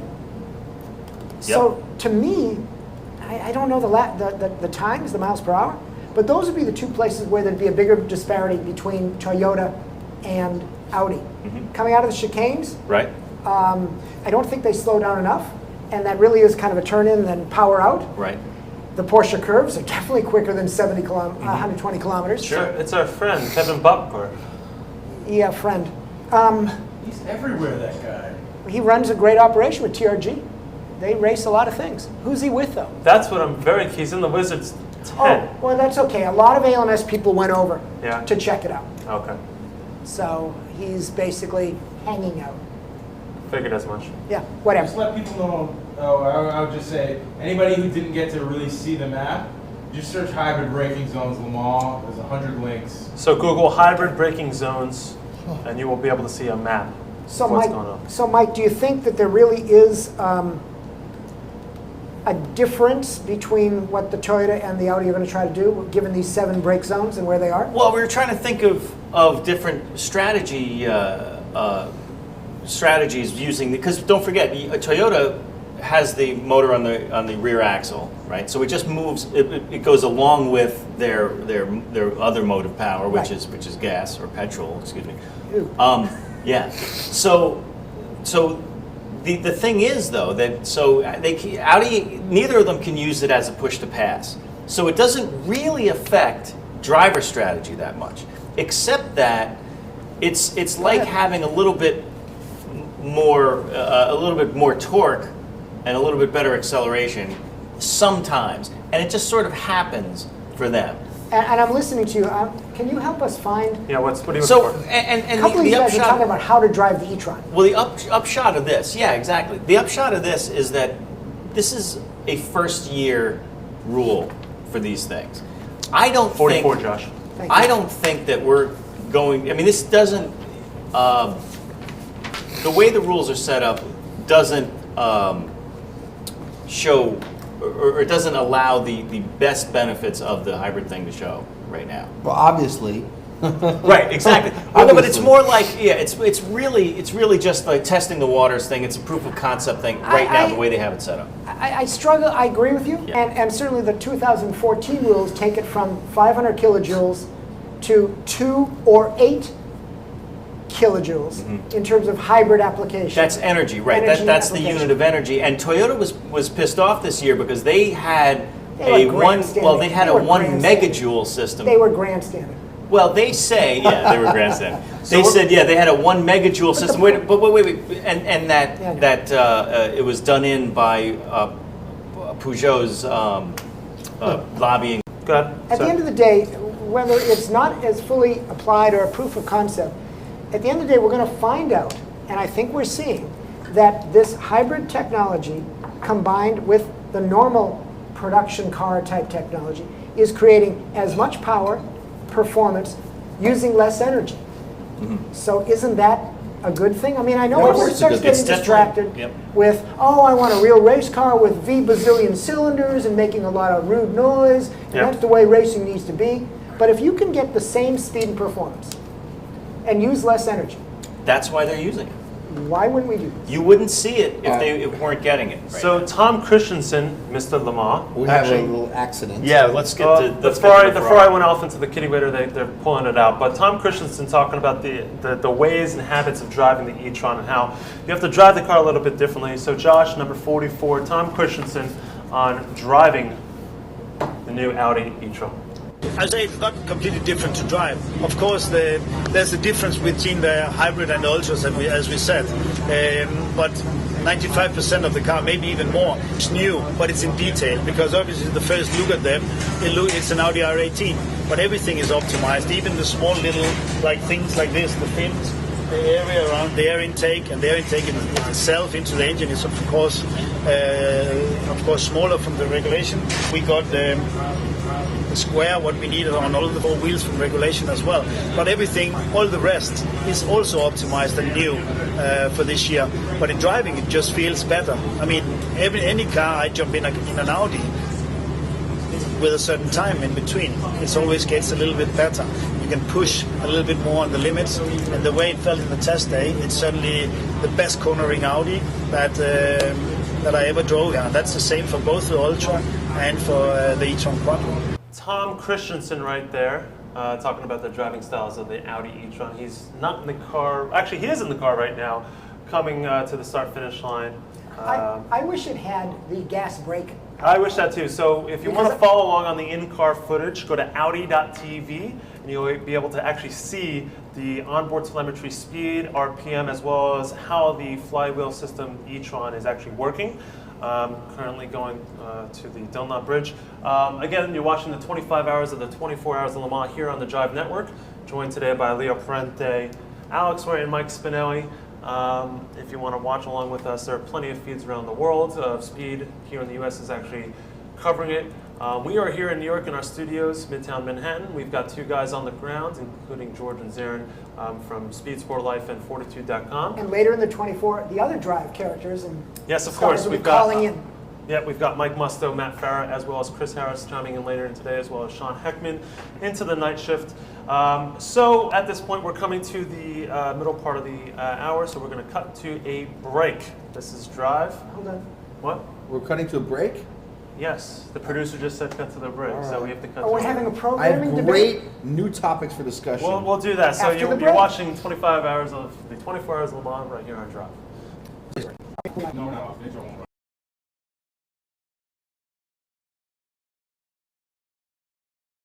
No, we're not. We're not for. We should do the buffering. Our intro is broken. All right, while intro's broken, I want to raise. You like how I always ask my questions of Leo? You like that? You don't have to, but it could be Leo, for the group. let's go back in time to experimental technologies in racing. and not just not necessarily Le Mans, but in Formula One you have curse. Yep. Going, whatever. I think he's the. when he's people the, upset you, you put a curse He's on the them. Finnish driver that replaced Kimi when he retired. Curse. All right, check it out. Check it out. So, What? Back when the six-wheel Tyrrell came out, and you had the fan car. Yeah. Now, there was a brief flicker of ingenuity that flared up these two wild designs. Was there a real possibility that the fan car, implemented correctly, could have been so much better that everyone would have had to have duplicated it in order to keep up? Yes. Okay. And yet that never happened. What do you mean? Because they outlawed it. Right. Forever. There's no fan cars even today. Right. In any form of motorsports. Right. They found another way to create downforce and ground effects. So there's no way the fan car ever could have been implemented. No, the rules have eliminated that type of movable aerodynamic device auxiliary scenario. Okay. So at Le Mans, if these limitations on regeneration zones were lifted. And it sounds like they are going to do that, by the way. Okay. How much of a difference do you think it'll make, an advantage will it give to the teams that have the experience implementing these systems? I think experience is always an advantage, number one. Number two, I'm sorry. I got Because they distracted. just could have created a separate class for cars, with and without hybrid. And they didn't. I'm not so sure of that, okay? I think that there's still going to be the opportunity to run traditional power. You may be right, though, that the 2014 rules say that, matter of fact, the 2014 rules do say every P1 car has to be a hybrid, has to be advanced technology. So that encourages the factory development, even though they've created a privateer component or clause to the rules. They're trying to control the speed of these cars by top speed. Any speed of it, any performance of it. They're trying to control it by the amount of energy you'll be allowed to deploy. To put it, yes, to deploy, whether it's the kilojoules or the fossil fuels into the engine. You know what I'm going to say? I'm totally opposed to such restrictions or rules of any kind. There's a huge school of thought that says Le Mans and places like Indy 500 should go back to what they were, a testing ground for new technology in the auto industry. Open the rule book. Give someone just a silhouette of, you've got to have a vehicle that fills this space. That's the maximum, not the minimum. Not Because then the cars end up looking the same. And you have NASCAR. Well, we're not there. No, but in the continuum of racing, there's NASCAR over here. So here's and there's what we love over here. So here's the offset. Which sim has the Red Bull X car? I don't even know what that is. Didn't Adrian Newey design the ultimate car and put it in one of the sims? I thought it was maybe Gran Turismo. It was Guys, not. help me out. Sorry, what was that? Forza. Who's the Red Bull ultimate race car that they designed for the sim? Remember Adrian? Gran Turismo. Gran Turismo. Yeah. Okay. Did you ever drive that car? No, I never got to it. Yeah. X11, what was it called? Wait. And he's done two versions Oh, of X it. 2011. And it's exactly what you're talking about. Is that if there were no rules, what type of car could you build? I'm looking it up. It's phenomenally fast. And I thought the sim discussion was, we're pulling so many G's that humans are getting at the edge of being able to drive the damn thing. Yeah, their eyeballs are popping. I mean, literally, what if you're at a...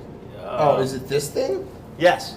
Oh my God. So there's your everyone answer. should immediately You did not Google know it. about this? Is that it? It's been around for a couple of years. Yeah. So, how did I never see this thing? I don't know. You're the sim guy. Everyone who is ignorant like I am, who hasn't seen the new X11,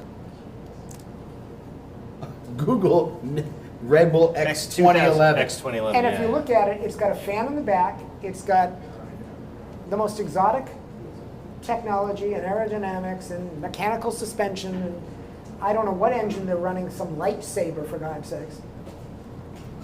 And that's the answer to your question. If there were no rules, what would I do?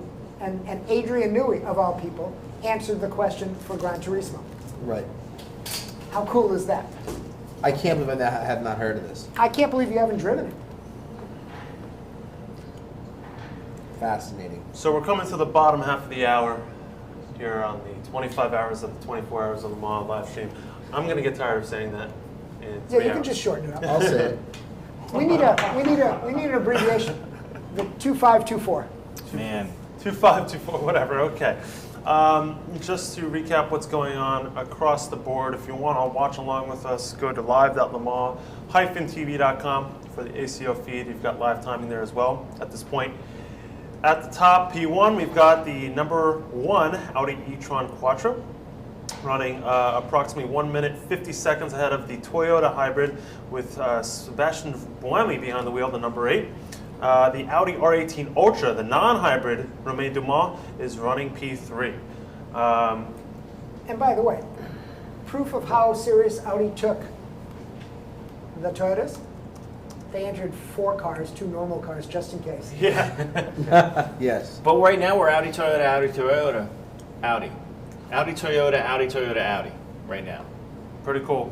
So as the number 1 and number 2 e-trons come in to the pits, they're going to go for a tire change. Now, Leo, look at both screens now. Oh, that one's frozen now. But I could see this guy doing this Oh, I see on what you're both saying. screens at the same time. Like, very Which, neat. by the way, both e-trons are in at the same time. Yeah. They're not changing strategies. They're running these cars. They have a game plan. Yeah. They totally have a game plan. Again, if you want to watch along on the Audi feed, it just crapped out because they're probably in the pits. But Audi.tv, Josh, it's just going on like that. By the way, we may have a Toyota taking the lead here. That may be the first time. Actually, you are right. They're coming up. Let's see how fast.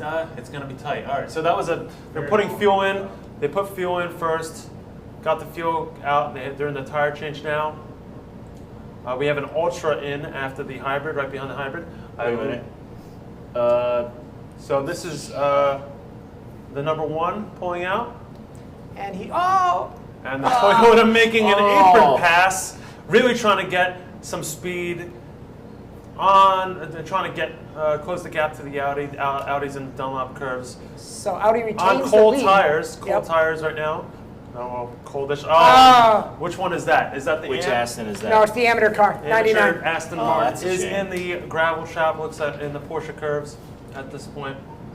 Josh, I know we have to cut to a break very shortly. Yeah, but the good news is the amateur check cleared, so the pro car can still drive. We'll try. We'll try. Okay. Oh. Ooh, that's a hard hit by the Aston Martin. It's the number 99. Lost its rear wing, some damage there. The number 2 Audi e-tron Quattro. By the way, do we like the graphics Number of these 4. Audis?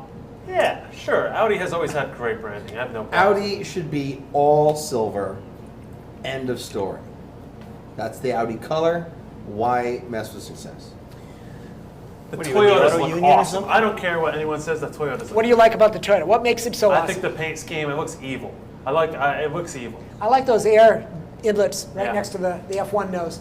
Going down the Mulsanne straight, coming up on a P2 card. See how the end plates are canted in? Not card. Yeah, the end plates do tilt in. I think that's very interesting. And you can see them pushing. They're pushing hard. That car's wiggling. Yeah, that I car's noticed that moving around. on exit of the first chicane on the Mulsanne straight, little wiggle on the end. But they're pushing it. I like these cars are badass. Now, why is the tail, the vertical? The vertical. Why can they not use that, say, as a rudder? That's an interesting concept. I mean, it looks like a rudder. I mean, why don't you just put a 727 tail on that thing, and then I believe it was who designed the McLaren F1. What's his name? Gordon Murray. Gordon Murray, Gordon Murray yeah. said in an interview that if he was designing a Can-Am car, it would be basically a plane on the edge of lifting off that doesn't. Right. and that's all it would be. And so it would have an enormous vertical rudder. And why is that not articulated at the very back? Because it's banned. Well, you can't have active aero. Right, first of all, if you I can't see. rudder any air. Is active aero though defined as anything the effective anything the driver can control? Anything move, you cannot have Or movable moving surfaces. You cannot have movable surfaces. Okay. So we're coming to the bottom half of the hour. We are at the bottom half of the hour. We're going to cut to a short commercial break for production technical needs. Is that what we're calling going to the bathroom?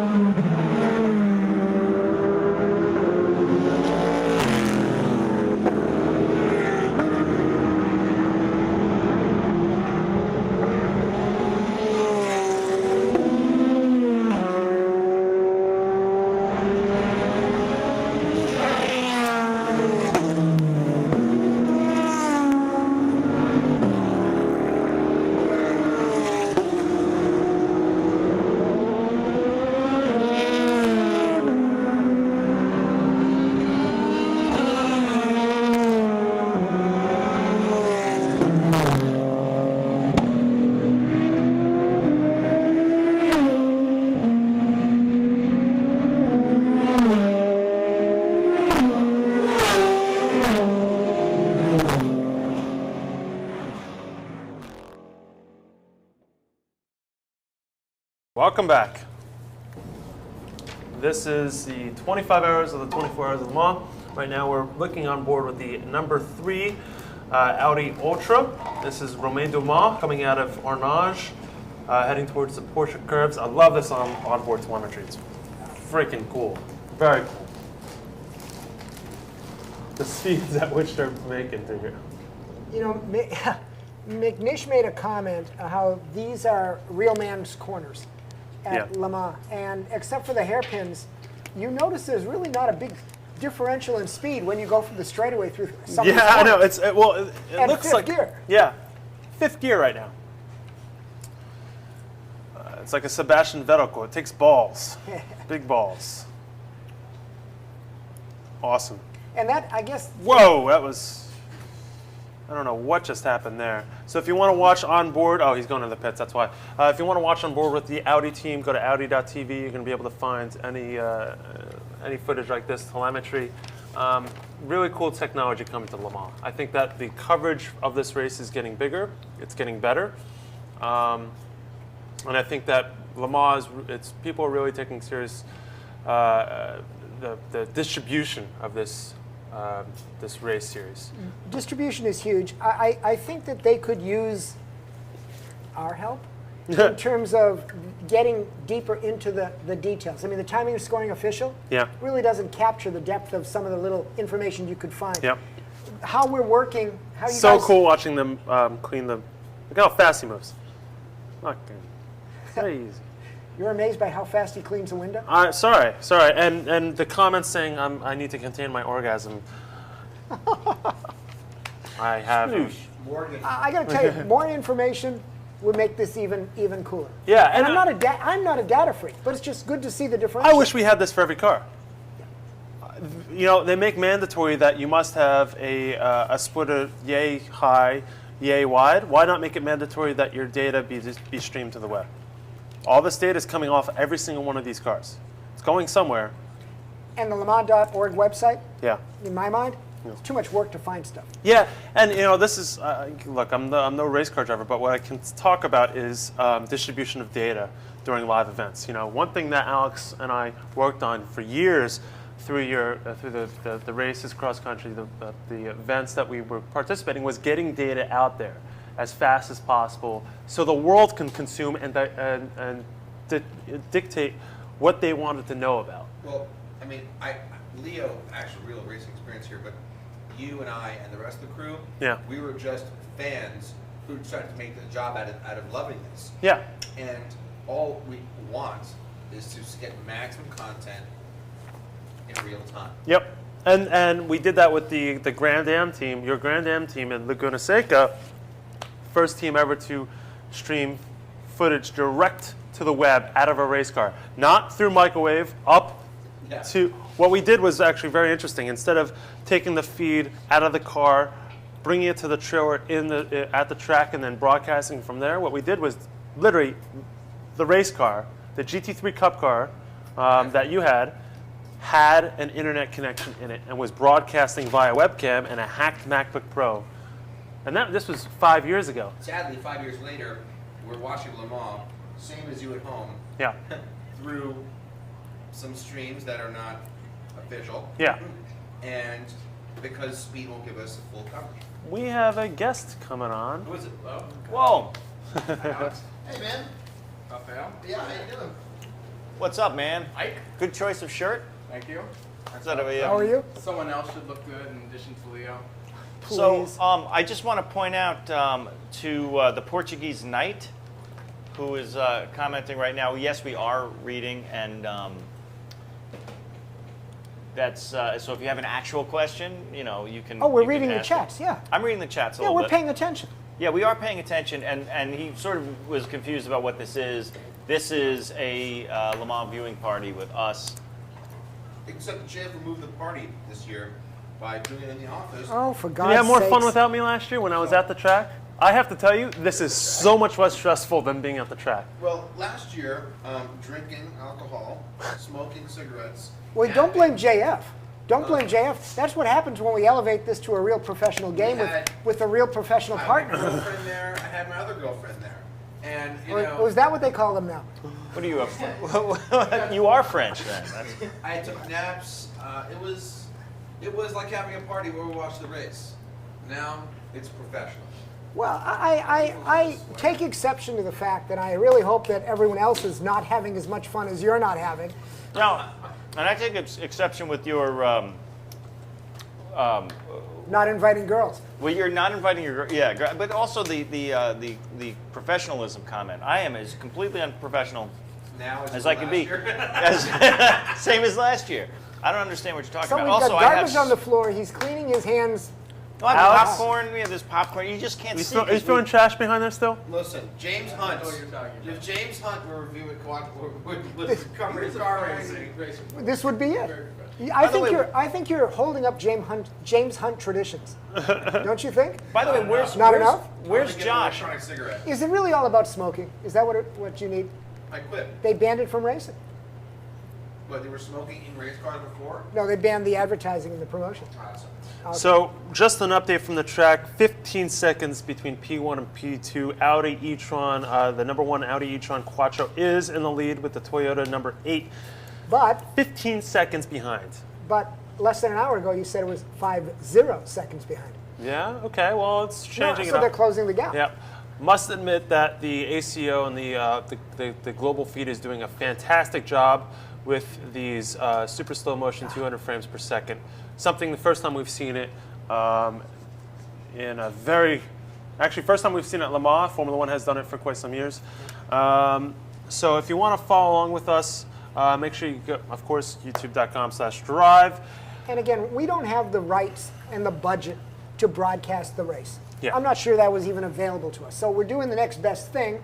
Yeah. We're watching it together and sharing information. And as Michael said earlier, we are reading your chats. If we're not coming up with the right topic or you have a question, feel free to comment and help us too. We don't have to lead this like a battered herd of cats. Hey, Silence over the room. Wasn't that amazing? Yes. You know, I have a question. I have a question. I actually have a question, a kind of a low-tech question. What was the weight of the 917 Porsche LM cars versus the 900 kilos of the cars that are running now? I'll look right now. Were those cars lighter or heavier? Or the same? So we have people watching as far as Uruguay right now. I want to shout out to the worldwide audience that we have at this point. Thank you. About 600 people watching at middle of the day in New York. It's coming up to 7 p.m. at Le Mans. What time is it over there? Yeah, it's about 6:45 at Le Mans right now. Sunset in approximately 3.5, 4 hours. As we go into the night stages, we will be getting further updates. George and Zarin are on the ground with us, shooting footage and providing us interviews. Alex, could you do us a favor and can you text Charles Morgan? He didn't answer my. I have no reception on my phone right now. However, I have an answer to Leo regarding the weight of the Porsche 917. Yeah. Pounds or kilos? Either one. Kilos. 849. So it was lighter than the current cars. Yeah. Pretty close, but lighter than the current cars. And I had 600 horses. A lot of juice. 1,100 horses. No, that's the Can-Am car. On the 917 K or LM. Sorry. We should. We've got a lot of good stuff in here. Snake in my pants says 650 kilos. For the 917? He just, or either that or he just wanted to say 650 kilos. How do we vet these guys? I don't know. But That's too light. So I'm being instructed to give you my MacBook because everyone hates that and it's not working. Cool. So if you want, no, we don't have to. I'm just saying. Well, what's that? Can I use that? In a little Eventually? bit. Yeah. What just happened? What do you mean? There are many 917s. Which one do you want? I need a Le Mans car, like a 917K or an LM. Oh no, my whole computer. Like 1970? Look at that. What happened here? That's what happens when you use Macs.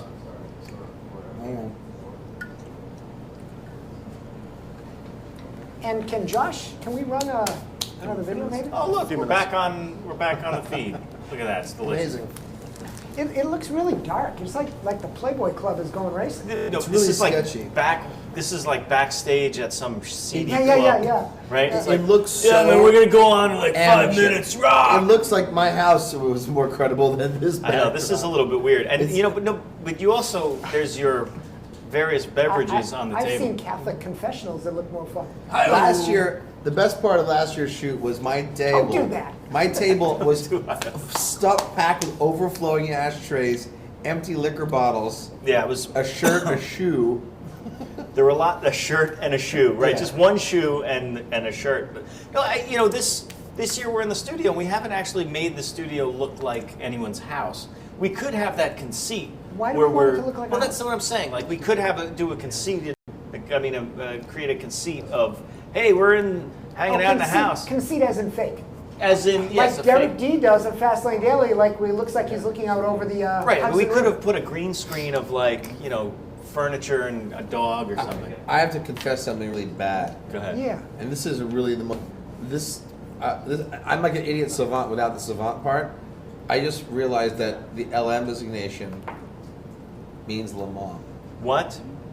All these years. You I'm thought like, it was why do about they the call that cigarettes? LM? You thought it was Yeah. L&M cigarettes, didn't you? Like the BBS LM wheels, I guess they're. You know what? I may be wrong. Wow. It's LH, long heck. Long heck. Right? There we go.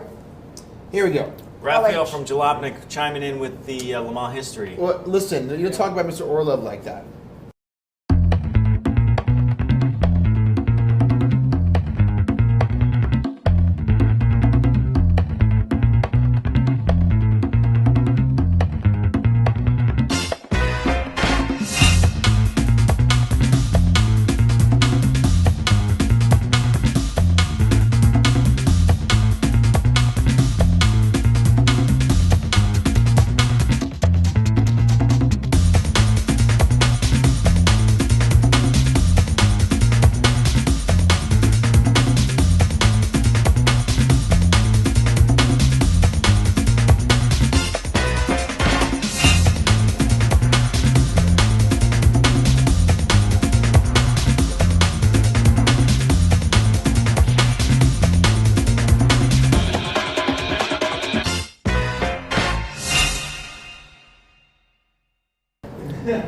No, that sounded like I was talking about him favorably. He's the man. Actually, He's the man. he's the man. He's coming on in a little bit, going to talk about Le Mans history with Leo, because both of them are quite the because historians. unlike A the little rest bit. of us, Orlov stay. actually knows something. Please stay. Or as they call him downtown, Orlove. Orlove. Yeah, my little netbook is a failure today. I want to borrow mine. No. Well, mine, I just crashed. So I'm I'm happy waiting living to- in for ignorance this. here. So this is like a little bit of it's like your time that you can go and get a beer, like I'm going to do. You are? Yeah, we're not, stapled to the. How long is Orlove going to be with us? I just have to dash out at 7 at dinner with my grandma. She'll be here for many hours. Yeah, as long as I have me. Oh, sweet. Is there a bottle opener?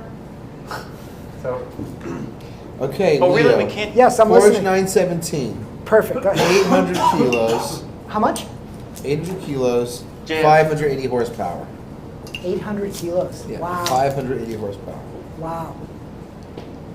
So that's 100 kilos less than the cars now. And you said the horsepower again was? 580. 580. So similar horsepower. Yeah. Tape over the. And McNish had made the comment that even if you go like 5 years back, the cars were running 345 laps.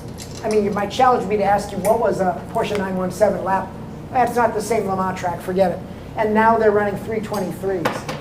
So the technology, even with the extra weight, is making Yeah. the cars quicker. Yeah. So much quicker. I mean, I think it's got to be in the braking. Tires, braking. I think there's the comfort and confidence level. Listen, if you're going to drink that beer, I'm telling you, move it away from your laptop. No, I'm going to. I will spill that beer on your laptop. I just need to. I need promise to you. disguise the brand. Like you I don't always, do if brands I'm in the here. room, drinks trust behind me. the screen. Trust me, And that's why welcome to you're- the 25 hours of the 24 hours of Le Mans Drinking on buddy. Drive. by the way, I'm not- And it is, I've got my Blue Label beer. looking at it right now, we are approaching 1 o'clock and the first sip of beer has been taken by Mike Spinelli. Thank you very much. So here comes the rule. If we have a debate and you're making a point and you do not give a reason why to justify your point of view, you have to take a drink. Well, then I'm going to be wasted within minutes. That's the If point. you just throw out If you BS, just throw out the platitude, just like- like no, because, and there's no reason, you drink. I was going to say that it should be if someone's had a drink and someone else has not, whoever has not can at any moment put up their hand and stop the one who's been drinking. We're coming to the bottom of the, sorry, we're coming to the top of the hour. behavioral I keep hour. messing that up. Why am I thinking Put bottom? that beer over there, dude. We're coming to the, All right, yeah. We're coming to the top of the hour. 9 minutes until 1 o'clock here on the East Coast. We're approaching 7 p.m. in France, which means the sunset is on its way in approximately an hour and a half, 2 hours. If you want to know what's going on, if you want to, what? Jeff, tell them the truth. This is the only Le Mans coverage where one of the hosts will actually say, "Move that beer, dude." Exactly. On air. Yeah. All right. So anyway, I think David Hobbs is drinking all the Hobbs, time. oh, you know, yeah, Hobbs has a He's bottle drinking under all his the if desk. you want to follow along with us, make sure you join us in the chat or on Twitter at Drive. At this point behind me, we have the Audi in-car feed of the number 2 car. Sorry, is this the 2 car? Yeah. What's up? Can I ask the most naive question? What's up? They don't go to drive.com. YouTube.com/drive. That's all they have to do. That's all they have to do. Perfect. So just We go are where you on- normally go. We are on the front page of YouTube.com as well right now. They actually tweeted us. It's 13 million followers. I forgot. Not 1.2. I don't know where I got that number from. Tom Christensen is on board with Tom Christensen Hacking in right a now. P2 car. So right now, if you want to see this feed, go to Audi.tv. You'll get the in-car feed with telemetry from Audi. Wherever you are in the world. I apologize if you're in Germany. You are not watching us right now. For some reason, we're banned in Germany. Same thing happened to Fastlane Daily, I guess, 3 years ago with our Max Mosley joke. For some reason, our feed is not in Germany. Correct me if I'm wrong if anyone is in Germany right now. Don't ask why. We're also not in China, but who Trying to cares think about of that? what I said to piss off the Germans. Anyway, so we And have the Italians. we have 2 guys on the ground, George and Zarin, who will be providing updates coming up in about 20 minutes from the track. 7 minutes until 1 o'clock Eastern. And one of them was going to be on the ground pretty soon. Coming up in a few hours, we're going to have a few different drive hosts joining us, including Mike Musto of Big Musto, Matt Farah, and Chris Harris will hopefully be calling us in as he is on a shoot and won't be able to Skype in. Oh, he's working. Oh. Hey, you know what? If he can't call in, Josh Vigsa can call in. Yeah, well, As Chris Harris. he does look similar. Anyway, so we have plenty of interviews we need to go through. Can we talk about the Commenters, which are amazing. I tell you what, we can't. Yeah, what do you got? What do you want to talk about? Why I was aren't we gonna drinking say- more is the question. Because it's 1 o'clock and we've got Oh, come on. 6. No, but let's talk about the actual race that's going on for a second. Yeah. I think there's a race going on somewhere in France. That was sarcasm. No, sarcasm. Where's sarcasm? Is it next to Le Mans or is it like a little north? It's sarcasm. Sarcasm. Right. Okay. Okay, so it's the Audi e-tron Quattro still leading. Best lap 3:29. Toyota's got the next 2 spots. One of them is in the So pits. Toyota's 2 and 3. Toyota's 2 and 3, although one's in the pits right now. And then the Audi Ultra, first Ultra car, comes in at 4th, and 5th is the second e-tron car. That's the Tom Christensen car right now. And that's the number 2 car that's back there. Yes. Because they're the ones that had a pit to take the rubber clag out of the rear suspension. They had the clag in the suspension, which And- I didn't realize that was a word until No, I think a David- commenter brought it up. I think but then you David said- Hobbs made it Hobbs may official. have made it up. Yeah. Or no, it's a real word, but Hobbs made it A rubber- apply to racing. Yeah, exactly. And where's Rockefeller's car? The Audi. Rockefeller's car. He's with Romain Dumas, right? I think so. Where's Or the second number Ultra? Is it 6th? Oh, So the 2 cars that had a pit. to yeah, Audi's, yeah. The 2 cars that had a pit to clean out the rear suspension Right. are the ones that are trailing back, giving the open door to the Toyotas. But maybe the Toyotas are earning it. Toyota seem to be earning it, although maybe they are waiting. Maybe they're just not getting as much rubber in the rear suspension. I think they're hanging back too. You think they're hanging back? I think they are. You think they're taking it easy? I think they're on their. I think they're in the middle setting. I think they're not in the biggest hybrid boost setting. I mean the most robust hybrid boost setting. You know how many windows I'm going to smash and enjoy the Toyota Switch power setting in about 6 hours? Yeah, you're going to see. I want to break out another pair of glasses. Yeah, it's going to look like what was that racehorse that? Racing Stripes, the zebra from Africa. No. Which Toyota is in the lead? In their lead? The leading Toyota is car 7 with Lapierre, and the Sebastian Buemi's car is 8th. Interesting. Is the number 8 car in 3rd. And the 8 car is Davidson with Buemi. They're not slouches, and Verts is with Lapierre. Right. I'd like to address some of the commenters' questions, which we have not done in some time, that are quite interesting. And of course, as usual, they come back to Leo.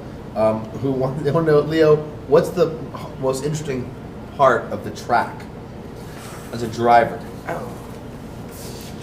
I would imagine that the Porsche curves are intense. We'll use that word. I think you've got to pay Ball attention. The pace you're carrying through there, even with the GT cars, I think that would be a real challenge. But at the end of the day, I think you got to love going full chat down the Mulsanne straightaways. I mean, that's got to be awesome. The way those chicanes are, you've definitely got to slow and brake, but it's not 3 corners. My understanding in watching the cars, it's brake, turn in, then you're right back to gas. So you do lose a lot of RPM, a lot of speed, but you're flying. And I think Indianapolis and Arnage catch your attention. I know that on the sim, heading toward Dunlop always challenges me for some reason, but I'll go with Porsche curves. All right, now Creed Carey S911 says I'm fat. We can move on. Do you think so? No. Okay. I don't answer rhetorical questions. Next question. A lot of people are asking, how and why Porsche would enter since we are. Well, Mike wanted to talk about that. Porsche entering P1. Well, I wanted to know because you had mentioned this on your show, Shakedown. Plug, promo. Hey, we come from radio. We know how to plug these things. That's right. That's right. What was the call letters again? KOCK Radio. We were Man Boobs and the Chimp. Every morning on KOCK Radio. Did you ever establish which one was which? Yeah, I was Man Boobs. He's the Chimp. You're Chimp, and I would have gone the other way. But by the way, someone says fat, DJ. Oh my God, DJ Kaufmana. Oh, it says fat but handsome. Oh, that's really sweet. So the Porsche thing. And to quote Man Boobs, Creed shreds 1,000 yesayas. That's the chorus of the second verse. Was it a sports call-in show, or was it automotive or music? What would you do? We did. It was mostly shock jock stuff. Shock jock stuff. Yeah. Okay, I have to interrupt. We're going to go to a short break with Boretsky, the Audi lead Audi engineer for the engine development. He's going to be talking about the Toyota hybrid. So the competition talking. Audi talking about the competition. Oh, I think it's good. I think he disses. Yeah? I think he does. Well, one of our favorite guys to ever have on camera. Josh, please, number 6. And then we'll come back and talk Porsche. Yep. Yeah. Let's start with this year's cars. Both you and Toyota have shown up with hybrids, although very different philosophies in their design. Could you explain a little bit why you chose to go the direction you did and how you may see that as advantageous over your competitors? To start with, I found it very funny to see Toyota come with a system they don't sell, because they sell to the customer something completely different. The first, number one. Secondly, it's the physics you look behind. When you look the supercapacitor thing, this allows you to absorb a lot of energy in a very short time at very high voltage levels, but you don't have a lot of power because just the voltage is high but the current. We, on the other hand, we tried to make a combination of a mechanical system, inertia system, which is speeding up, and so it can absorb a lot of energy and a lot of power in a very short time, and then via rotation transform it into voltage and to get it back at any time we want to the wheels and to propulsion. It gives us more freedom than, for example, as I understood the system from Toyota, to do it with the supercapacitors. ran at much lower voltage, because it's also a question of safety. What's your thought on the drive? They went with rear-wheel drive, so they can use it at any time. You guys went with, of course, it's the heritage of Quattro, but you have to be over 120 to use it. There's a reason why Audi is selling Quattros. One of the reasons why we made this front axle driven, not because we wanted to have a Quattro. We know this is a very good system, and everyone who is buying an Audi Quattro knows that, doesn't have to discuss about. But there's one very essential thing you have to know. When you make brake engine recovery, like we are using here, so you are recovering the energy in braking, then you have to know that every car, whether it's a race car or road car, has a dynamic load transition to 60 to 70% on the load on the front wheels when you are braking. So it means they are much more difficult to lock up than the rear wheels, because in the same time the rear wheels come up, the rear wheels get light, so they get much easier to lock, or in the other way, you are limiting the amount of energy you can recover when you have a hybrid in the rear. It's quite simple physics. I don't know why they did it different, but it's like that.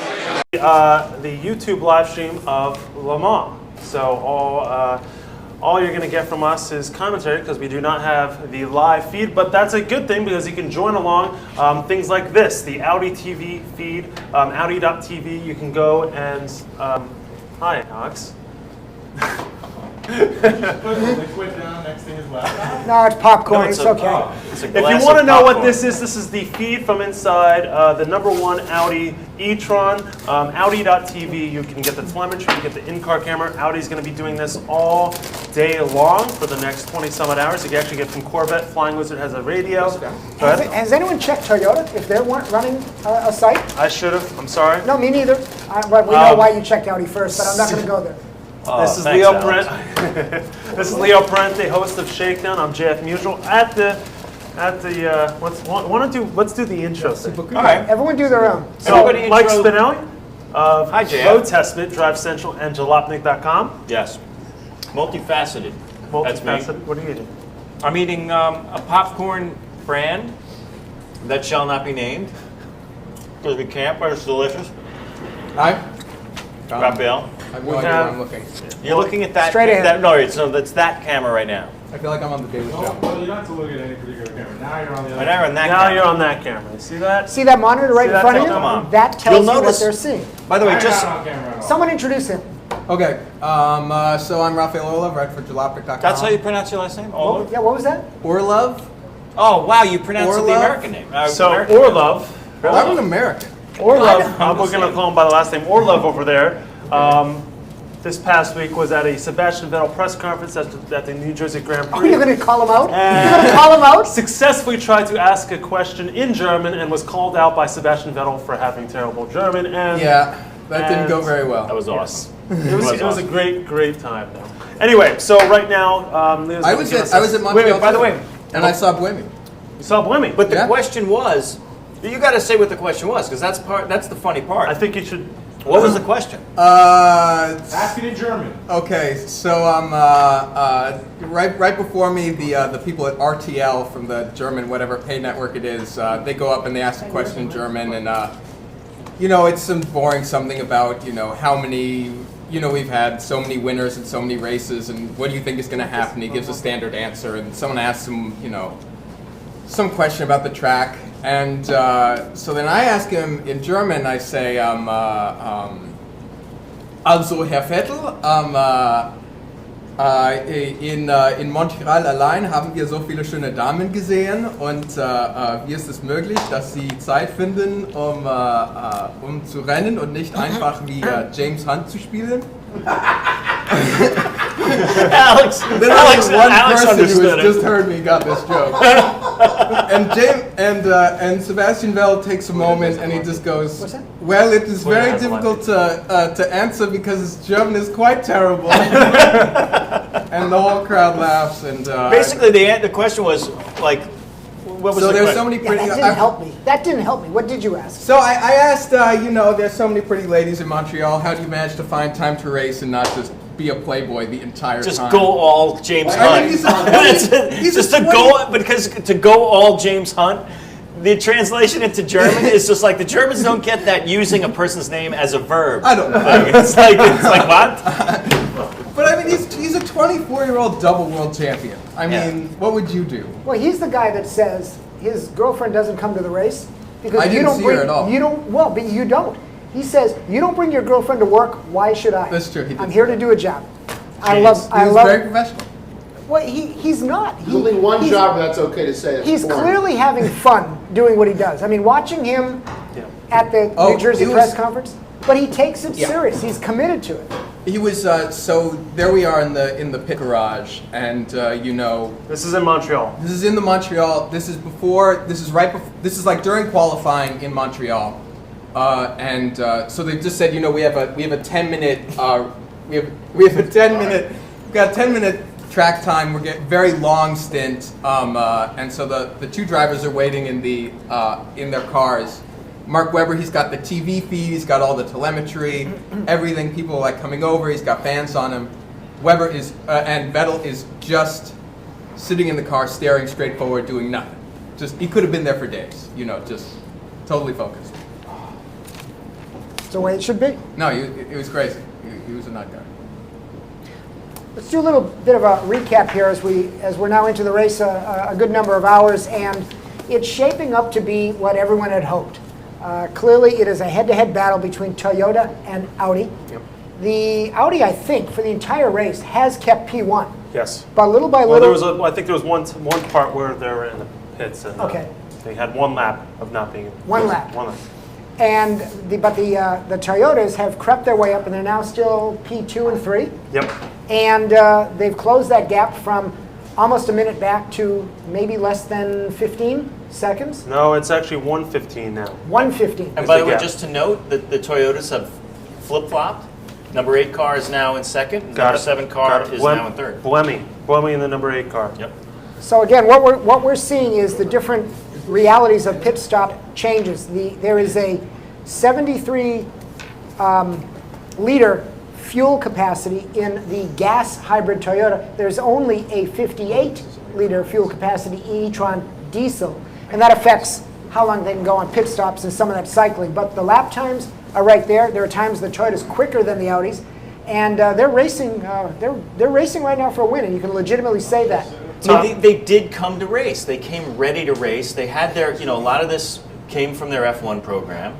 The hybrid system they've been developing for a number of years. It ran in 2007 successfully in Japan in a Supra. A different system, but the knowledge. The knowledge, right, exactly. Because this is a different system. Because Denso is now doing the capacitor system, and all that's technical stuff aside, they really brought it.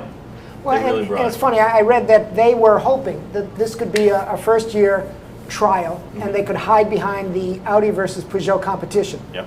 So props to Toyota. When that went away, they stepped up their game. Yeah. In GT, speaking of stepping up the game, it is what we all knew was going to happen. Ferrari versus Corvette versus Aston Martin. They're still in the hunt here. Matter of fact, It's Christensen coming out of the pits right now. in the e-tron. E-tron, yeah. He's currently in P5 in the number 2 e-tron. So the number 2 e-tron was the one that had a pit earlier to get some rubber, the rubber clag that falls away on the tires out of the rear suspension because it had locked up. Back to GT, we've got the 458 leading, followed by the Aston Martin, followed closely by the Corvette. In P2, good news for Morgan, and where is Alex Roy? Because Charles Morgan's cars are 1-2 in class, if I recall. And by the way, Delta Wing is 51st. It has dropped significantly through the field. Transmission issue. With the transmission issue. Yeah, yes. earlier the gearbox is the central heart of that car to how it operates, the torque splitting type part of it, and if they had a problem, that's put them in the pits. And do you know who makes that? I do not know. Not to put you on the spot. I'll find out. No, that's okay, and I do not know. Nelly, is your mic on still? It should be. Why, am I not coming through? Oh, now you sound better. Oh. And I'm going to break away for a second. Yep, I'll cover the GT class at this point. Cutting away to GT Pro. There are two classes in GT, Pro and Am. Leading the pack is actually the 458 Italia of AF Corsa. 61 laps down. The gap between P1 to P2, the Aston Martin Vantage, the number 97 with Turner behind the wheel, is approximately 40 seconds, 45 seconds. Running almost identical average speed times. In third, we've got the Corvette Racing number 74, approximately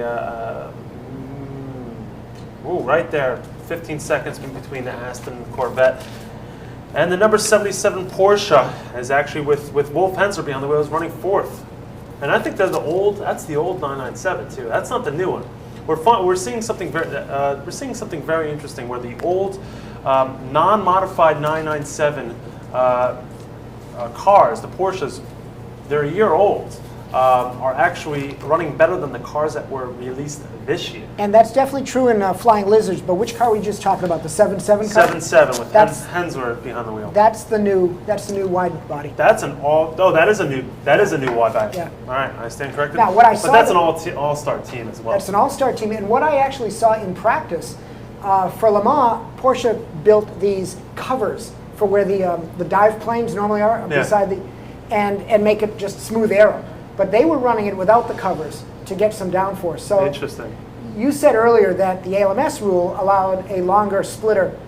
That is not allowed here in WEC. So maybe they're fighting to get back some front downforce to balance the car. Yeah. We have Jan Magnussen in the other Corvette 73 running in P5. Yeah, something happened to that car that I lost. Not quite sure. About 30 seconds off off of P4. Apologize for that.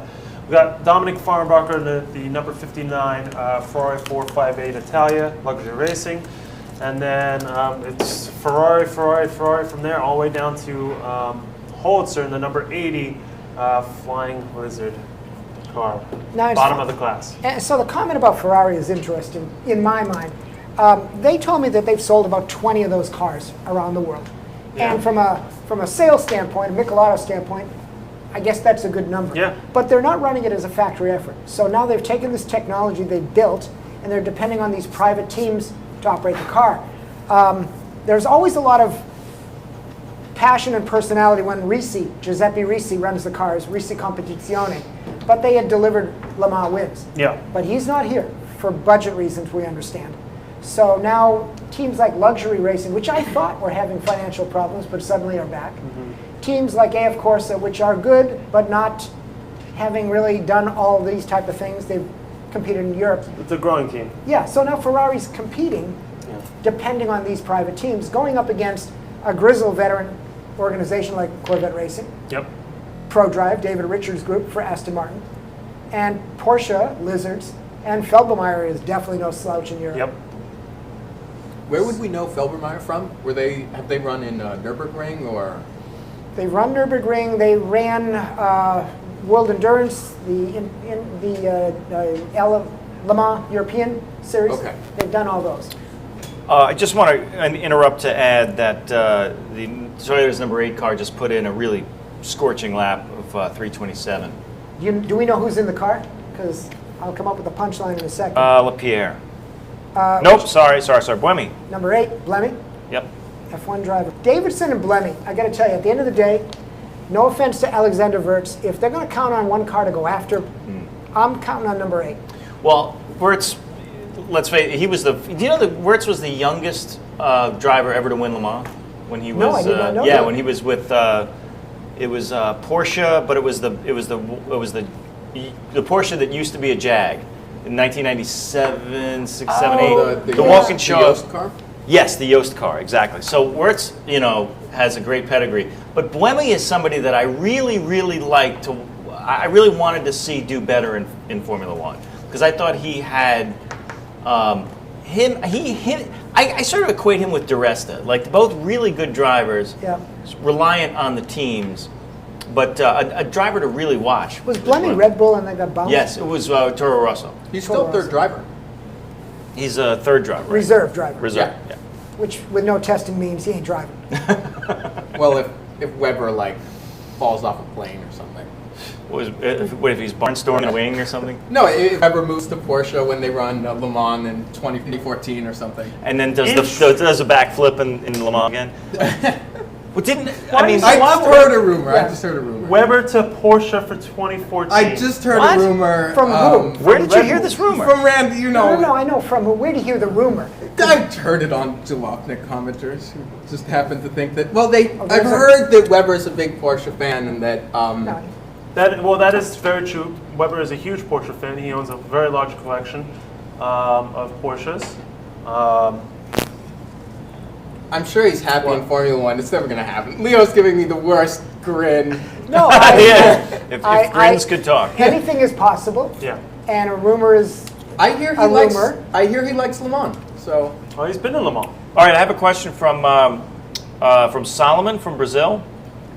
Is there any chance McLaren P12, the MP401, new Ferrari F70, and Porsche 918 take part in Le Mans in?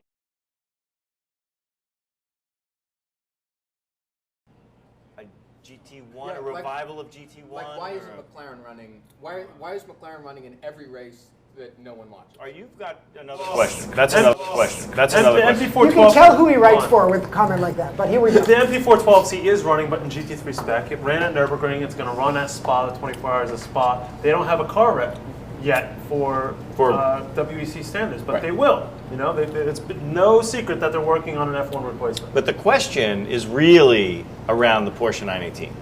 So here comes the half-assed answer that I can cook up because they haven't released all of the details of the 2014 rules. And the 2014 rules say the cars are going to need to be narrower, and I thought they said lighter. They talked about the greenhouse has to be 90 centimeters higher, but they really haven't defined all this open stuff and whether that means they're trying to drift the cars back to more production-based, pure race cars, but more production-based. Remember the original McLaren F1s, the LM Longtails? I mean, those were race cars, but they came from the road. Right. Or whether it's going to be pure race car, just in a smaller, compact thing, and they have to make a decision in GT cars to take these cars somewhere. Everyone, and please correct me on this one, everyone suggests that the Porsche 918 that they've showed us is to show the concept. It may not be the real race car. It's probably very close to the road car, but we don't know how close that connection will be, whether it'll be power, like TDI into Audi road cars versus the R18, or whether it will be an extension of that 918 car that makes the race car for this new class. We can only speculate at this point. Because the ACO has not released enough information. Exactly. The ACO has not talked about definitively having this type of new technology in GT cars, but they've always talked about trying to get things back to production. And they've always talked about opening the rules. And they literally use the word free a lot in announcing the 2014 6 points that they made. I think they should just homologate the Toyota. Just let people buy that. You know, couldn't you? And the Audi. But didn't they homologate the Toyota 1 and the Nissan 390? The Nissan 3, yeah. And even the Mercedes, whatever it was, the flying, sure, the original flying lizard, the one that went into the bushes. Was it the CL, not the CLK? The one that went into the bushes with Mark Webber. Yes, That's the CLK GTR. CLK GTR. Right. So now this is. So why would Mark Webber want to go back to GTs? He's already seen the forest. Seen the forest through the GT. So this is what's interesting when you make This is what's interesting when you make the regulations of road cars and race cars very close to each other, is because it's very easy to exploit with road homologation rules. So the reason why the McLaren GTR stopped winning was because Porsche realized they could build enough of their CLK GTR. Right. Just want to get that right. But Porsche realized they could build enough of their GT1, whatever they were, that were close enough. They realized they could build enough of them that were close enough to the road car 911 that they counted. And so then they could build basically what were pure race cars that counted to the ACO as road cars. Well, they did sell some. Yeah, they sold some, and it was sort of just based like the on CLK a steel GTR. shell. CLK GTR was a production car. And maybe but that's what killed all of the F40 LMs and McLaren F1s that were running, and the whatever they were, the whatever that British Well, thing no, I that think- Tiff Needell ran. Well, two things. One, I was looking for it, I read it, I don't have it. The GT rules have two levels of homologation. They have a certain quantity for a major manufacturer, and then they've got a smaller quantity for minor manufacturers. So it's trying to eliminate that situation where a big company can out-homologate the little company that doesn't have the capacity. If I recall, and by the way, they've also got a rule in here that you could have a carbon chassis in GT if you, oh my God, I can't even read my own notes. It was somewhere between 100 or 300 production cars, right, and do those type of things. I'm not so sure that the F40 and the other car you mentioned were kind of homologated out. I think that technology moved on and the cars got older. Well, yeah. Sure. So we're just to recap, this is the 25 hours of the 24 hours of Le Mans on drive. Right behind us is the Audi.tv display, and we're following along with Tom Christian right now. I think it's an awesome background. Yeah, it's cool. Tom Christensen right now in the e-tron, but the car we haven't really spoken much about is the Ultra. It's a completely different car. The hybrid's been getting a lot of attention, but the Ultra has had a lot more technology and improvements over the past year. Oh yeah, well, and to that point, when they updated the R18 from last year, Yeah. all the updates, the chassis, the engine, everything went into the Ultra and the e-tron Quattro. Exactly. So I wanted to just cut away to an interview that we had with Romain Dumas, number 7. He is speaking on the R18 Ultra and the improvements made to it, and actually how he likes it as a new car. For example, the Spa reference about how this year they were able to take. He says it? Well, let's go. Let's watch the clip. Well, for sure, from outside it seems that it's the same car, but actually they work a lot. It's a lot of points who are different, from the gearbox to the front downforce to the weight distribution. There's a lot of difference on both cars, and I can promise you this car this year it's amazing. Compared last year, mainly on the fast corner, it's a lot quicker. We saw that in Spa-Francorchamps 1 month ago already on all the fast corners that with the R15, R15 Plus, R18, we are not able to take, let's say, Eau Rouge corner flat. After 6 laps in Spa this year, it was completely flat. So it's a big difference, and here the same on the Porsche corner, it's a lot quicker than last year. It's also on the driving inside the car is a little bit more easier. For sure it's getting quicker, but you have a better feeling. The car is more constant, so it's all positive. So that was Romain Dumas speaking about the new R18. Romain, of course, is an Audi factory driver as well as a Porsche factory driver. Always cool to hear his thoughts. He's in the car right now. I think it's the other Ultra. Yeah, it's the other. Yeah, this is the number 1 right now. So Alex asked me the question. Let me go around the room and ask you guys. What part of a lap of Le Mans intrigues you the most? What part do you think is the most exciting as you watch? The Mulsanne. Why? They go really fast on it. So you like drag racing? Well, you've got the I mean, the crazy thing that happens at Le Mans, which you don't get anywhere else, is as our dear departed Alex Roy said, is you have the huge disparity between the fast cars and the slow cars. And so you've got cars that are like, I mean, how fast is a 918 or an R18 passing a GTAM car? The problem with the Mulsanne for me is that with the chicanes, like I just keep hearing about back in the days when you could hit 155 miles an hour on the or what it was 253 miles an hour, right? I mean that was, and when you think about it, that's insane speed. But with the chicanes, it's kind of like anticlimactic a little bit with Mulsanne. I like the third sector, anything from Mulsanne corner down through anything through Ford corner, basically, because I think that's where you really get to see some of the best racing. And we are going to get along. The speed differential is not as great as it used to be. Sure. The P1 cars, the LMP2. And you used to have like 914s on the course that were like, just like poodling along as getting sucked off the ground. Relatively by like a poodling along. But yes, you're absolutely right. And actually, if I recall, they were talking about the drivers' meetings where you were required to stay to the right because here come the 917s. It seems like there's a little more. Yeah, there's a little more. Well, we're having our own race. You'll figure it out. You faster car. The relative speed though is not that big, great, differential anymore. It's happening. It's happening at corners sometimes, because the grip of these cars is where the difference starts to show up. Okay, interesting. Scary, I think. I thought that thing by whoever the driver was you had on before, getting held up in last year's was very interesting. Just how much he had to, how much he had to just keep himself, because it's serious how much these guys are hammering it all the time. You think that 24 hours you would be, off of it most of the time until like the last hour, and then you're like, all right, fine, our car hasn't broken yet, and now we'll go for it. Yeah. But there's just no room for that anymore. By the way, they're on it all the time. Speaking of this, that the pace. We're talking about this stuff, but what's going on in LMP1 is getting really, really hairy right now. Buemi is caning that Toyota. What type of laps? He's doing three. He had just done a 327. See. Audi. Let me see. Was it Trillo? You pronounce his name? Which one? Trillo. I can't pronounce his name. Trillier did a Trillier did a 328.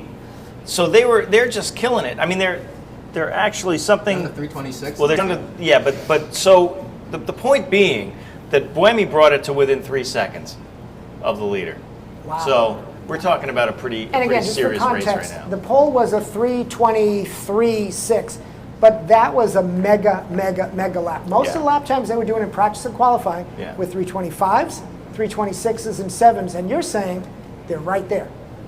So they're running. Well, what it means is, it doesn't mean that if the Toyota passes the Audi now, it doesn't mean that this is going to be a race deciding pass. What it does mean is the pressure is going to be on for the entire race. Well, and to that point, I hope that Audi wasn't surprised that that's what they entered into from hour one. Well, you were there when they were testing at Sebring. At Sebring. The Audis. They were talking about Toyota like they were, nothing to be screwed around with. A lot of respect, and it was more than just the vanity of being a good corporate citizen. They feel like the rules give an advantage to the petrol engine configuration. I don't know whether they were talking about the fuel or other elements. And they were not selling short the aerodynamic and chassis design capabilities of the team. Sure. No one ever sells Toyota short in terms of the money they'll spend when they're committed to something. Right. And I think they actually expected that Toyota was going to get the pole. They thought the car was going to be that fast. And they thought they were going to end up doing it with their process, efficiency, and quite frankly, their experience. But at the end of the day, the e-tron Quattro has proved to be a pretty quick car too. And it's made up some of the gap and differences of drivability from last year's R18. So I have a question. Are we expecting rain this race, or do we not know at this time? I thought I heard that there was the expectation, but it really hasn't shown up yet. JF, do you have the Do you have the weather?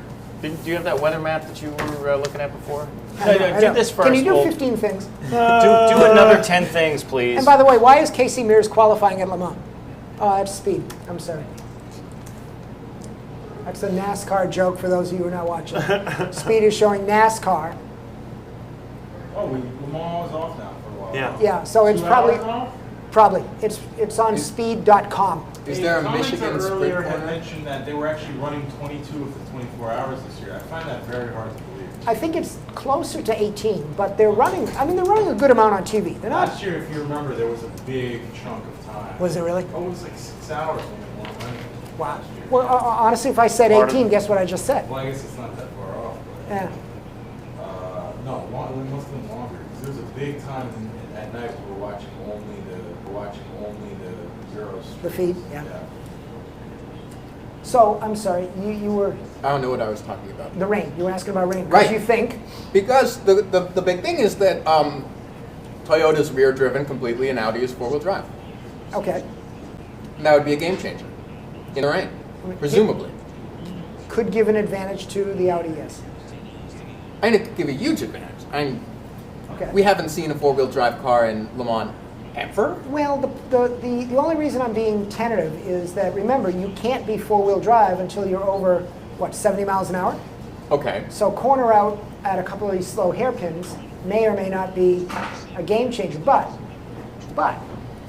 I would imagine in slippery surfaces and conditions, all-wheel drive at any RPM is probably a good thing. This is like a corporate answer from Rio. You've got the that grin bad? on one side and Cool. the answer on the other side. Yeah, well, you know what? Guess where I grew up? Yeah. TS01. I have mixed feelings about Toyota. The bottom line is, Did you meet any of those guys, or are they all in Germany? On this team? When they were running, either then or now? Now, I was American, so I knew the Dan Gurney side, the IMSA side. Right. I knew Jeff Krosnoff, and we spoke a lot about when he ran for the Toyota. I think he was in was it the TS010? Yeah, he was. He was in the 010, I think. Okay. The red and white one that looked awesome. And I spoke to a lot of Alex Roy's doing something on his hands and knees, so that's all you need to know, Jay. I have the best view in the house at the moment. Actually, it's on camera, so... Great cutaway. 2 points to Josh Beetzer for that. That was a complete mega fail. Don't worry, Alex. No one saw anything. No one saw anything on that. And by the way, pick up your trash when you leave, okay? And I spoke to a couple of the Japanese in Toyota Motorsport. Because I wonder how much of this is, especially with the hybrid tech, I wonder how much of the center of development within Toyota has changed. I mean, this is probably the nerdiest question you could probably ask, which is the corporate structure of the racing team, but I find it interesting. Well, I don't know, and I love some comments just to add in, but they are basing it out of the Toyota Germany facility. Because that started, if I'm not mistaken, that started with one guy running Celicas in Africa in like the 70s, didn't it? Ove Anderson or something, but then it got bought by Toyota and became their big F1 home. Because that's cool to me. I mean, however, I think that there's a lot of Toyota people from Japan involved in the powertrain system. It's bottom of the hour, 1:30 local time. In France, it's about 7:30 coming up on sunset. If you are in the US, Speed has dropped away from its live coverage, but I suggest you go to live.lemans-tv.com to get live footage and timing. You can also go to Audi.tv for in-car footage. Right now, we're looking at a frozen frame. Great timing that was, Jeff.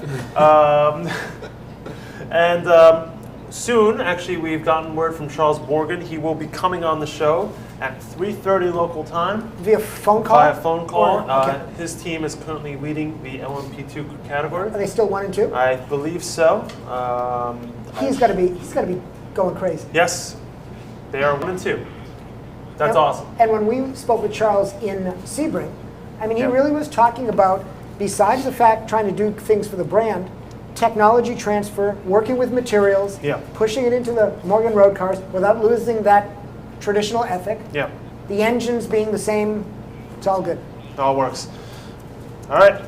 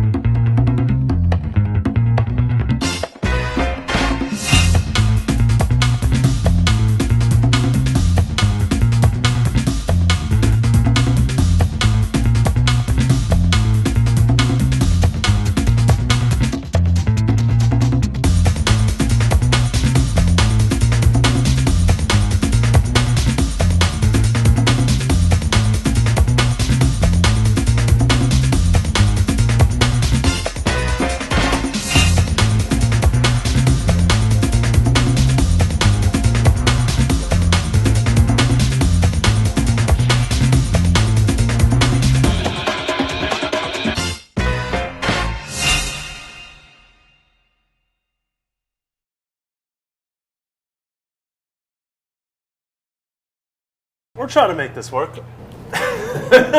Yeah, the mics are on. It's all right. Sometimes we have mics on, sometimes were we don't. talking to each other? Oh, I yeah, heard it? totally. That was You can hear- totally yeah, you can hear you guys all That's over the, good. all Well, at least the it was promo. something that was Sorry, guys. appropriate instead of our usual fights. Yeah, I was going to say. Mother what? Well, they're flicking. Now you tell us. So Alex Roy is still in the studio, but he's over there, I think, watching some. He's the only one smart enough to have gotten food, so he's eating. Yes. We're Welcome eating to the popcorn. 25 He's eating like hours foie of the gras. 24 hours of Le Mans Drive, live stream, Orgasma, whatever it may be. Live on youtube.com/drive and youtube.com's front page. If you want to join us, we're in the chat. Mike Spinelli's reading comments on Twitter as well as the chat. The feed currently on speed is gone, as I said. Join us on Audi.tv for the footage and live timing, of course. The 25 hours of the 24 Hours of Le Mans live stream Orgasmatastic viewing party and live chat Spewfest. So that's what the contract reads. Now we're X-rated. Yes. By the way, just wanted We're to not mention. yet watching what's on Alex Roy's computer, so it's not. No, that's true. We should actually get an update from some of the what's going on in different categories. In P1, we have the Audi e-tron, the number one Audi e-tron, in first place, followed by P2 Toyota Hybrid. Leo, go ahead, take it away. No, that's okay. It looks like with the pit stop differentials, the gaps are changing from being very close competition to now 1 minute and 5 between P1 and P2 Toyota TS030. LaPierre is in the car for Toyota. He's chasing Travailler. And then behind that, we've got the traditional, if you can call an R18 Ultra diesel single turbo traditional, in P3, followed by the next Toyota Hybrid, and then the e-tron Quattro. Christensen in the car, catching up after having that longer pit stops for cleaning out the rear suspension, followed by the Ultra, and then we get into the gas-powered cars. And just as comparison, if I can catch this, so you've got the e-tron Quattro, the lead car, doing a 328 last lap. The Toyota-powered Lola, the Rebellion car, doing a 333. Looking to find out where this crash may be. Do we have the broadcast somewhere? This is my. All right, here we go. Wait a minute, I got it. Oh, You're in the ramparts. they don't have it up yet. So I stopped my rant because apparently an Audi R18 crashed. Trying to figure it out right now. Here's the replay in the first chicane with the number 79 Lizard getting in the way, and that was the number 3. Not too hard into the impact zone, into the barrier. Lost the nose. Who's 3? Who's running? Who's in 3 right now? Genet, Dumas, and Duval. Dumas in it So now. Dumas was in that car. Looked like it. An R18 Ultra. Look at, you can see Romain ripping the tires off, the pieces off. Bodywork to get the car back. Yeah. So the marshals cannot actually help fix the car. He can only walk, I think, 10 feet away from the car, right? Before. This is awesome. This is amazing. That's Romain Dumas ripping the front pieces off the front of the car. Back up a little bit. You're blocking the screen. Sorry about that. That's right. Hope you guys all saw that. Tune in on Audi TV. So he's in the car. I don't think he actually put his belt on yet. Oh my! This is awesome. I think we are all in He's in a agreement that dune this buggy is now. crazy. He just Audi.tv.com. You'll have this footage. Romain Dumas just driving an open ran wheel. into the back of the Pro Am car. Hey, Josh. The Am car. He Go ran. back to the 2-shot, Josh. What? Go back to the 2-shot. I will. Just keep patient. No, I am. But Okay, you so- want to get. Dumas, that is Dumas, right? Yeah. Yeah. So it honestly looked like he was trying to overtake the slower Porsche and got offline, got into the marbles. Now someone's saying Lizard crashed as well. No, it was the Lizard that got in his way. Oh, so Yeah. Lizard Audi crash. Well, the Lizard got away. Look at the front of that car. Now the front suspension right is broken, so he's Yep. going to limp this car 3-wheel back. And with the 2 separate fenders off the car, you can see how fat those front tires are. They're running 4 wide all around the car. 70 miles an hour down the Where Mulsanne is Straight. he? He was after the first chicane on Mulsanne Straight. Is that him here? No, I think that is U3. Actually, that is him. He is completely No. screwed. That's not right. Apparently Lizard Porsche on fire. No way. Which one? That is right. Sounds like a. In Indy. That's not right, because this is the Mulsanne. That was the first chicane. They have that's off. Well, here's start finish. It's first chicane. No, but this is Mulsanne. He's on Mulsanne. No, this is off. Footage is from the Mulsanne. He's coming up to the second I lost the chicane. feed. Right there. There we go. That's Oh off. wow! Look at that. Yeah, he's. He's coming up to the All right, second so chicane. And- that is and him, up by to- the way, JF. He's slowing down. Look at him. Well, he can't turn. Well, I know there he goes. They just showed a clip of the Porsche while you were looking away. What happened to the Porsche? It looked fine. It was not, a fireball. And now we're in an ad, so it's. All right, so either way, he's horribly screwed. yeah, that's a long. Well, no, he's here right now. Yeah, but I'm still saying Yeah, that's he's horribly still- screwed. Yeah. Okay. So I guess let's go through the rules. He got out of the car. You sound like you know him better, so go for it. I think the rules imply that you can't leave the car. You can't get more than 10 meters from the car before it's deemed like you can't get back in or something. I honestly didn't know that, but go ahead. Yeah. I'm just. This is all. I could. By just the way, be Leo, making white this up. flags. What do the white flags mean? Slow car on track. There you go. Well, the speed differential from 60 to that What's quarter. he doing, 60 kilometers? 67 kilometers, 70 kilometers. That's a scary moment, and to have your suspension just. And by the way, this is when I would be. So here's the swearing. replays on Le Mans TV right now. Well, why don't you say what's really happening is he did this because he intends to get that car back to the pit and stay in the race. Yes, exactly. That's really badass. Yeah, and for him to get out of the car and rip it apart, Like get back in. Yeah. That's real racing. the marshals were not allowed to touch the car in that circumstance. Coming up to where is he? Is that Indianapolis? I think that's Mulsanne Corner. Mulsanne Corner. Oh my yeah. God. What's wrong? What's so funny? I just cut to them and they were all just like. Whoa. How do you like No, my I new was position? looking at the comments. What's your favorite dish? All right. This is actually very intense. I guess we're going to wait on to see what's going on right now. At this point, you're going to start seeing everyone at the Audi pits actually going to have all. Somebody said white flag means Audi surrenders. Anyway, in pit lane right now, in the Audi garage, you're going to have all those mechanics getting all their gear together, all the pieces together. They're getting telemetry back from the car. They're going to know. They probably know pretty much what's wrong. You mean the part where they saw the guy Right rip front it? suspension. Yeah, the so- defenders. Rip the front of the car So off? this is going to be very interesting to see how fast you're going to be able to flip this car around. I say Where was it? 17 minutes. Where was it in position? 17? 17 minutes. I'll bet 16. I don't know. I'm sorry. Wait a minute, I got it. So lost right now. They were. Wait, Does anyone have timing of scoring up? I got right it here. Oh wait, But it's not filtering correctly. Yeah, that's okay. So that. I'm having No, trouble. we also getting reports from commenters that there was no contact with the Porsche. There was there no wasn't. contact. Yeah, well, there was. It looked Yeah. like Romain just kind of. I think he got out in the marbles Yeah. and slid out. And what corner was that? Did anyone confirm which corner that exactly was? You said it was one of the chicanes? That was the first chicane, yeah, on the Mulsanne straight. Number 79 Porsche Flying Lizard car is in the pits, according to the commenters. Thank you, Dr. Go Fast. So that was the amateur car that he was trying to overtake. By the way, live timing is down. Down? Yeah, looked like both on both Yay, of these. Le So Mans. Yay. that's a Le Mans issue, not ours. Oh, no, it's back up now. Oh, excuse me. It's not up here. Hold on. You should scroll down. No, it's not. JF will have to deal with that. They are in 6th place, Romain Dumas. Okay. 2 laps down at this point. They were, though, previously they were in... Third or fourth or fifth? Wait, was that the number 7 car? No, The number 8 car. 3. No, we're talking number 3. I'm sorry. Okay. Yeah, Dumas. Yeah, they were in... let me see. They were in 5th, but... Okay. Yeah, because they were... Yeah, now they're 2 laps.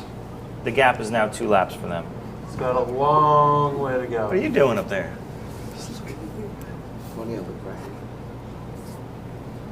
We were talking earlier, and someone was making the comment. You were making the comment about how you were impressed how Lauderer was so mentally calm in the car when he was chasing down Not at only the that end he of the was calm, but 2011. there was a great deal of effort to remain calm while he was coming up on slower traffic. Did We he- weren't immediately getting out of his way.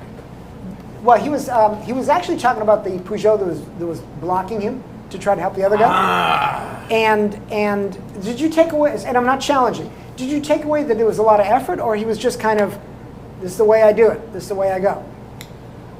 Well, so obviously he's a racing car driver, and he's, you know, his mind is wired differently, and he can, you know, he can just be in the car and concentrating to an incredible degree, especially after all these hours of racing.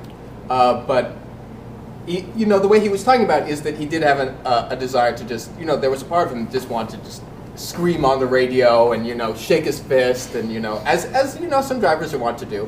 But no, he was keeping it controlled. You know, he had a job to do. All right, so Romain Dumont is coming into the pits very shortly, just past the Corvette quarter. This is going to be very interesting. Let's see how fast they do this. How much time? Wait, is he in the pit? He's entering pit lane as we speak. He just did a blistering 8-minute 53-second lap.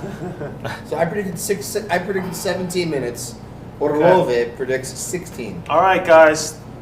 Yes, I got it. Post your comments. How long is this going to take? Internet. Comments. How long is this going to take? How long is what going to take? This. Oh, the pit. The pit stop. The change. We'd So like he to needs see a what nose? everyone Well, guesses. what does he need? He needs a nose, and what else does he need? That's it? Right front suspension. Right I say 15 minutes. Ooh, right front suspension. I say 20 minutes. Okay. Closest commenter, Free T-shirt. Closest commenter to how fast this change is made. So pick Clock a number stops Wow. now. All right, it's going. Right now, it's spanning from 15 minutes to 30 minutes, with 22 minutes in here. Now, Audi made their name in Le Mans at the pits because doesn't have his Go belt. ahead. We're listening. yeah. So back in the day, Audi. That's no penalty. 2 Oh my hours, God, it's complete crazy. new right suspension. We need to get commenters to be clear. This is down to the 10th of a second. No, within 3 seconds. There's 600 people commenting. All right, within 1 second. That would be like 100 shirts. Dude, Yeah, we might have people to are do. commenting it's up to 10 per second. Oh my God. And they cut away from it. Thank you, guys. Let's see That's how it. long this takes. I'm listening to Radio Le Mans in my ear, so I'll try to keep up.